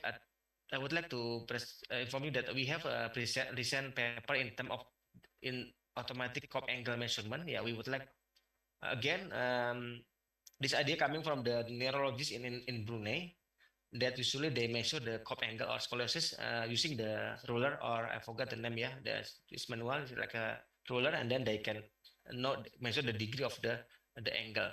And then again, I don't know from where he know about me. Then he reached my office, and then we talk about the project, and then the project we submit to the European funding, and then got the funding, and we did do the project. And basically we did not miss because still like I did not present in detail. Basically, we able to measure the angle of the scoliosis using the CNN. Yeah. But again, already 3 people email me that they would like to request this kind of the CNN coding, and for the purpose of this one. Yeah. So a mobile application to measure crop angle. So basically, this is also one of my future project. I would like to embed this CNN coding into the hardware. And I don't know, I think we have, I think this is normal. That's why I also mentioned to my student, don't be lazy, because I believe that a few of the researcher or a few of the students also doing the same thing with you. So the first achieve, then the good one. That's why I always encourage my student to do as fast as they can, because I believe that the topic that you are currently doing also having doing maybe another candidates. But this is the thing that I also experienced. I received 3 emails about this, requesting about the my coding, our coding, my team coding, to be able to for them to measure or to develop a mobile application. Yeah. Okay, the conversation is quite simple and quite generous. The researcher in computer science field has strong expertise in software development, and I have no doubt about this. I already have a lot of people friends in computer science. They have for the strong expertise, programming skill, everything very good. And but also in people in engineering also has a hands-on experience in hardware. And also they have also like a practical information about what is currently needed. Yeah, what is the problem in reality. So I just would like to encourage again one more. How if we collaborate all together? Yeah, about the people in computer science and then engineer to for better research outcome. Basically, yeah. I think thank you for the attention. You can drop an email to me if you have any question, and also maybe you can asking directly after this session. Thank you, Bu Dr. Mas Ayu. Yeah, thank you, Pak Wahyu, for interesting presentations. Quite interesting for several applications you made actually, and I'm developing the hydroponic project at home. So I learned a lot from you. Is it possible? So you can apply also at my home. Okay, I found one question for you regarding the monitoring system. So what do you think? Is there any part of the system that quickly identifies malfunction or performance deviation of the sensors? The first question from Okay, Pak yeah. Grafika Jati. Pak Grafika Jati, ya. Terima kasih. Thank you for the question, Pak Grafika Jati. Yeah, I think this is beyond my slide. Yeah, okay, I will just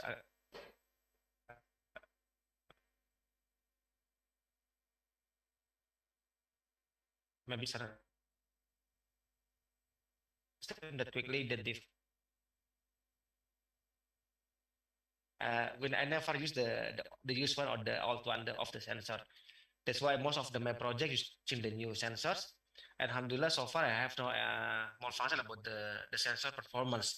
But before you do experiment, I would like to suggest that you have to done the calibration. Yeah, this calibration is very important.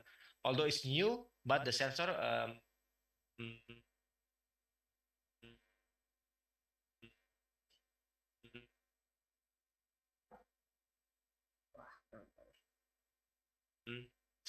yeah. But I don't have any specific method to quickly identify malfunction, yeah, because yeah, again I highlighted that so far I use the new sensor from the when I do a project. Yeah, thank you. Sorry, maybe yeah, hopefully it's answering your question. Okay. Anybody will deliver the question, so you can pass directly, or you can raise your hand, and or chat in the chat box. Okay. Currently I'm waiting for another questions. I'm interested regarding the spray particle measurement, the first application. Hello.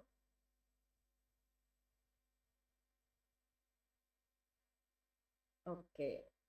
Okay. There's some disconnection. No, yeah, it's good. Okay. Okay, Pak. I repeat my questions. Okay. I'm interested regarding the spray particle measurement. Okay.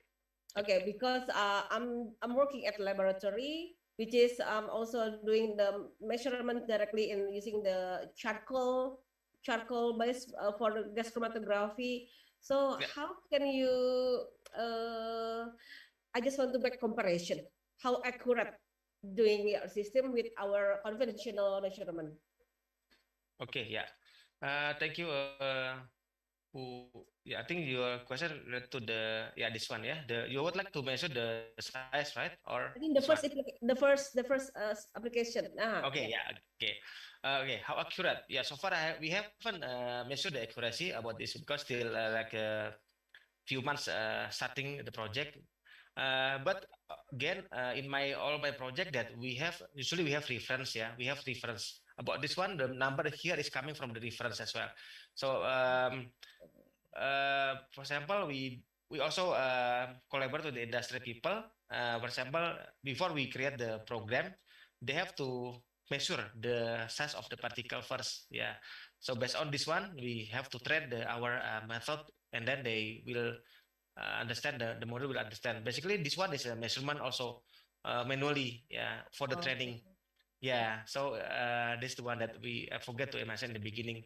Similarly to my project in the Rolls-Royce also, before we can able to measure the thickness or the surface roughness, basically we do also measure manually. Yeah, because this manual also is important for the machine learning to understand the typical sensor of typical image. In this case, also similar.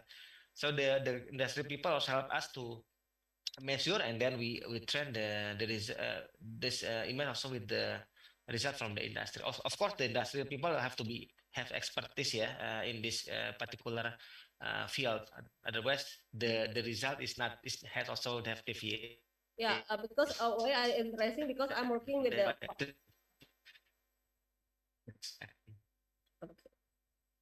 Okay. Yeah. Okay, sorry, Pak. Disconnection again. Yeah, why I'm quite interesting because I'm working with a particle size analyzer. If you're familiar with this, the instruments is based on the diffraction and scattering, light scattering.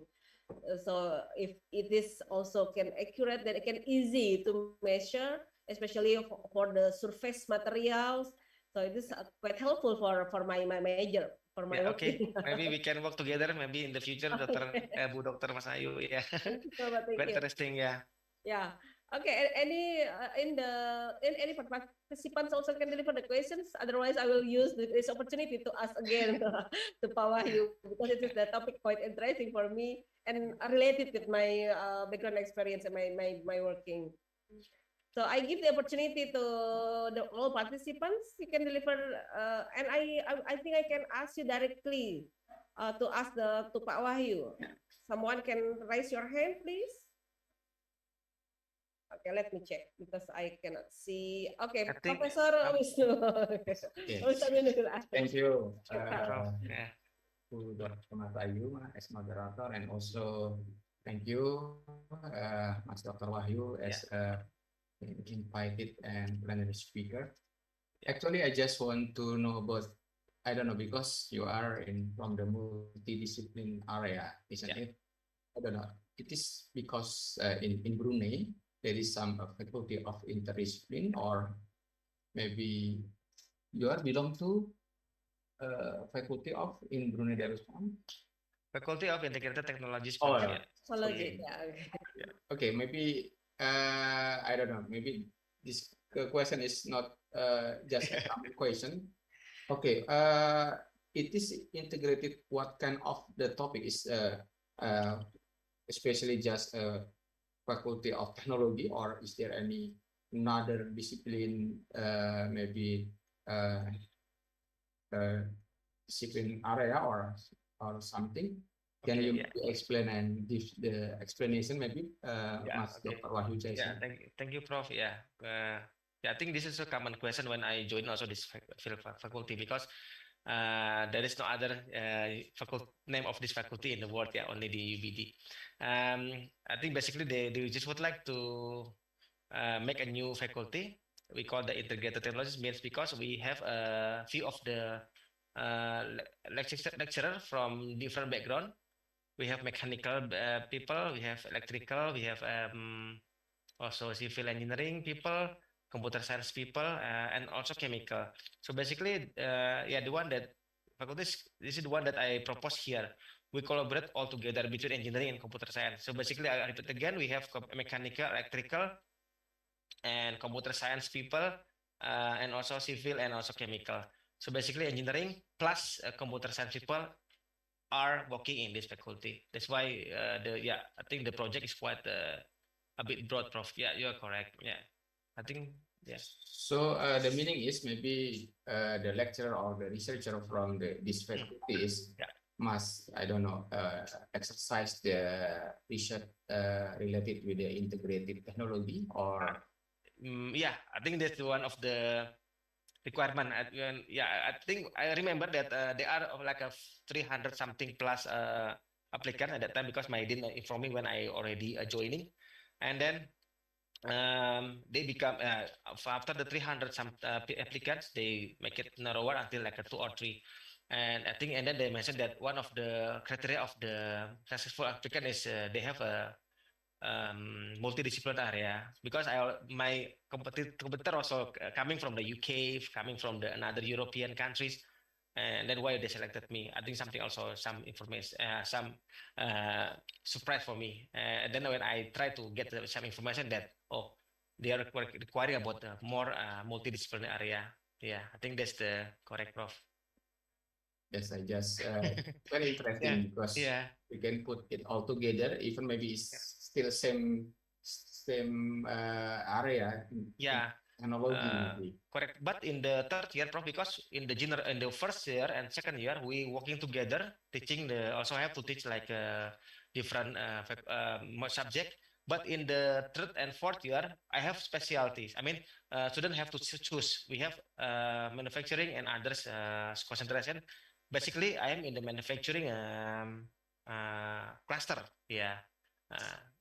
So basically, there's a cluster inside the Faculty of Integrated Technologies, and one of them is manufacturing. That's why I'm working now in the manufacturing.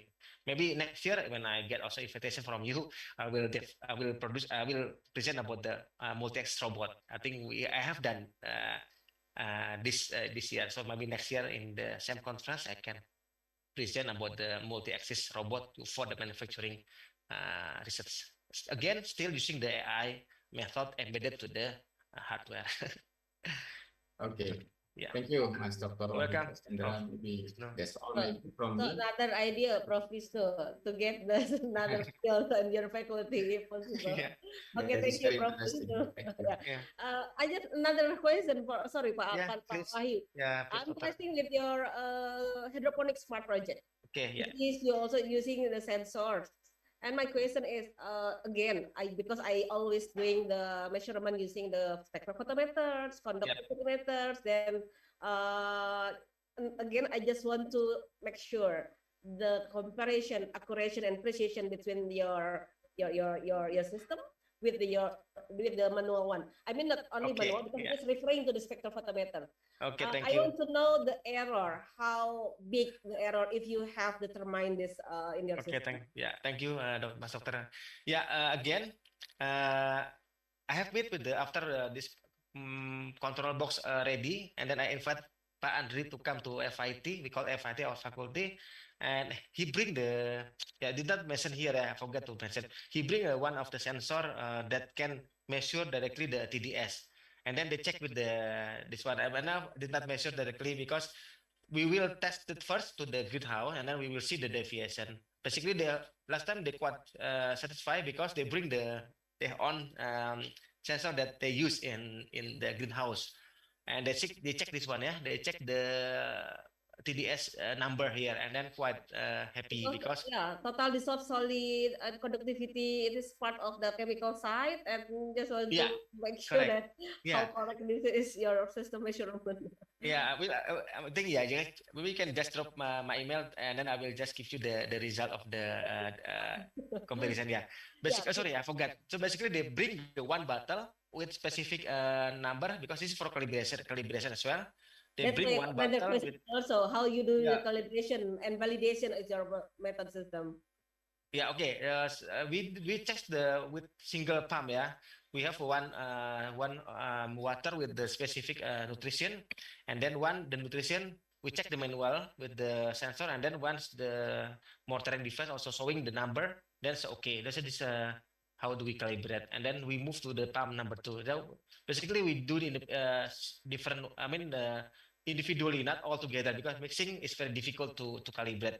We do like a 1 by 1 pump or 1 by 1 input, and then we have the sensor to check the each of the nutrition here. Yeah, this is nutrition.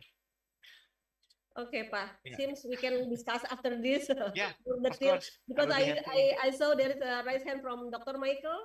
Okay, please, Dr. Michael. Yeah, good. I think it's good afternoon already. Thank you. Dr. Masayu for the opportunity. Thank you, Dr. Wahyu. Yeah. This interesting talk. And then what I want to ask is about continue what Dr. Masayu asked about the particles. This is quite fast, right? The jet from the nozzle. Quite fast. And then do you think about do you use something like a very fast camera to capture the image? Okay. Is it by image or no? Yeah. Okay, good question. Thank you, Pak Michael. Yeah, good. I think this is a good question because another way to measure the speed of the spray is measurement is using the high-speed camera. And high-speed camera, I have also doing this in the UBD. Is one high-speed camera is cost like 200 million juta, more than I think or 2 million. Forget 2 million mungkin very expensive. Also because we also have a project to measure the bed flapping mechanism. I use from this digital high-speed camera, but in this case we did not use the high-speed camera because very expensive. Yeah, it's the normal camera. Yeah. I want to know when the jet is come out. Yep. What is the shape of the when shape of the particles? Okay. Out. But since you not use the high-speed camera, then you already answered my question. Thank you. Yeah. Okay. Because with that we use the normal Logitech camera, and then because our concern is not the shape of like this. I understand what you question. I think you would like to know this triangle shape, but what we would like to know is the uniformity of the spray. Because it's related to the combustion system in the power plant. Sorry, the one that we focus on or interest is to see from the top, from the bottom side of the nozzle, because sometimes the nozzle cannot distribute very well of the This is the one that we would like to. But maybe next time is also good idea. Thank you for the information. Also idea. You can also see the triangle. This one, this is also nice. But the Seems camera like, maybe. I'm sorry interrupting you. Yeah, it's Seems okay. like interesting to for the application for thin film coating something like in the surface, since you can control it very equally, isn't it? Because nowadays thin film application for solar cell, which the solvent come out from liquid, and then we can have equally distribute and into the film. For the these applications look like promising. Thank you. Very interesting. Thank you. I think good. Thank you also an idea. I think we can just change the position of the camera, then we will able to see the shape of the display. Thank you for Dr. Michael. Thank you very much. Welcome. Thank you, Bu Masayu. Thank you. Unfortunately, we have very limited time, but quite interesting topic for discussion. Pak Wahyu, thank you so much. I learned a lot. Then Sim, we can talk later after this. Then we can continue our discussion in the email. Thank you so much. And allow me to make some summarize resume for this session. We have to learn about the spray particle measurement. We are talking about the battery monitoring project, I think, and ACG image classification, and also we learn ejector nozzle test as discussed just now. Digital manufacturing, and the last one actually it is very related with our Indonesian people here, smart hydroponic project. So thank you so much for all your presentation, and it is very valuable for us and also for me, because very interesting for my field. And thank you so much for everybody. I'll return back to the MC, Dr. Panca Hadi. Thank you. Thank you. Thank you. Thank you, Dr. Masayu, for moderating this session, and thank you, Dr. Wahyu, for the insightful presentation. I also remind you that there are 2 other keynote sessions later in the afternoon after parallel sessions at 3:50 p.m. The keynote speakers for the afternoon sessions are the first is Dr. Adhiguna Mahendra from Indonesia AI Society, and the second speaker is Air First Marshal Dr. Rudy Gultom from Republic of Indonesia Defense University. So let's take a quick break, and we'll continue with parallel sessions starting at 1 p.m. West Indonesia time. So we'll see you soon. Wassalamualaikum warahmatullahi wabarakatuh. Waalaikumsalam warahmatullahi wabarakatuh. Recording stopped.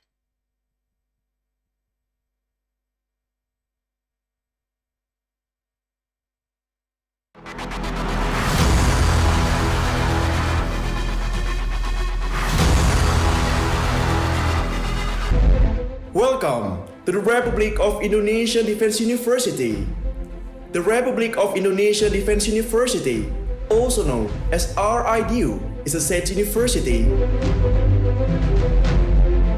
that organizes academic, vocational, and professional education in defense, national security.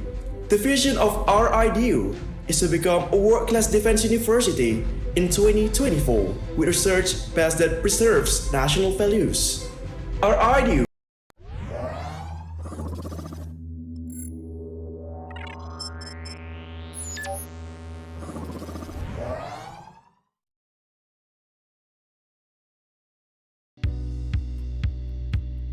In this digital age, information technology has become an integral part of human life.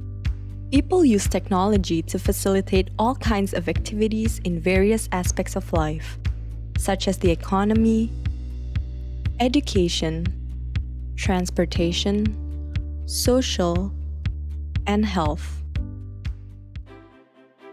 Established under the name of computer science,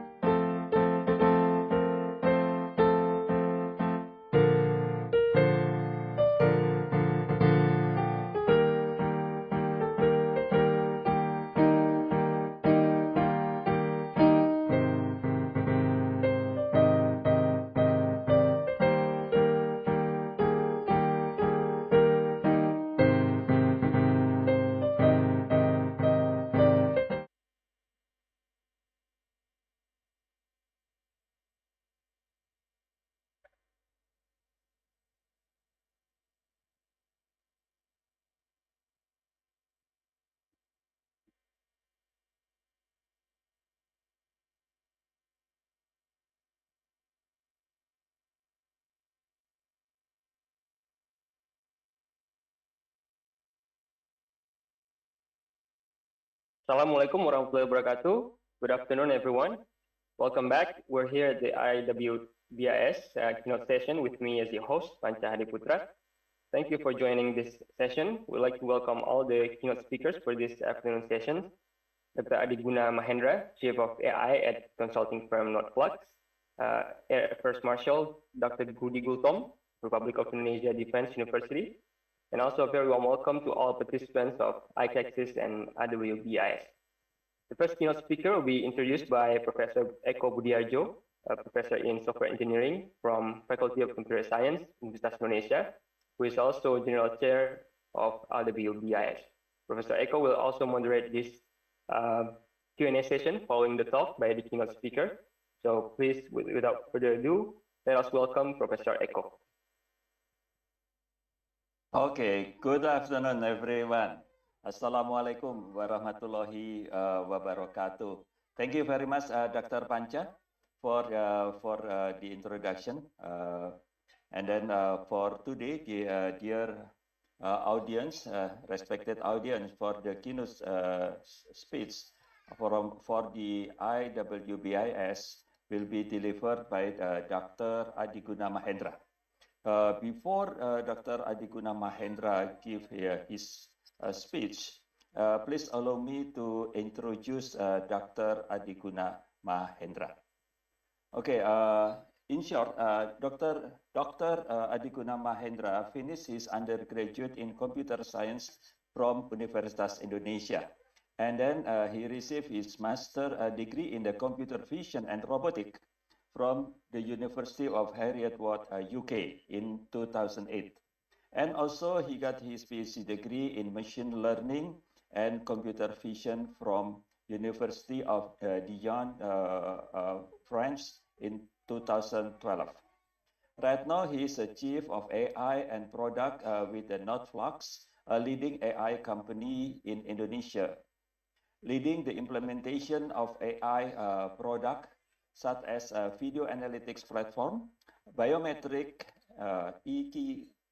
knowing your customer, KYC platform, and retail visual analytic platform from the product design, algorithm, development, operation, and commercialization.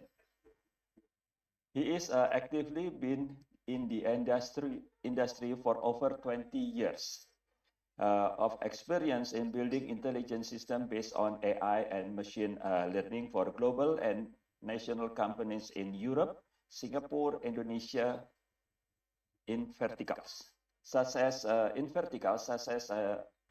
and gas, industrial automation, aviation, logistics, smart city, and B2B e-commerce. He is currently a lecturer of the Data Science and Enterprise Architecture in the Master of Information Technology with the Swiss German University. Adhiguna is also lecturer of the Business Analytics in the MBA program at the Central Queensland University. He received a Best Lecturer Award from the Swiss German University in 2018. He is also has some publications and reputable publication and serve as a reviewer also. Adhiguna is also the team for formulation for National AI Strategy 2020, Ministry of Research and Technology, Republic Indonesia. AI and also AI competency standard from the Ministry of Information Technology, Republic of Indonesia in 2021. And Indonesian Manufacturing Center, Ministry of Trade, Republic of Indonesia. So I think based on his track record, I think his talk will be very beneficially for us based on his academic background and also industrial background. So, and then his talk with the title, Algorithmic Innovation, Turning Computer Science Research into Scalable Commercial Software Product. Okay, so I think this will be the combination between Dr. Adhiguna Mahendra between academic and also the implementation on industry. One of the good the keyword that is scalable. So without further ado, please allow me to let Dr. Adhiguna Mahendra to give his keynote speech. Please, Dr. Mahendra, for 40 minutes. 40 minutes so that we can still have some time for Q&A. Please, Dr. Adhiguna Mahendra. Okay, thank you very much, Professor Eko. Hello, ladies and gentlemen. Good afternoon. Assalamualaikum warahmatullahi wabarakatuh. Thank you for inviting me here for this ICACSIS and IWBIS events. It's very an honor for me, and also I thank you also to my respectable faculties here, which is I see some of the familiar face since I finished my undergrad study in Pusat Computer. So thank you very much. My topic for today is going to be the algorithmic innovation framework. So how to turn computer science research into scalable commercial software product. So I will introduce you to the framework that may be also going to be very interesting and hopefully beneficial for the students as well as the faculties, especially in the computer science. So a little deeper into the background, I have several years, 20 years of experience in different domains from oil and gas and manufacturing in different capacity, especially in technology development. And I also have three-time exit experience. So first in company in Singapore, which is in aviation and avionics system, and then logistic company in Indonesia, and then computer vision startups in Indonesia. And this is still undisclosed because the progress is still ongoing right now. So I will try to summarize all my experience building systems to exits to acquisition in these frameworks that I will explain in a couple of minutes. So agenda for today is first of all, the objective is I will hope to make the audience understand the process of commercializing innovative computer science R&D into software product from an industry perspective. And I will show some real examples of innovation-driven software companies. I will show some case studies. And also, hopefully, I can give some insights of the effective industry-academia collaboration. So for the topic, first of all, I will briefly introduce the Nodeflux, the company where I work right now. And then I will show how the startup valuation can be boosted from the innovation. And then I will introduce the algorithmic innovation framework, the framework that I have experienced and try to build over the 20 years of my career doing the software development in the industry as well as the research institution.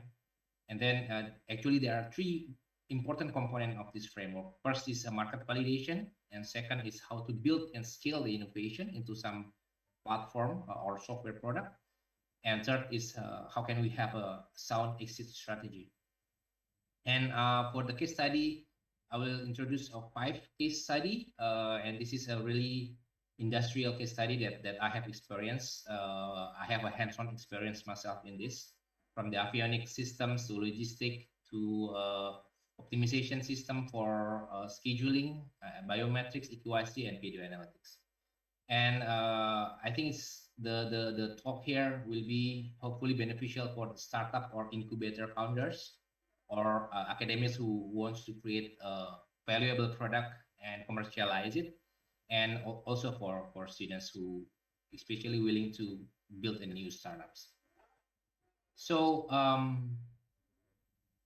let me introduce a little bit about the Nodeflux. Nodeflux is the largest computer vision and AI company in Indonesia with the various products, and we have the largest implementation in Indonesia from Sabang to Merauke in several different domains like the police department, smart cities, military, and in intelligence as well.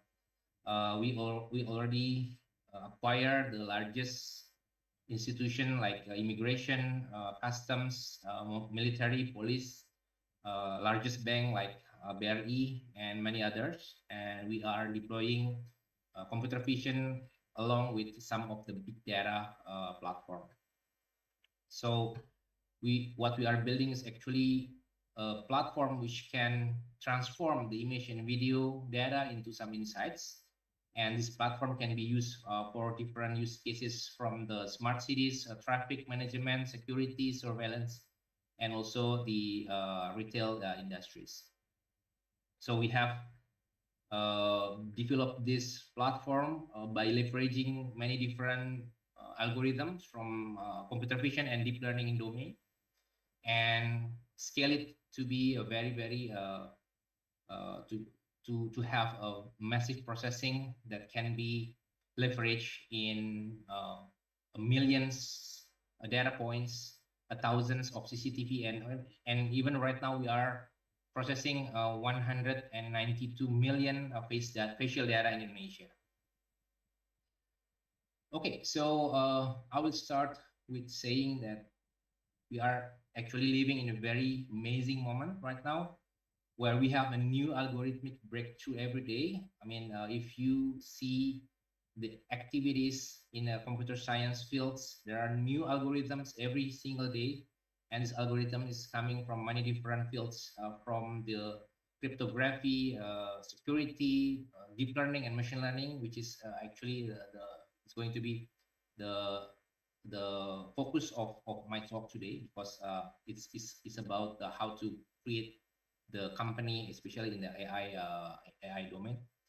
So what we have is the paper, which is not only is already applicable, but they also have a very good commercial applicability. So it's different from 10 years before, like 20 years ago, where we have a paper, but this paper is they don't have any clear implementation.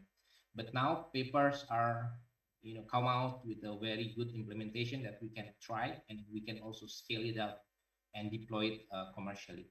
So the latest research is coming from Facebook and from Google, where they create a large models which enables us to generate any kinds of video and image and text, and just with several tinkering of the models, we can have amazing capabilities that is unthinkable before.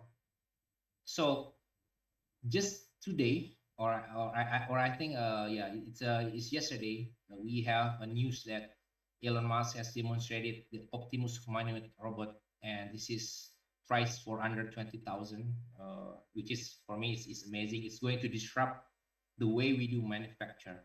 And just yesterday, Metaverse has just released the make a video models, so we can create a video just from a text prompt that we give. So if we for example writing like a dog which is flying, so they will create a video for that. It's going to be disrupt the video industries as well as the advertisement industries.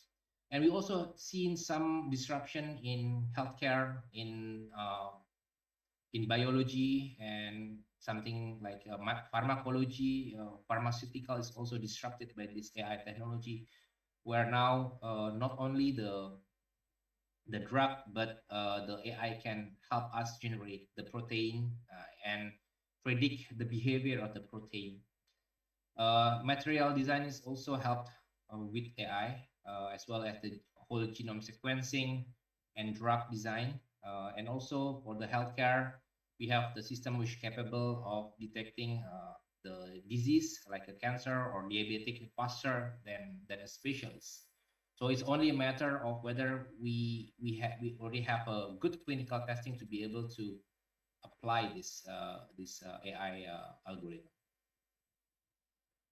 And I would say that this is also opportunity a lifetime for a computer science students who wants to build AI company or algorithmic based startups, right? So we have a wave of billion-dollar computer vision startups like SenseTime, Verkada, McPhee, Onfido, Tractable, and several other startups in the autonomous car domain.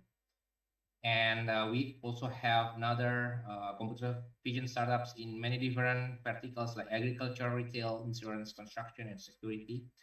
And and aside from the computer vision, we also have a non-computer vision startups in security, HR, in autonomous car, and also the robotic process automation.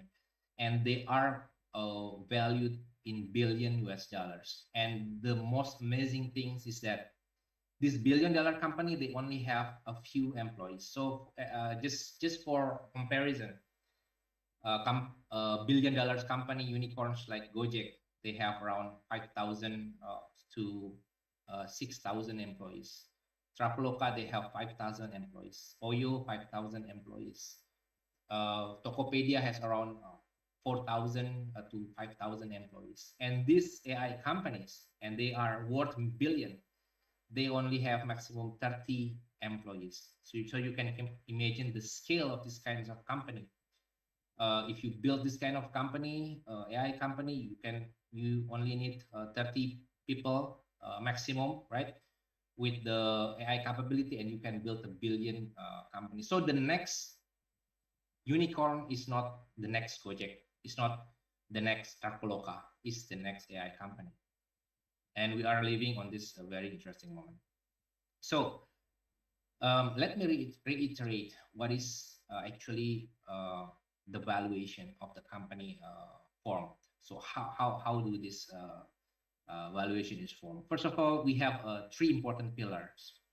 Of course, market is the most important. We need to have the technology which has the possibility to be deployed in many different market verticals. And this market vertical for sure needs to have a very good size, needs to have a very good pricing structure and product market fit. And we also need to have a very robust and scalable product with the differentiating technology. And this is where we are going to focus. So we have many different core technologies developed every day. And this can be in AI algorithms, quantum computing, blockchain, to the sensor and intelligent materials. So this is going to be integrated together to create a robust product which is scalable. And the third pillar is the business. If we can scale the business, sell in a very massive manners, and we have a good profit, and we can monetize all the assets that we have, like the IP, intellectual property, patents, and also the trade secrets, as well as we can materialize some of the hardwares and other important mechanism like robotic mechanism or process. Then we can have a very good business, which in turns will boost the valuation of the company. So there's a tendency of people to think that the good company is only coming from the market-driven product. But time is showing over and over that technology-driven product can be very valuable and even can be incredibly high in the valuation. So let me show you some examples of technology-driven product. A company like Google, like Palantir, SpaceX, Tesla is not driven by market, it's driven by technology. Even Apple. Apple actually acquired some of their IP from the Xerox Palo Alto. And from this, they created a technology which is really disruptive at that moment, and they don't even know whether or not they have a market for that. But leveraging this technology and iterating this to product market fit, finally, they have a very strong market and strong brand as we know it today. And this is a little bit different from the market-driven product, like for example, Gojek, Salesforce, Uber, Netflix, which actually driven by the market, but they are leveraging the technology. So the difference is that for the market-driven product, it is more business innovation, and for technology-driven product, it's more technology innovation. So can we have the technology-driven product based on breakthrough or discovery of innovation? Yes, we can. So, and this is the strategy that I will overview it for you. So first of all, we need to understand that the technology product, whether it comes from a market-driven or a technology-driven, will fail if they don't meet the fundamental business principle. First of all, if it has a market problems, like the raw market segments, or the market demand is not understood well, or the value proposition is not very compelling, what is the pain, what is the transformation which is needed to after we adopt the solution, and we have a market timing and small market size, then we have a market problems. And this is the cause of many technology product failed. And secondly, the business model failure. So if we cannot find a scalable way to acquire customers in the most low touch manner, I mean, we cannot acquire customers in almost automatic manner, then it is most likely that you will not be able to scale your business. So if we cannot also monetize customers in a way that the cost of acquisition is lower than the lifetime revenue, then we would have a business model failure. So another cause of technology product failure is the poor management and organization design, poor cash management, and last but not least is poor product and systems. So we have a bad product market fit as well as architectural design, software engineering process, and product management process, which is not there. So the product is not very robust, not very secure, and the performance is not meeting the minimum acceptable algorithmic accuracy, which is expected by the customers. So if you are talking about the how to apply these algorithms for the business, we will going back to the concept of value chain as introduced by Michael Porter. While essentially a business, it consists of two different activities: the primary activities and support activities. So primary activities is inbound logistics, operations, outbound logistics, marketing, and sales. And support activities is firm infrastructure, HR, technology development, R&D, and procurement. So each and every activities has their own interests. So for example, the main interest for a service is of course to improve customer experience. The main interest of the sales, the marketing and sales department is to improve the sales and revenue. The main interest of a cost center like operation, like inbound logistics, outbound logistics, to reduce the cost, to optimize the operations. And all of this can be helped by the algorithm. All the process in the organization value chain can be helped, whether it can be automated or can be augmented by the algorithms, whether we have decision optimization algorithms to machine learning algorithms. So the algorithmic innovation framework is like this. So in general, what we have to do is when we have a new discovery, we are not starting it from the market. We are starting it from a new discovery, right? So when we have a new breakthrough discovery in algorithm or in any techniques or methods, what we need to do is then we have to find the use case matching for that. And then we analyze the value chain, then analyze the size of the market. We pick one particular verticals or particular market. Then we do a technology feasibility analysis, which I will explain to you after this. We also do expertise and knowledge analysis, and define the money map, value proposition, and buyer journey map to be able to create a kind of innovation canvas, which then we will test the market. And for testing the market, we need to have a sound elevator pitch or pitch that what we promise to the customer. We find early adopters or someone who will adopt the solution. And this is just to test whether our solution is satisfying their needs or not. And then we do customer problem interview, building some minimum viable product to test whether our solution is meeting their expectation or not, solving their problems or not. And then we do customer solution interview to validate that. After that, if this is validated, if people are willing to pay and this is solving their problems, this is time to do the later stage, which is scale it up. So by scale it up means that we need to have a proper product roadmap development and testing, proper deployment and operationalization in a large scale. So this is what we are doing in Nodeflux. We have an algorithm, and this algorithm is actually we are learning from many different papers. But when we are validated, then this is the question: how can we leverage that? How can we scale that into a very robust platform?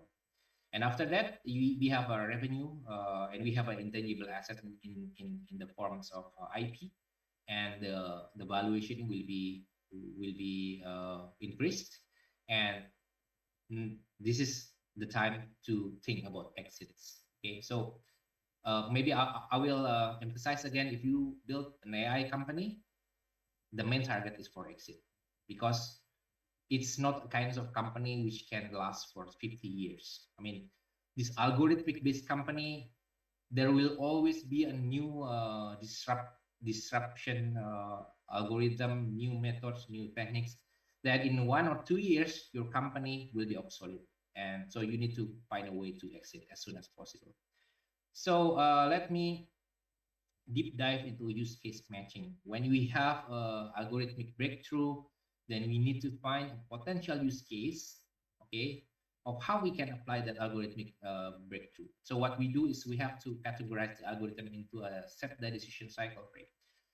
So actually, SETDA is the formulation of the ODA loop. This is the way we do decision making. So the way organization and human do decision making is by following this ODA loop: observe, orient, decide, and act. So every time we have a new situation, we have to we have to observe, okay, and then we orient ourselves what we are going to do, and then we decide, and then we act based on that. So basically, what the algorithm does is to abstract this in a way, okay, into a sense, explain, think, decide, and act.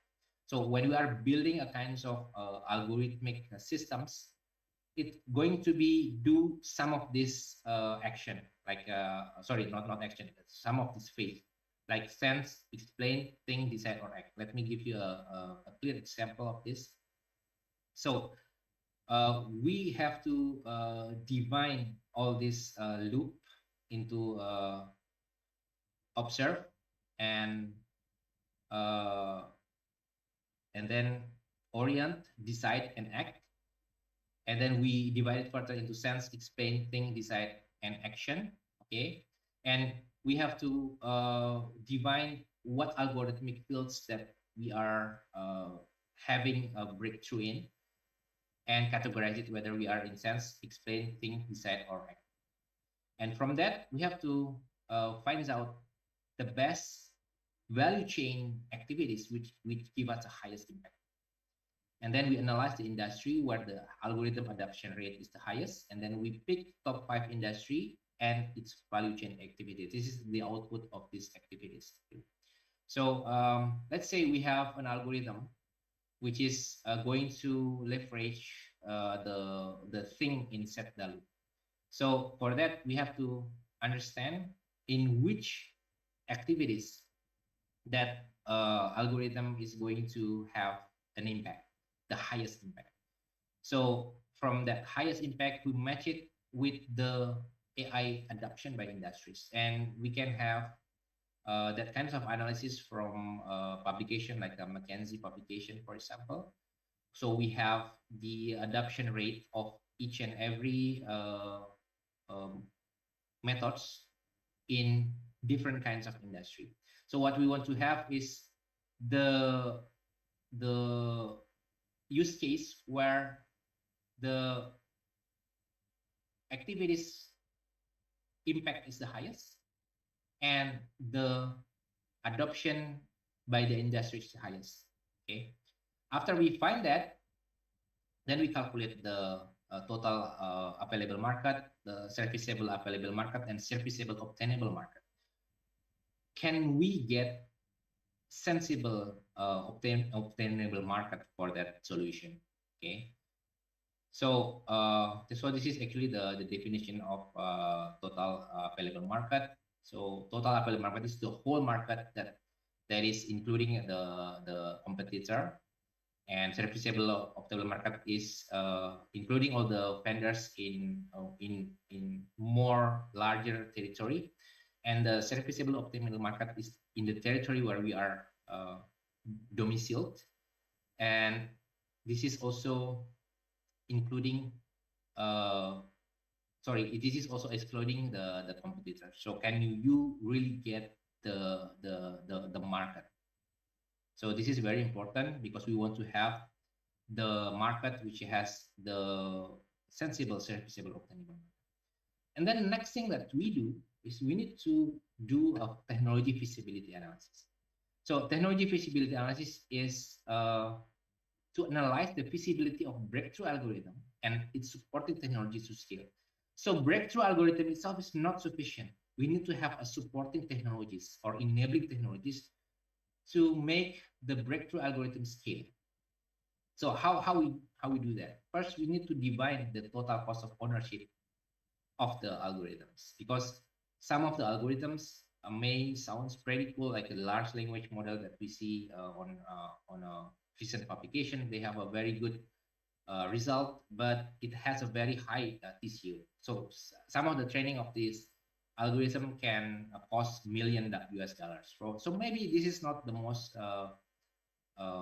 cost-effective algorithm. We need to find an algorithm which sensible total cost of ownership, and then we need to define and decide whether the enabling and supporting technologies for operational scale exist or not. And in order to do that, we have to consider this several components. We have a main algorithm, and we need to encapsulate this algorithm into kinds of front end, UI and UX, user interface and user experience design. And then we need to find a technology which scale the deployment, monitoring, data operation, integration, analytics of the algorithm as well as the database.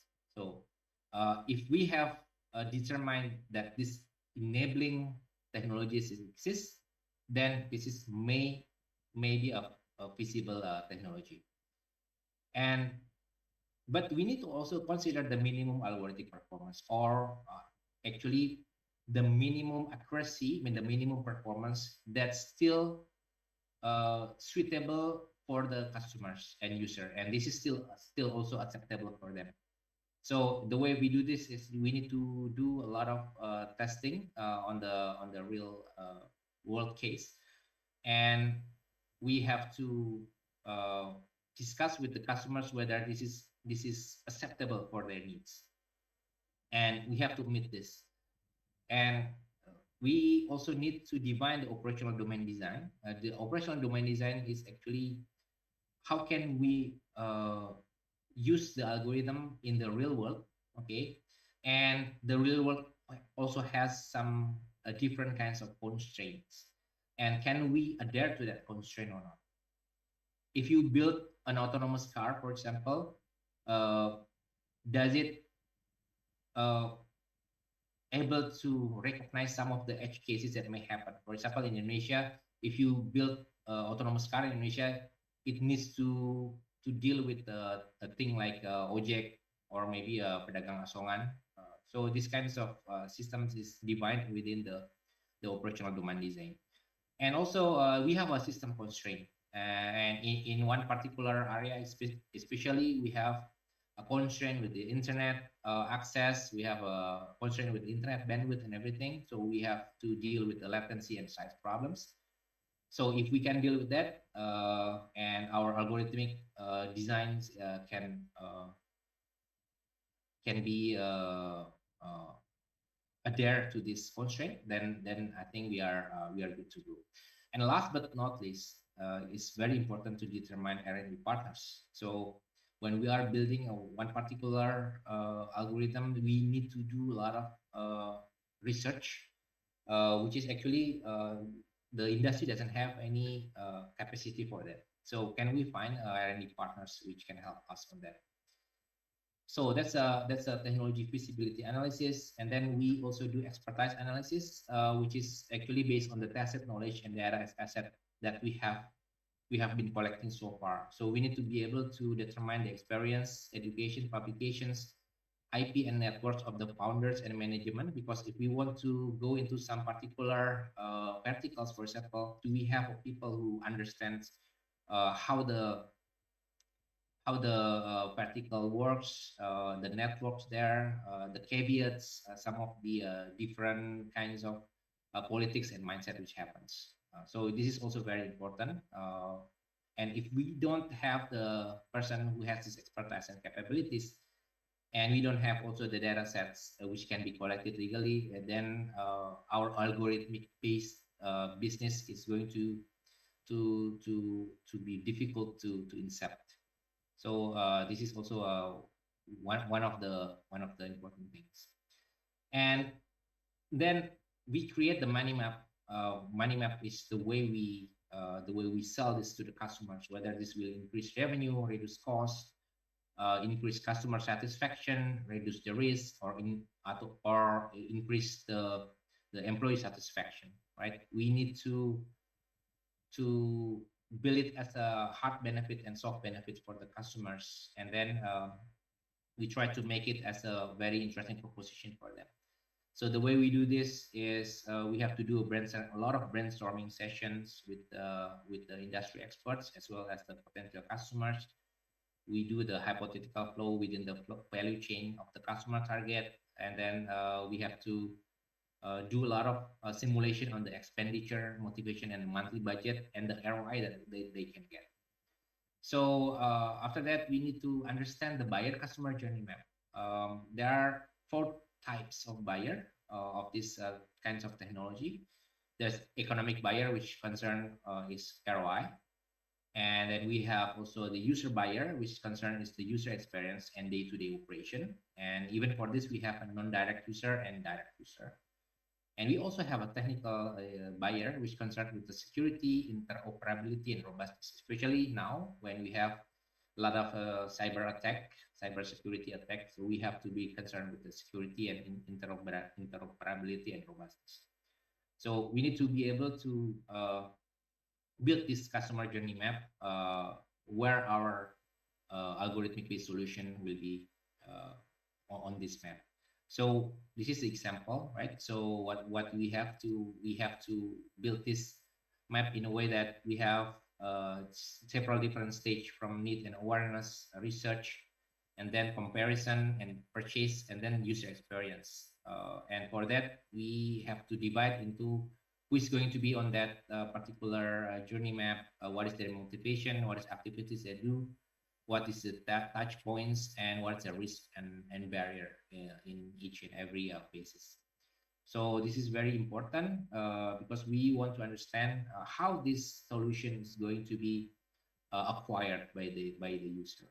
So the result of these activities is innovation commercialization canvas.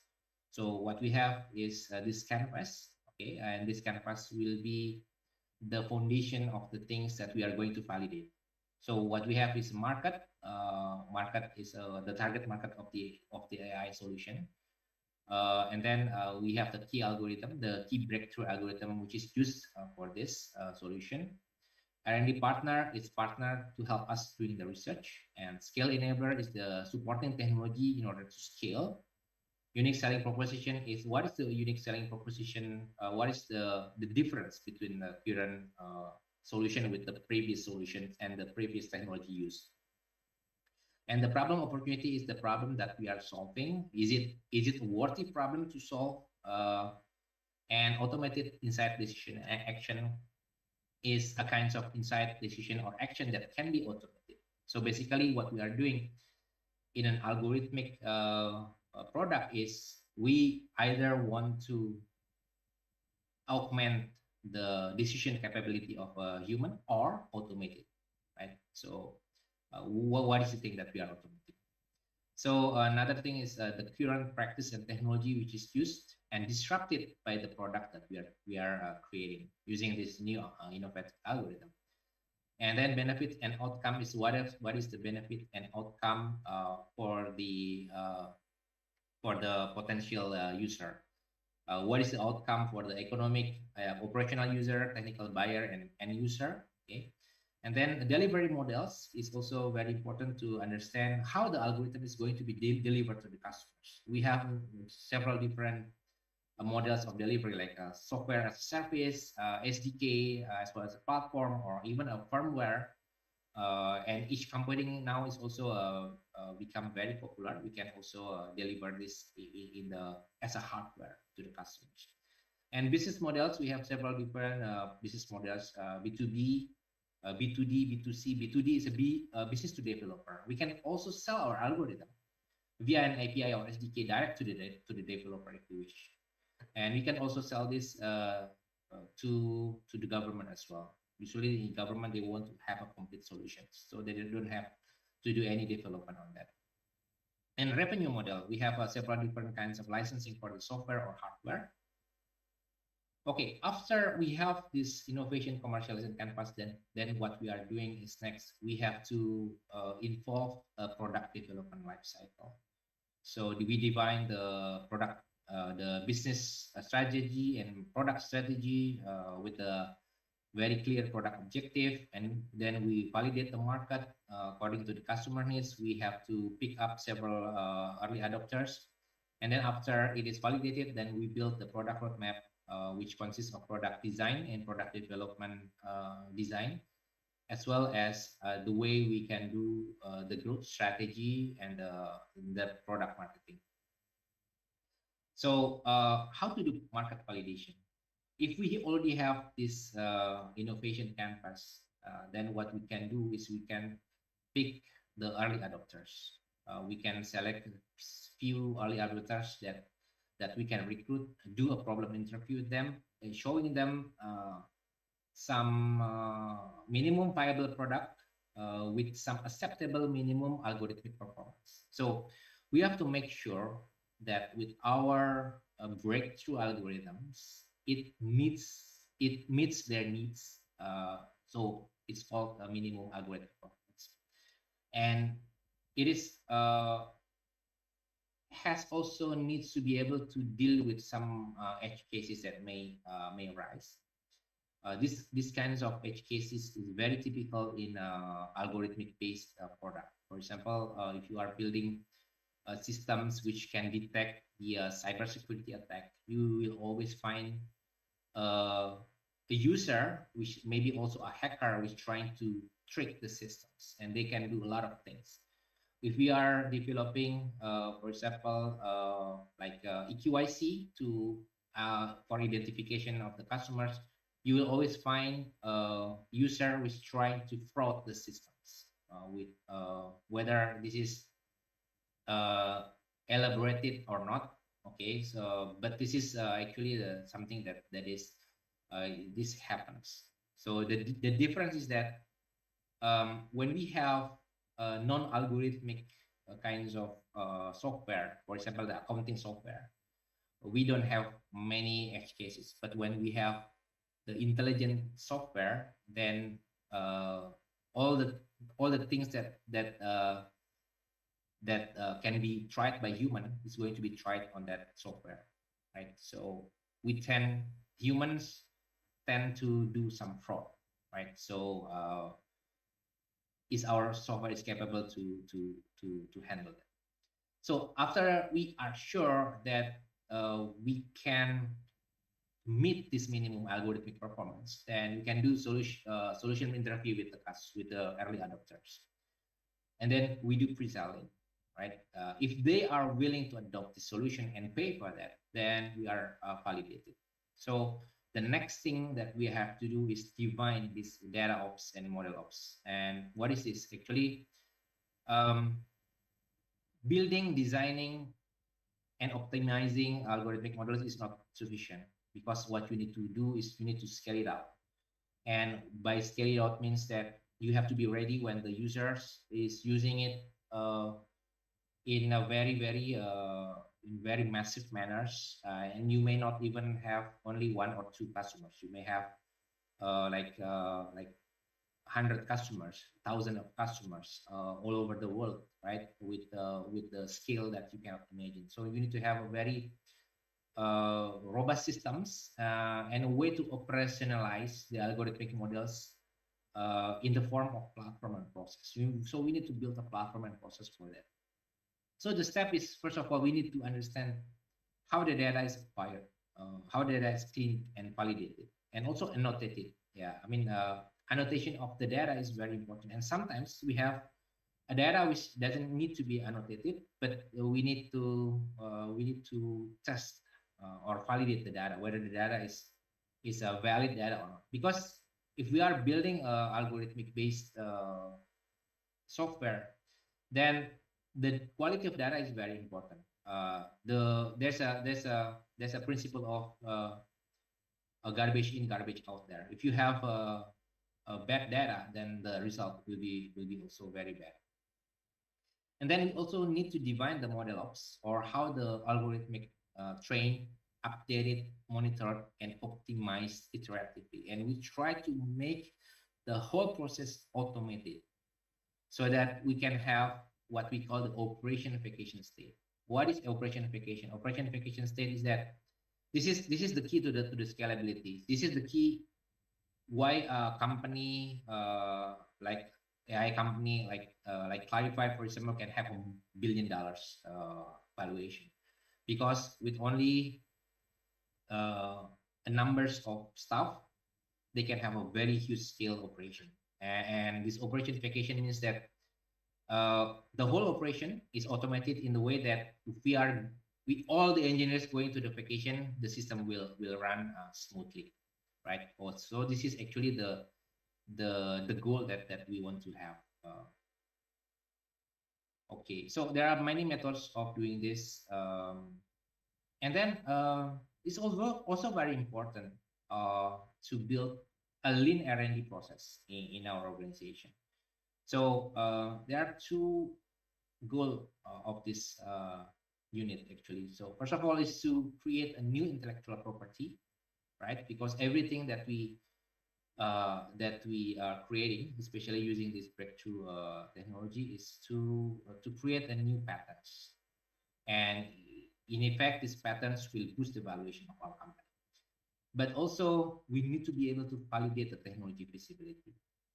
So what we have to do is, first of all, we need to build not very big team, a very small team, but with a very high capability. It's better that they have a Ph.D. and they have the capability to do end-to-end full stack development. What they will do is they can replicating papers from top conferences. So we have to remember that we don't have to reinvent the wheels. All the algorithm is already there. I mean, all the algorithm that we can think of is already there. It's already published in top conference papers, and it's only the way we can actually grab something from these papers. We can, in a way, summarize it and try to combine it into some potential solutions. And for that, we need to have also a collaboration. So this is also very important. I have collaborated with several different research labs and university labs through several different schemes, like a collaborative grant, student internship, and student thesis. So together we can build a kind of minimum viable product, okay, from this latest algorithmic breakthrough. And then we can also do joint product, joint IP development, as well as publications. So what we do, usually we have an internal R&D unit. We specify the models that needs to be combined or integrated with external R&D institution, and then after that, that model is going to be embedded into our platform, right? So we need to test it into several different customers, and then for that, hopefully we can have a publication and joint IP. So The last of this framework is exit strategy. Like I have explained before, that if you build a new technology ventures, especially the one which is based on deep tech and innovation, then you have to be prepared for exit. And this cannot be more than 3 years, because then any kinds of innovative technology is going to be obsolete in 2 years, right? So we need to have a sound exit strategy from the beginning. And this is thing that many startup founders, especially in deep tech, they don't think this carefully, and then finally they are missing the moment. And when they are missing the moment, everything will turn zero, right? So this is very important.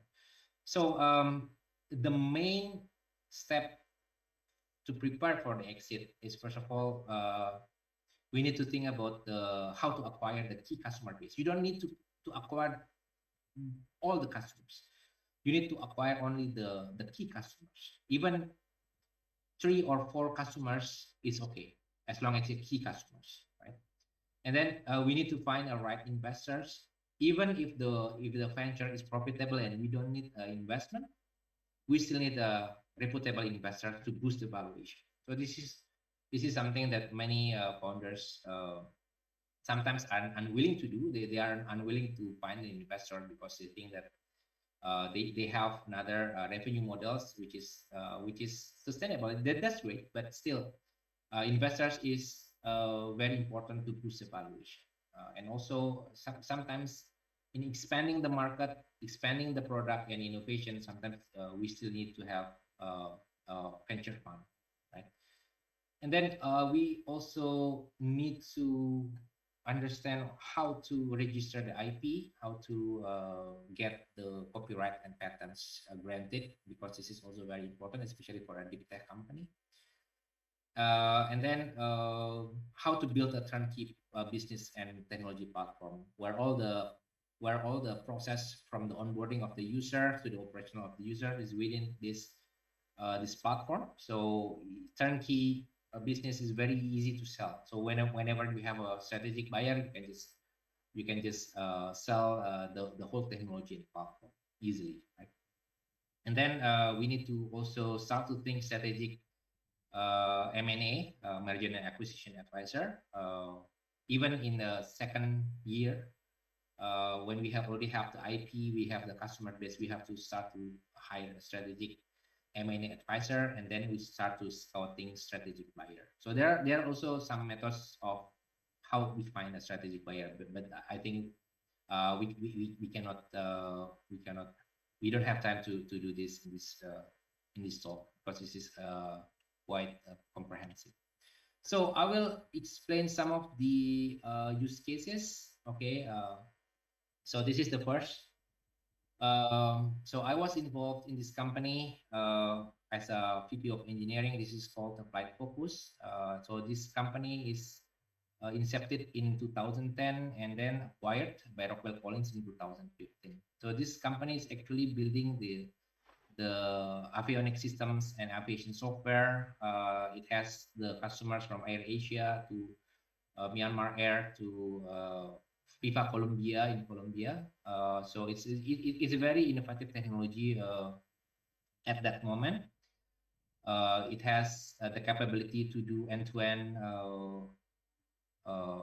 aircraft analysis from all over the world, because they have combined with the SATCOM, satellite communication technology.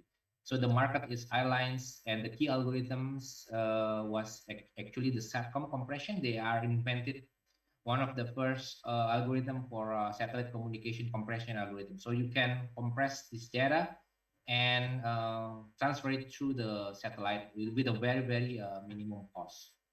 And another is meta-heuristic optimization algorithm that they also invented, along with this R&D partner, which is Nanyang Technology University and Technical University Munich in Singapore. And there's some scale enabler technology at that moment, which is real-time operating systems and microservices. Microservices has just been very new at that moment, but it's a very it's very important to enabling this algorithm to be deployed in the aircraft as well as in the ground. So the unique selling proposition of this software is a low-cost worldwide range. So it's possible for the airline to track the whole operations of the aircraft all over the world. So even at that moment, the technology was not there. So it was a very innovative technology. But now many aircraft manufacturer like Boeing and Airbus, they start to have this technology and on their aircraft. So the problem and opportunity was very difficult to track the aircraft systems at that moment. And Adhiguna? Yeah. Yes, the time limits.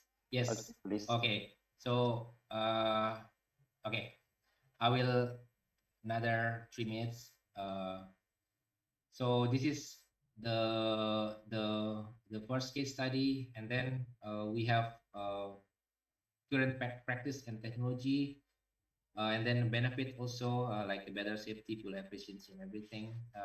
So this is very good example of the algorithmic-based company. And then we also have the intelligent scheduling systems, which is actually incepted in 2018. And 2019, it was not acquired, but I think it was combined with another product.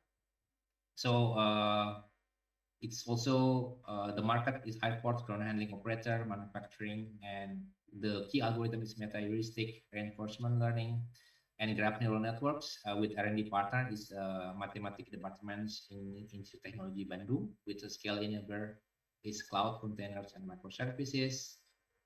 So it's the main proposition is automated rostering and production performance prediction on the large scale. So 5,000 staff can be scheduled automatically using these systems. So there's another case study on the logistics software, which is also acquired by Rawali.com, which is the largest B2B marketplace in Indonesia. So this is for logistic and courier company with the key algorithm is geospatial knowledge graph and meta-heuristics, and it's internal R&D, so it doesn't have any partner for this.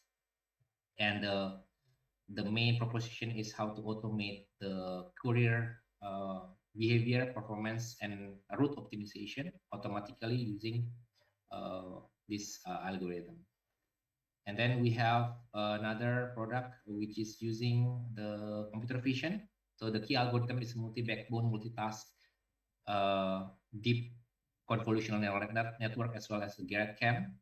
So what we have is XAI, explainable AI-based liveness. So we know whether or not people is rejected or accepted, and we know exactly why, right? So this is also very important, especially for the banks where they have a very high standards of audit and governance. And last but not least is the solution from Nodeflux called Visionaire. This is for video analytics, but it has we are developing the contextual computer vision with reasoning capability. So not only we know that okay, this is there's a motorcycle and bus here, but if there's an accident, what is causing that? So the key algorithm is a CNN vision transformer, and the most important is just neurosymbolic push. And we are also have a R&D partner in Syekh Kuala University, UGM, and TB. So yeah, I think this is the case study that we can also discuss. Thank you, Professor Eko. Thank you, Pak Adhiguna. Okay, so actually there are 3 questions. So since the time is so limited, so the 2 questions is on the Q&A, and one is on the chat. Maybe you can answer the short questions. First of all, is in the Q&A. There is from I do believe this is from Professor Octavian, Director of Universitas Pertahanan. The question is, from your point of view, you may also take a look to the Q&A. Point of view, what field of the AI will be very popular several years in the futures? That is the first questions. And from the Q&A, and then I would like to take one question from the chat is from Dr. Adila. From Dr. Adila is in the money map, which benefits sell more in practice, hard or software benefit? Okay, so that is please that is the question. And then still some more question. Maybe, your talk is very interesting. Some more question on the Q&A. So maybe after the session you may answer through the Q&A. So please, Dr. Adhiguna. Right. Thank you, Prof. So maybe the first question from my point of view, what field of AI will be very popular several years in the future? I do believe that it's going to be the neurosymbolic, because neurosymbolic is combination between the logic, the symbolic logic and the neural networks. The capability, the limitation of the neural networks and deep learning right now is that they cannot explain things. So they don't have the capability to reason about things. So when they give a prediction or they give some forecasting, they cannot explain it why and how they come to this conclusion. Where we have the technology called the symbolic logic, which is there since the 60s, and I think it is very important because symbolic logic enables us to do some reasoning based on facts and rules. So the combination of both is going to give the AI capability to actually do the reasoning as well as the prediction. So whenever we have complex systems like autonomous car, when the car have some accident, for example, it can be avoided, and hopefully even if it happened, it can be explained because of the reasoning capability which comes from this symbolic logic. So I think neurosymbolic is going to be very important for the future. And the second questions about the hard and soft from the money map is in my experience as someone who develops the software for industry, the most important is the hard quantification. So if we first, the rank is actually if we can add the revenue, if our solution can improve the revenue, this is the best. And then second, if our solution can reduce the cost, okay. And third is reduce the risk. For example, if we build a very good AI system to detect the cybersecurity attack, then that is very good. And then the fourth is customer satisfaction, and the fifth is employee satisfaction. Okay. So for the questions, I think we have two interesting questions here.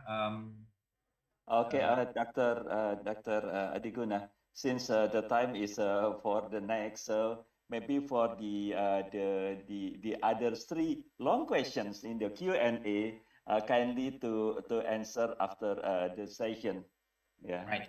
Okay. Okay. So please, Henley. So don't worry. To Mr. Basri, Mr. Hisam, and also Ms. Cynthia. Okay. So it will be answered from the Q&A, and also from the one. And then I think this is a very interesting talk, not only from the science but also the technology, and also on the entrepreneur side. Because the entrepreneur side is not based on the number of users anymore, but from the innovation. So Dr. Pancha also interesting for this. He is the lecture. Okay, so I think I have to end this session. Thank you very much, Dr. Adhiguna Mahendra. Thank you for your participation. And please give a big applause to Dr. Adhiguna. Yeah, and then I would like to close this session, and please, Dr. Pancha, to continue for the next interesting keynote speech. Thank you for all of the participants. Thank you. Thank you, Professor Eko, for moderating the session, and thank you, Dr. Adhiguna, for the insightful presentation. Now it's time to move on to the next keynote session. The second keynote speaker will be introduced and moderated by Dr. Hugo Isal. Dr. Hugo is a senior lecturer from the Faculty of Computer Science, Universitas Indonesia, who also serves as the co-chair of IWBIS. So without further ado, Dr. Hugo, the floor is yours. Okay, thank you, Mas Panca. Good afternoon, everyone. Assalamualaikum warahmatullahi wabarakatuh. Can I get straight to the business? Okay, today's talk will be delivered by Dr. Rudy. Allow me to introduce Dr. Rudy in short. CV. Dr. Rudy graduated from Indonesian Air Force Military School of Officer in 1991, and then his bachelor degree is gained in informatics from Gunadarma University in the same year, 1991, and then his Master of Science degree in telematics is gained from University of Sheffield in 1998, and then his doctoral degree in information technology was gained from Universitas Indonesia in the year 2000. Dr. Rudy is an active lecturer and researcher. He holds several copyrights and wrote also a book about cyber warfare. So currently he is an Air First Marshal in Indonesian Air Force, and currently he is the Vice Dean for Faculty of Defense Technology in Republic of Indonesia Defense University. So today, Dr. Rudy will give his keynote speech titled Towards Cyber Sovereignty in Achieving Data Sovereignty to Support National Defense. So without further ado, please, Dr. Rudy, the time is yours. Thank you, Mr. Moderator. Can you hear my voice, Mr. Moderator? Yes, clear. Okay. Thank you very much. Bismillahirrahmanirrahim. Assalamualaikum warahmatullahi wabarakatuh. Shalom, Om Swastiastu, Namo Buddhaya. Good afternoon, distinguished participants of the 2022 IWBIS International Conference, which was jointly organized by the Faculty of Defense Technology, the Republic of Indonesia Defense University or WIDU, and the Faculty of Computer Science, the University of Indonesia. At the beginning of my presentation, let us never stop to giving thanks to the presence of God Almighty, Allah Subhanahu wa Ta'ala. Because of His mercy and grace, we are still given the strength and health to continue the duty of serving the nation and beloved country. On this special occasion, I'm going to deliver a presentation related to the conference topic with the title, Towards Cyber Sovereignty in Achieving Data Sovereignty to Support National Defense. Distinguished audience of IWBIS conference. According to the statistic data from Hotsuite Digital Report 2022, in February 2022, the total world's population, which has now reached 7.91 billion people, where the internet and cellular phones have also grown very rapidly. Until now, they have reached 4.95% billion users, or 62.5% of the total world's population. Currently, the use of the internet and cellular phones is dominated by various social media applications whose users have reached more than 4.62 billion people, or approximately 58.4% of the total world's population. In Indonesia, currently the total population of our society around 277.7 million people, where cellular phones users have reached more than 370 million people, with internet users numbering more than 204.7 million people. Among them, there are about 191.4 million social media users, or almost 69% of the total of Indonesia's population. The widespread use of the internet and social media in the community led to both positive and negative impacts. One of the negative impacts of the widespread application of social media is the emergence of the threat of cybercrime, which it can be very dangerous, not only for the individual community, but also for the defense and security of nation defense system. Therefore, we must anticipate these threats carefully in order to maintain the safety of our nation. Distinguished IWBIS participants, ladies and gentlemen, the security aspect of information system in our country has been regulated in the law of the Republic of Indonesia, number 14 of 2008, concerning openness of public information, and then the ITE law number 19 of 2016 concerning the electronic information and transaction ITE, and then we have also the government regulation of the Republic Indonesia of Indonesia number 82 of 2012 concerning about system and transaction implementation electronic. And the latest law of the Republic of Indonesia concerning personal data protection, or we call it PDP Act of 2022. Therefore, Indonesia actually has sufficient legal instruments for law enforcement against forms of violation and cyber crimes that occur in territory of the Republic of Indonesia. Ladies and gentlemen, we have to prevent cybercrime in order to realize cybersecurity in Indonesia.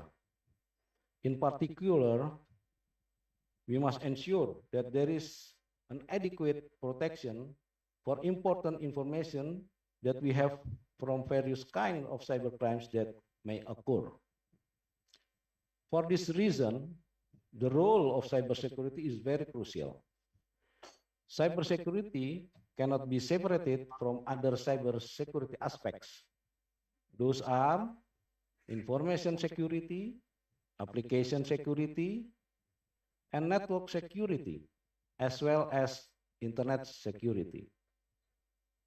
All aspects of cybersecurity should be optimized to ensure maximum protection of our national critical information infrastructure against all forms of cybercrime or cyber attack that may occur. Nowadays, the type of cyber attacks may appear in various forms, which are common such as hacking, data breach, phishing, viruses, malware, ransomware, social engineering attack, spoofing, as well as in a much more dangerous form because it involves aspects of national security, such as cyber terrorism and cyber sovereignty threat. The Republic of Indonesia Defense University pays great attention to this aspect as a higher education institution that studies cyber defense science and technology based on the spirit of defending our country. National sovereignty in cyberspace is the supremacy and independence that the state goes through based on its national sovereignty over cyber infrastructure entities, behavior, as well as relevant data and information in its territory. In particular, it mainly includes the following rights. First, the right of independence. A sovereign state has the right to freely choose its own path of cyber development, cyber governance model, and internet public policies, free from outside interference. Second, equality. In line with the principle of sovereign equality enshrined in the United Nations Charter, sovereign states have the right to participate in global governance in cyberspace on an equal standing position and jointly formulate international rules. Number 3, jurisdiction consists of the first, legislative jurisdiction. Sovereign states have the right to enact laws to regulate cyber infrastructure, entities, and the behavior of relevant data and information on their territory to protect national security, public interests, and the legal rights and interests of citizens, legal entities, and other organizations.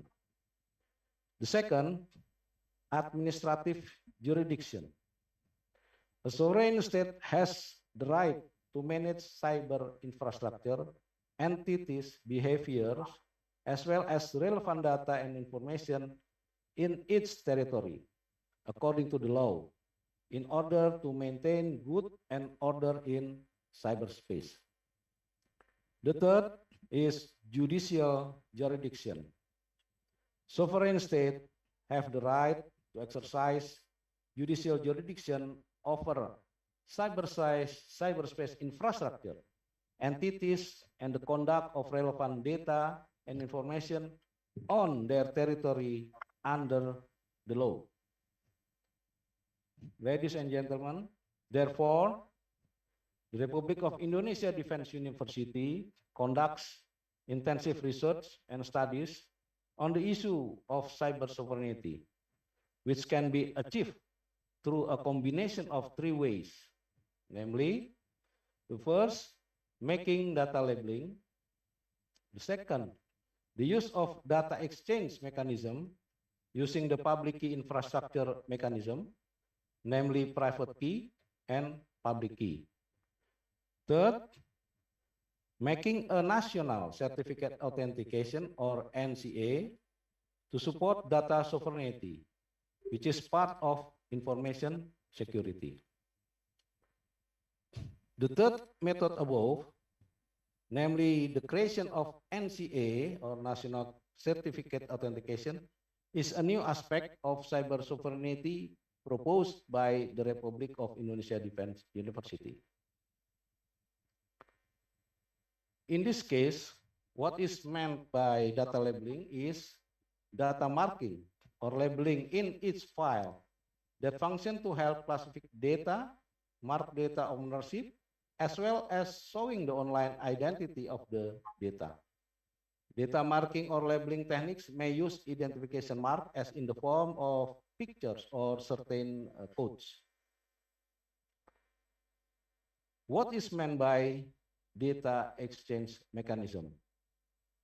Data exchange mechanism is the stage of electronic data exchange through a combination of data transfer process from one computer system to another computer system whose data is certified by the NCA, the National Certificate Authority that proposed by RIDU, as an agency that acts to validate the entity data exchange identity using the public key infrastructure, PKI, cryptographic key, to authenticate and secure the data, and it must be digital signature. Ladies and gentlemen, as we may know, the public key infrastructure mechanism is widely used in the world as a mechanism implemented to ensure cybersecurity. The PKI mechanism uses the so-called public key and private key to conduct data exchange transaction between users, where the key will be considered valid if it has received a certificate from the Certification Authority or CA. The current condition is that CA is outside the control of Indonesian government, so that it has an impact on our cyber sovereignty. Therefore, the Republic of Indonesia Defense University proposes the establishment of a National Certification Authority or NCA under the Indonesian government to lead to the realization of complete cyber sovereignty in the Republic of Indonesia. Distinguished participants, ladies and gentlemen, cybersecurity is inseparable from the aspect of information security, which in this digital era has a very important role in various aspects of life.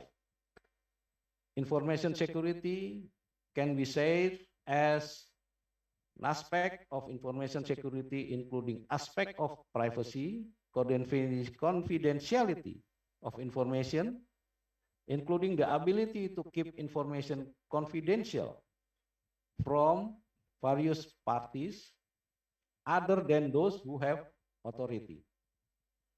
The Republic of Indonesia Defense University explores this aspect intensively, especially those related to information security, which is part of sensitive information or nation secrets.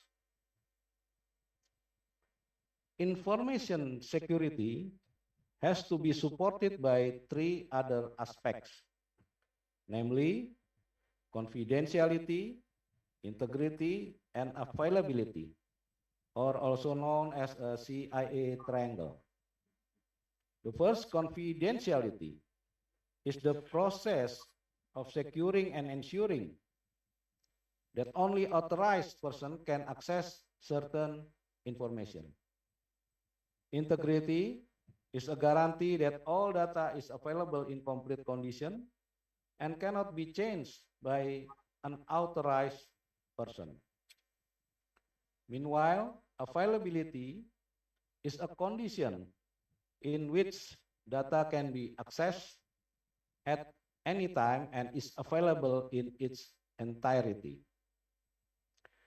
These aspects must be guaranteed so that real information security or cybersecurity can be realized.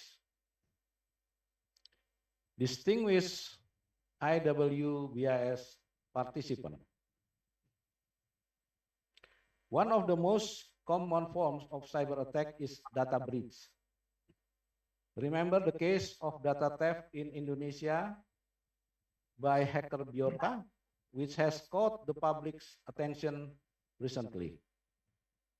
A data breach may occur in three stages, namely, first, stage of reconnaissance or research. The second stage is stage attack, and the third stage is data retrieval or exfiltrate. In the reconnaissance stage, hackers study the victim's situation and look for vulnerabilities that can be exploited. At the attack stage, these vulnerabilities are used to carry out cyber attacks that can be run in various ways, such as phishing, malware, viruses, spoofing, etc. In the next stage, if the cyber defense has been penetrated by the hacker, then the hacker will withdraw the data he wants, such as personal information, credit card data, banking password, etc. If it is concerned a cyber attack at the country level, then the information or data that is put by the hacker can be in the form of sensitive information or data, or even those that are state secrets or highly confidential or top secret. Of course, we don't want that to happen. So, cybersecurity and other related aspects are things that we have to pay attention to. Ladies and gentlemen, cybersecurity can be realized by implementing a number of measures, one of which is intelligence surveillance. Intelligence surveillance system, or ISS, is a recognition and understanding action to monitoring the activities and activities of the observed object. One of the key stages in intelligence surveillance is search and retrieval, which is an important aspect in making a warning sign of a cyber threat. Another action that also needs to be implemented to actively realize cybersecurity is cyber data surveillance. Cyber data surveillance is a close observation through the cyberspace of person or group or location data for location of data information for proactive, defensive, or offensive purpose. Intelligence surveillance and cyber data surveillance need to be implemented in an integrated manner to be able to actively take defensive actions against cyber attack. Distinguished ladies and gentlemen, in addition to actively taking defensive action with the application of intelligence surveillance and cyber data surveillance mentioned above, defensive actions are also carried out passively in various ways. Among others, by implementing cyber defense on data access point as is commonly applied, including the use of firewalls, password, encryptions, domain isolation, DMZ segment, etc.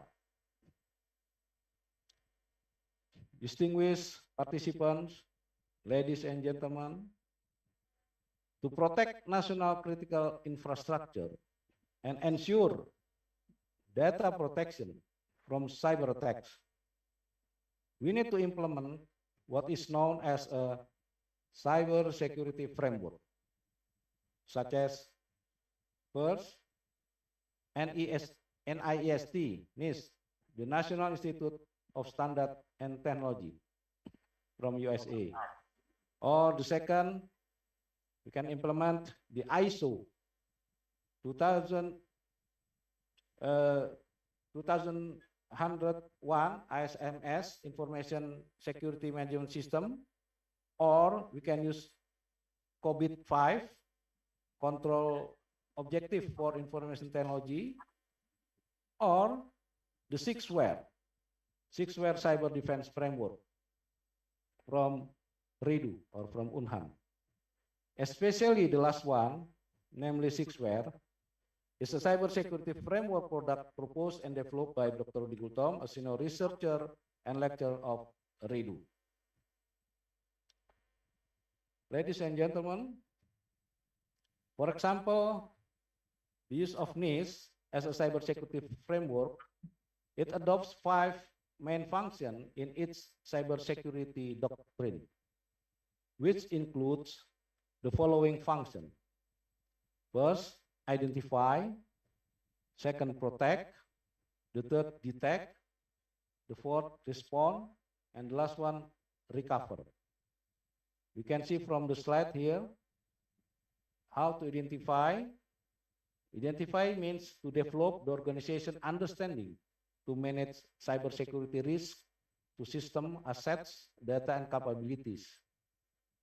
And protect is to develop and implement the appropriate safeguard to ensure delivery or critical infrastructure services. Where detect is to develop and implement the appropriate activities to identify the occurrence of cybersecurity events. And the response is to develop and implement the appropriate activities to take action regarding a detected cybersecurity event. And the last one, recover. To develop and implement appropriate activities to maintain integrity of the security plan and maintain network resilience while restoring impaired ability or services because of cybersecurity attacks. That's the NIST cybersecurity framework. Meanwhile, the ISO IEC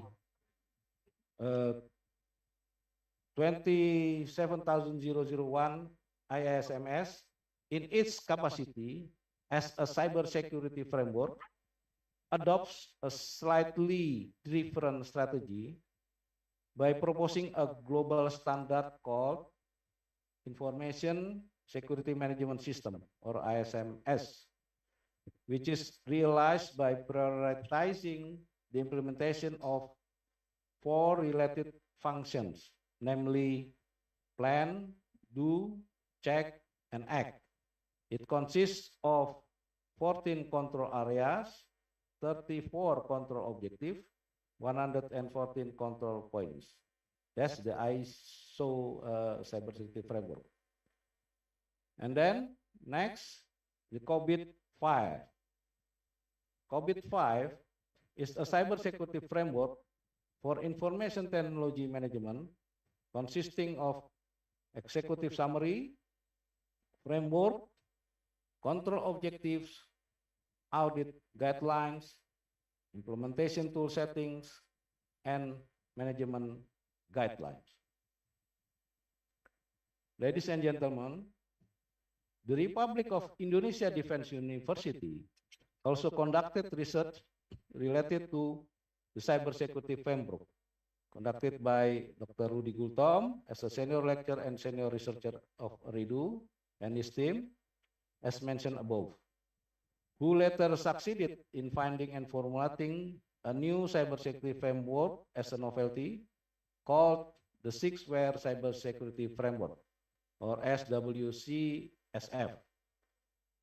SWCSF, or Six-Ware, consists of 6 security factors, 6 cybersecurity factors that need to be implemented by an organization or institution to secure its information system or computer network. The 6 factors include, first, the brainware, second, the hardware, the third, software or application, and next is infrastructureware, firmware, and the last one, budgetware. We can see from the slide here what is the meaning of the 6th factor here. The first factor is brainware, or human factor. We may know that in cybersecurity or information security aspect, brainware or human factor is the weakest link in information system security. That's why key factors in cybersecurity aspect is, in my opinion, is brainware. Human factors or brainware play a significant role in proving weakening cybersecurity in an institution or an organization. The second factor is a hardware. Hardware factors are important in anticipating the cyber threats or cyber attack. We need a secure and powerful hardware to deal with this cyber attack. The third factor is software application. To a secure application system used daily, such as operating system, email, website, social media, mobile banking application, etc., etc. Third, infrastructureware, to secure organizational computer network infrastructure, like monitoring threats or cyber attack monitoring. And then the firmware factor need for the institution need the firmware for documentation of cybersecurity policy and strategy of its organization, like standard operating procedure document, BCP, cybersecurity framework, technical directive, technical operation, etc. The last one, budgetware factor. Budget factor is the most important factor in implementing the 5-ware factors above.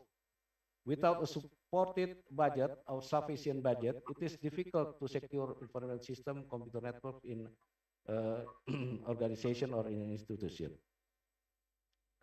The result of the 6-ware SWCSF research were then written by Dr. Rigultom in his book entitled Cyber Warfare.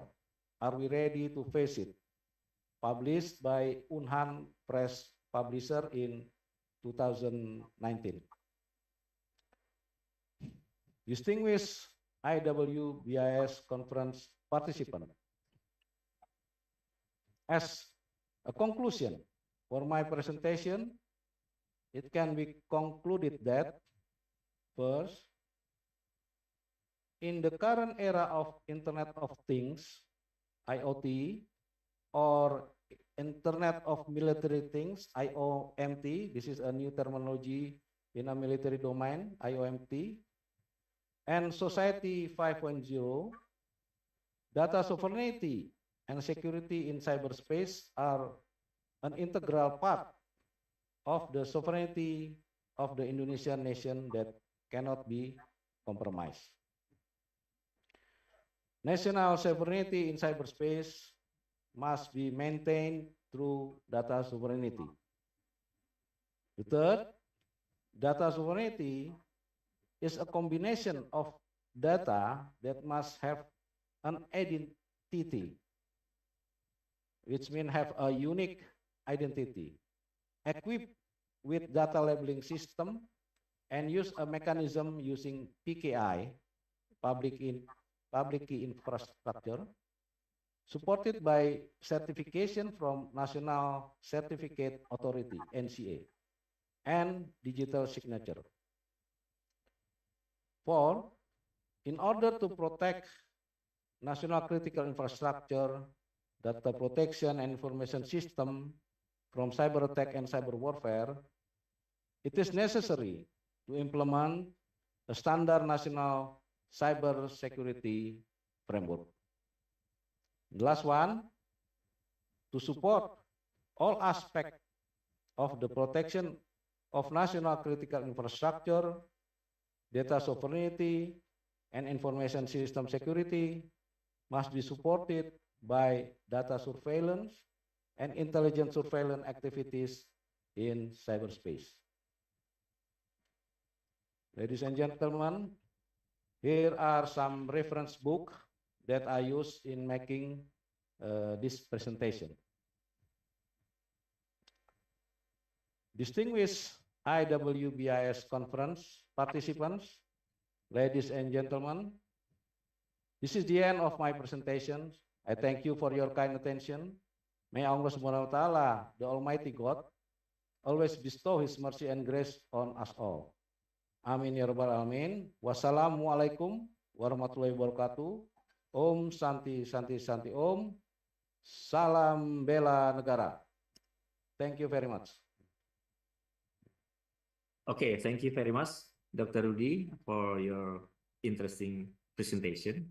So it is time for us for question and answer session. We still have probably 20 minutes, yeah, because we are a bit delayed.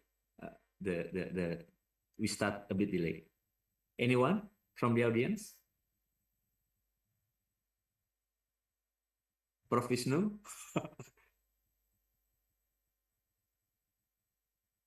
Okay, thank you, Mas Dr. Yudo, Mas Moderator, and thank you, Pak Dr. Rudy Pultong, as a plenary speech. It's very interesting topic about the. I'm interested about this six proposed framework from you.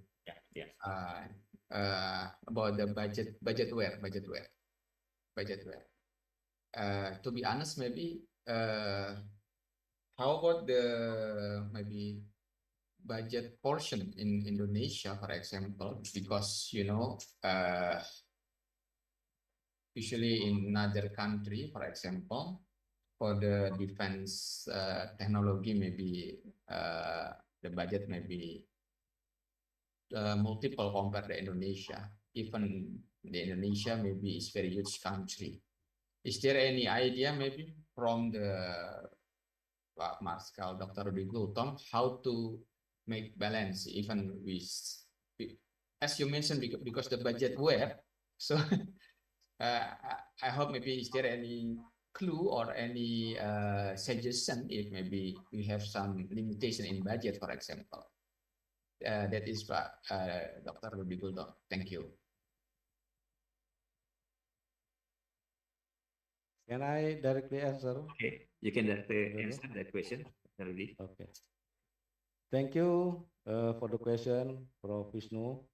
Yeah, that's the very important question. Yeah, that's why I put budgetware into our cybersecurity framework, because according to my personal experience, yeah, it is difficult to have a secure computer network, yeah, without supporting by sufficient budget allocation. So how to assess the budget, this budgetware factor to an institution or organization? It depends on the complexity of the computer network in the institution itself. Yeah, if the institution, yeah, one institution deal with highly secure data or information, yeah, I think the head of the institution or the boss must aware about this budgetware factor, yeah, because if the head of the institution didn't take any, what you call it, consideration of the budget, yeah, it is I think useless. Yeah, you may buy new application, new software, new hardware, yeah, but if you don't have a sufficient budget to, I mean, to educate the personnel, especially IT personnel in your institution, it is very difficult, this institution, to build a good highly secure computer network in institution. So budgetware in our cybersecurity framework is the number 6, but that it is just a number. Yeah, without this budgetware, the 5 factors above will be useless, or you may say aware. Yeah, so that's my personal perspective about the budgetware, Professor Wisnu, because I've been an officer for almost 30 years. I spent my duty in electronic data processing. I got experience, yeah, since I was a first lieutenant until now. Budgetware is becoming the most important thing to build a secure computer network. Thank you, Professor Wisnu. Thank you. Okay, thank you. Is it answer your question, Prof. Wisnu? Yes, it's clear. Thank you. Okay, thank you. Any other question from the audience?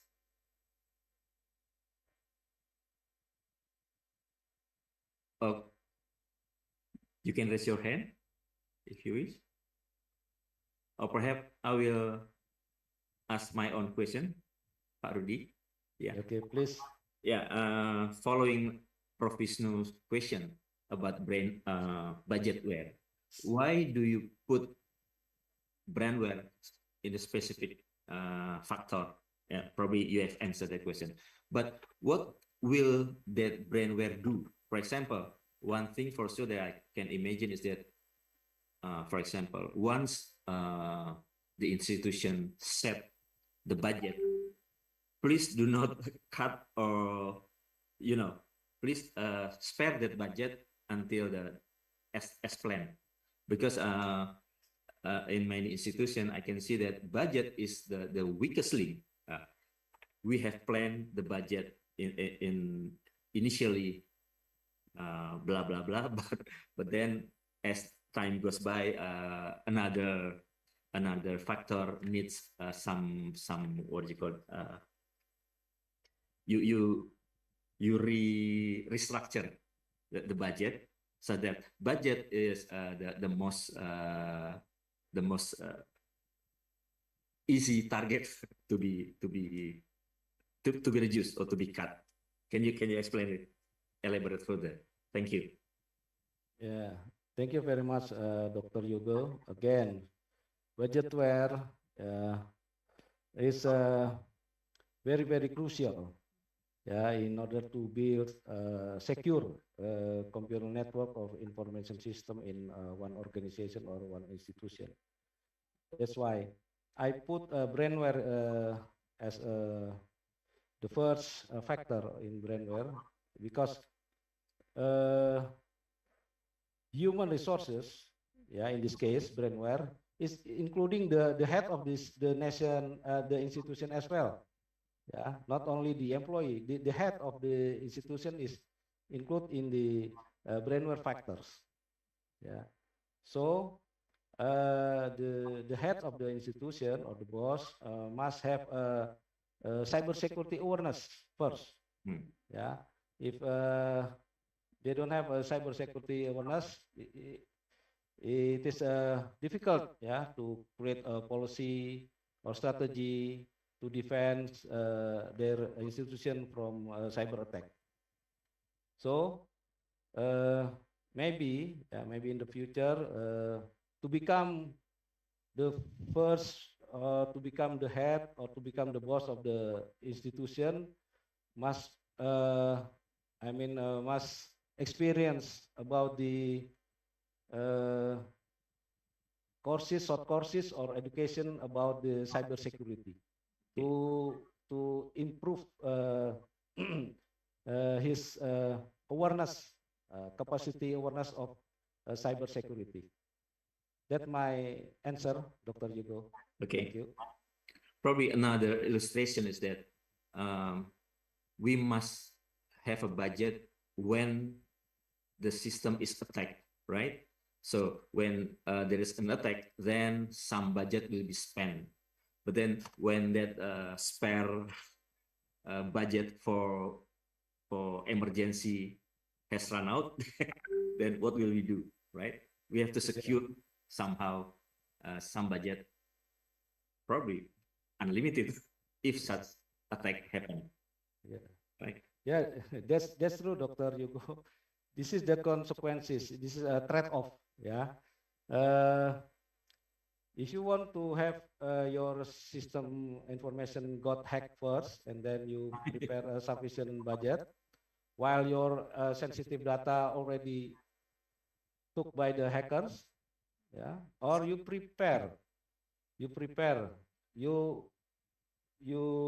put this cybersecurity awareness before you create strategy, cybersecurity or policy in your institution. Remember what the hacker Bjorka did recently, I think it's a very good what you call it, lesson. yes. Yeah, thank you very much. Okay, thank you. Prof. Heru, would you like to have some question? Oh, Pak Adila? No. I think that's enough. Okay, Pak Adila, perhaps?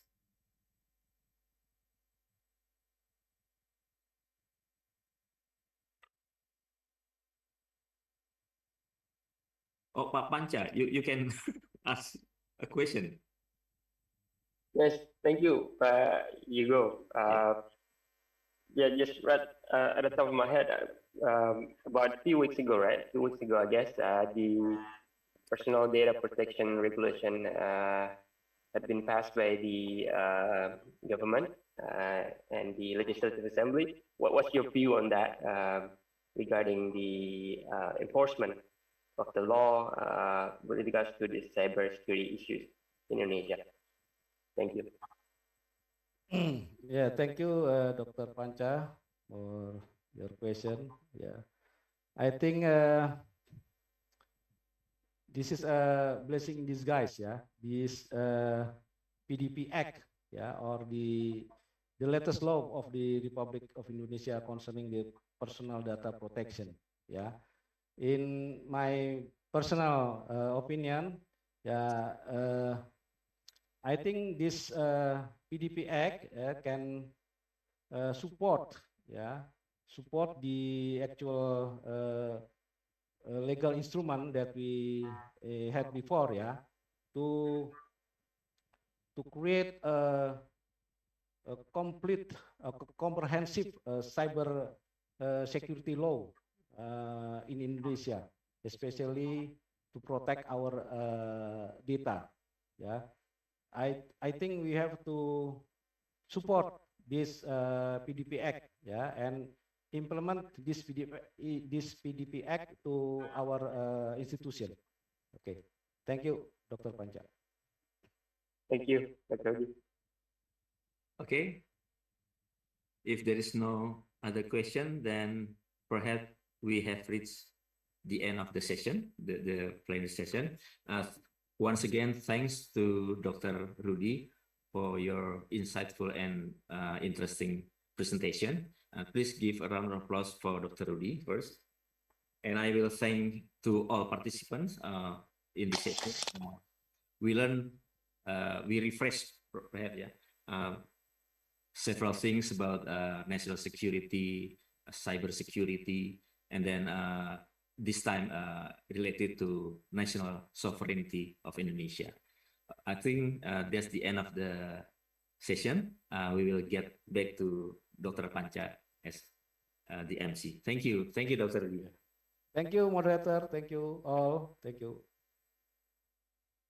Thank you, Dr. Hugo, for moderating the session, and then thank you again, Air First Marshal, Dr. Rudi Gultom, for the insightful presentation. So that wraps up our final keynote session for IWBIS. I also like to thank once again all the moderators, Professor Eko Budiarjo and Dr. Hugo Isal, for facilitating the fruitful discussion. And we also thank all the participants for joining us in this keynote session. So we hope that you get a lot of insight from all these presentations for the past 2 days. And we will take this opportunity to remind you that there will be a closing ceremony right after this session.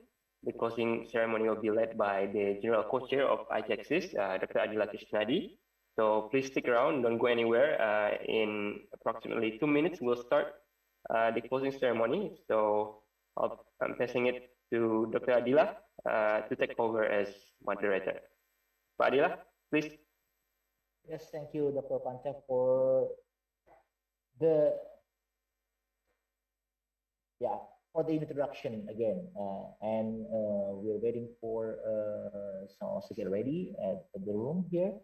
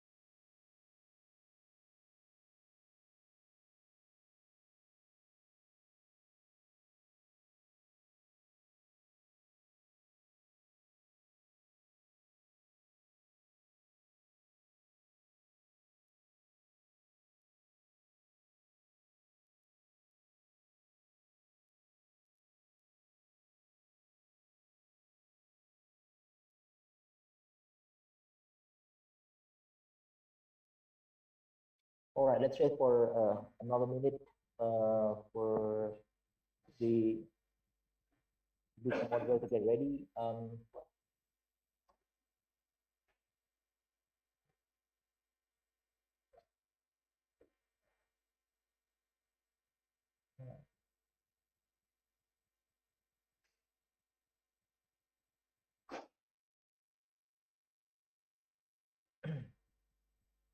All right.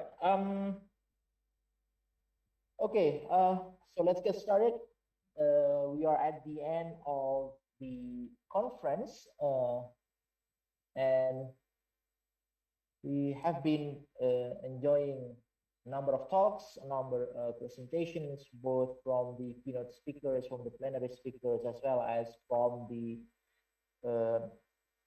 author or from the presenters of the paper presentations from the participants. So right now at the closing, we won't do too much time here. So what I would like to do is to first summarize some of the numbers that we have in the conferences, as well as, of course, the awaited awarding session. So let's get started, everybody. Thank you very much again for staying with us until the end. This is the closing and awarding session for the 14th International Conference on Advanced Computer Science and Information Systems and the 7th International Workshop on Big Data and Information Security 2022.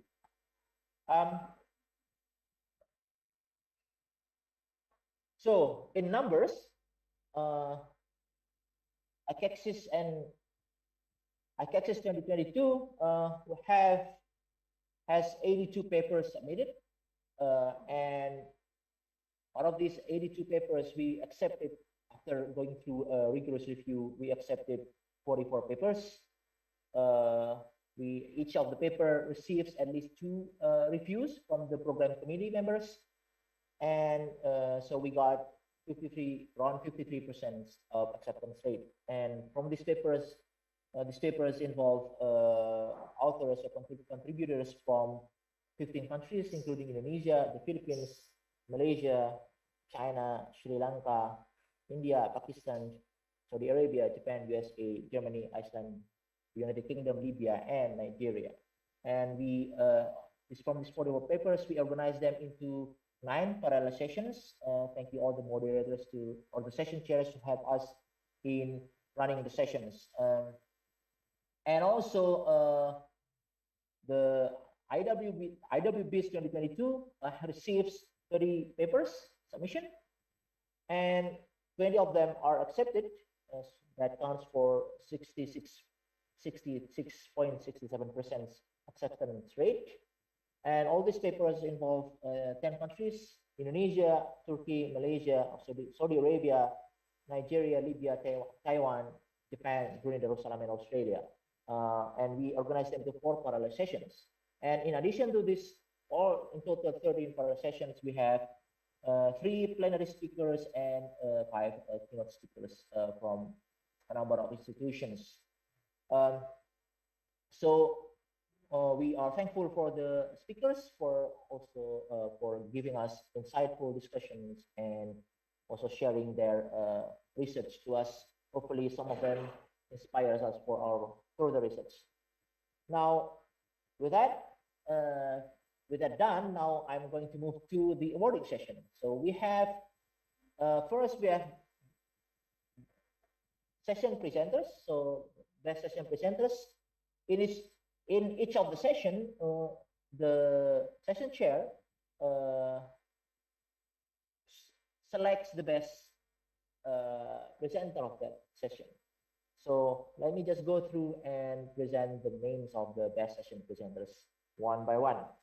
The first session of IWBIS in information security goes to Baris Zorba.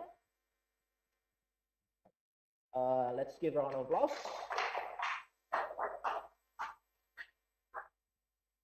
For the second session, the best session presenter goes to Inigo Ramli.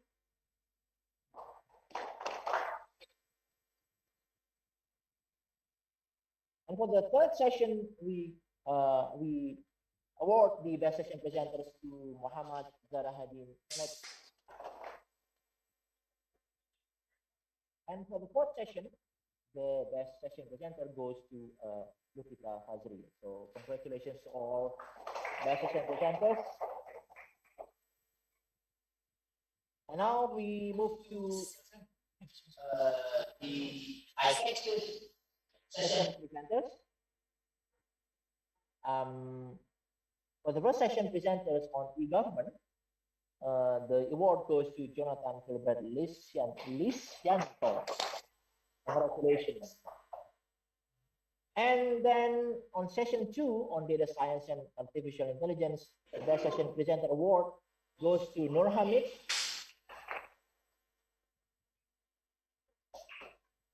And then on the session number 3 on natural language processing, the best session presenter award goes to Galantangin Jotera. So congratulations to all the session presenters. We still have more sessions. Session number 4 on e-health and human-computer interactions. The best session presenter award goes to Christopher Angelo. Congratulations. And then on session 5 of ICACSIS on computer systems and networks, the best session presenters goes to Kelly Rosa Sungkono. Thank you, Kelly. Congratulations to you on the award. And on session 6 to say, on image processing and computer vision, the best session presenter award goes to Median Habib Nugraha. So congratulations. And then session 7 on e-learning and education, the best session presenter goes to Gusti Murah Yama Adiputra.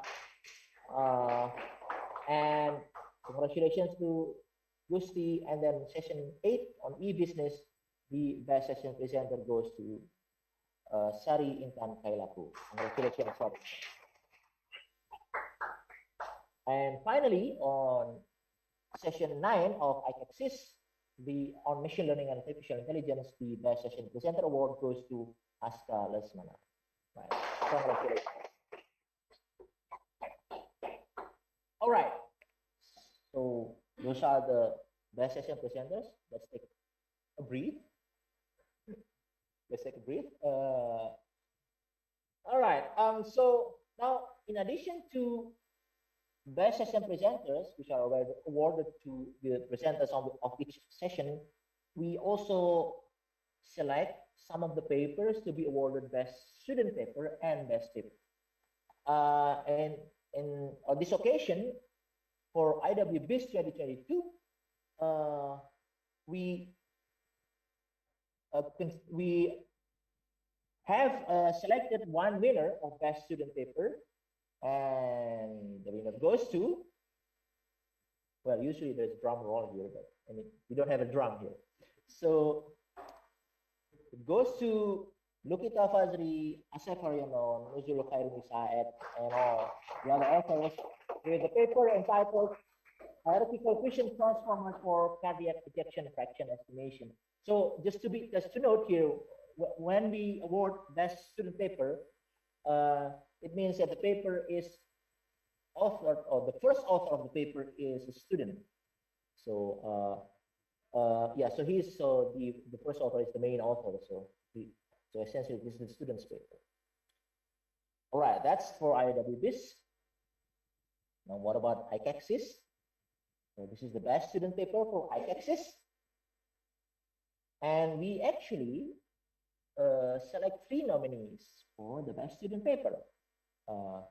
So we have 3 names, 3 papers actually. One is from Rinto Priambodo Putiwuri Handayani dalam India Census, Rian Randy Suryono and Paul Sarina on health recommender system for maternal care implementation challenges, a qualitative analysis of physician's perspective.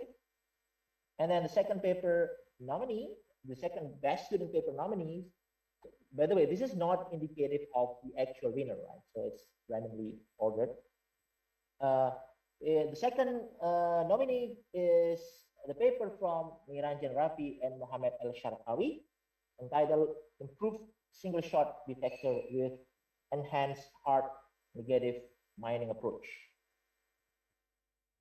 And the third nominee is the paper by Median Hardik Nugroho and Adevi Rakun entitled Solving Complex Background Problem Using RetinaNet for Sign System for Indonesian Language CD, Gesture to Text Translator. So it's Gesture to Text Translator.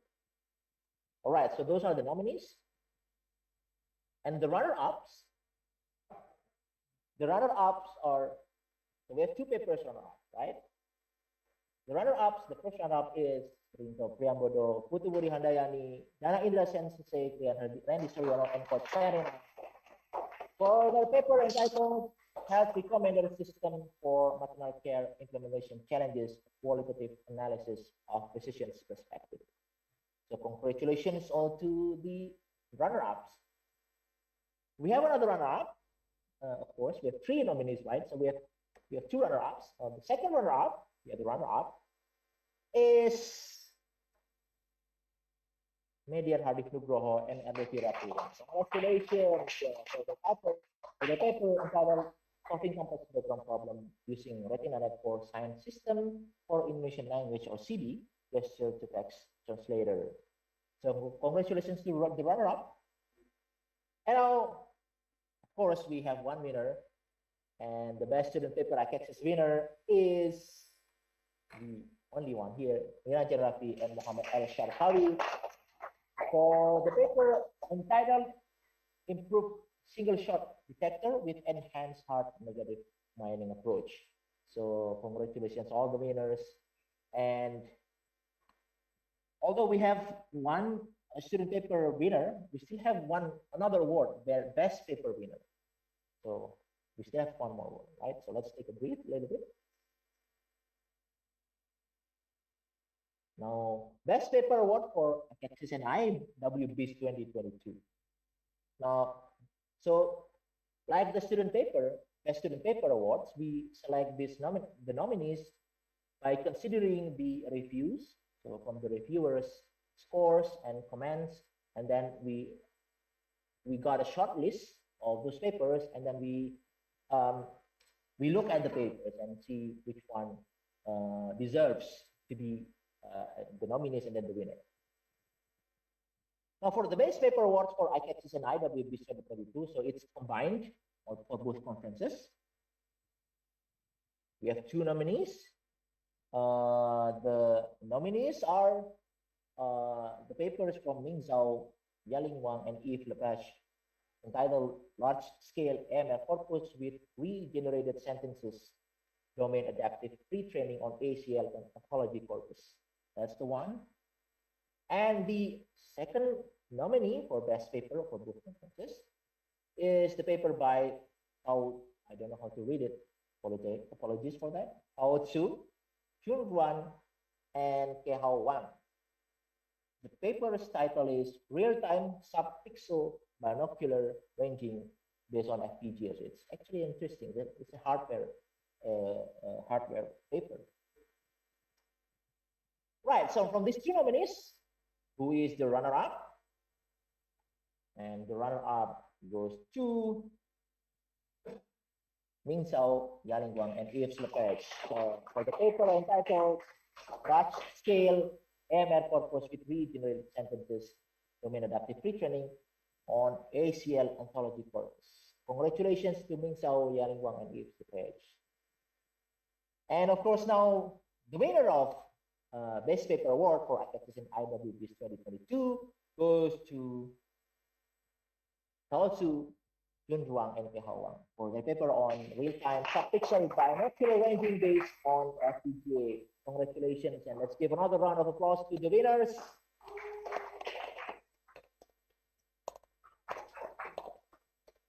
All right, by the way, the certificates will be sent to your email address, don't worry.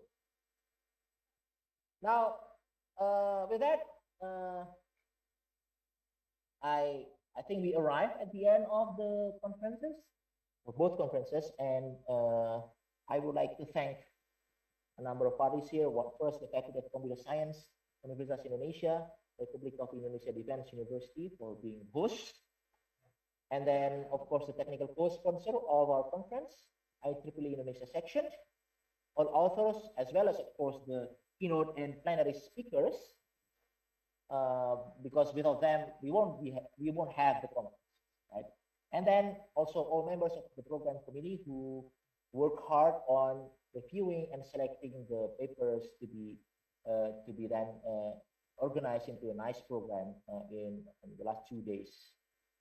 Also, all members of the organizing committee, I think almost everybody here, from the general chairs to program chairs, and then also the student volunteers of the team on the Zoom team, also as well as on the proceedings team and all. So thank you very much for the hard work, and without you, we won't be able to have this conference at all.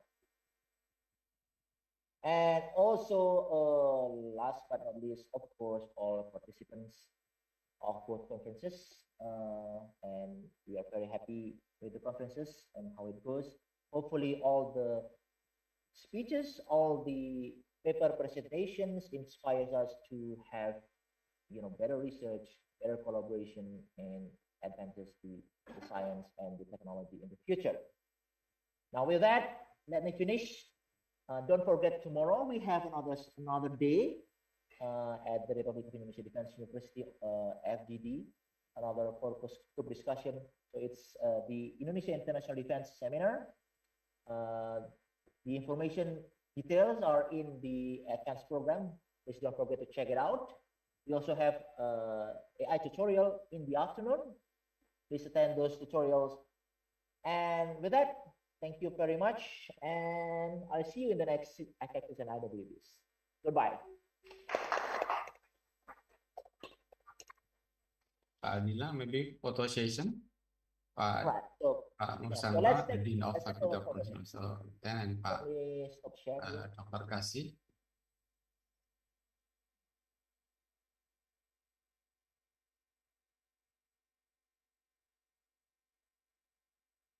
Okay, so everybody's ready. So who's taking the screenshot? Mas Robi? Okay. All right, so on my mark, 1, 2, 3, and smile.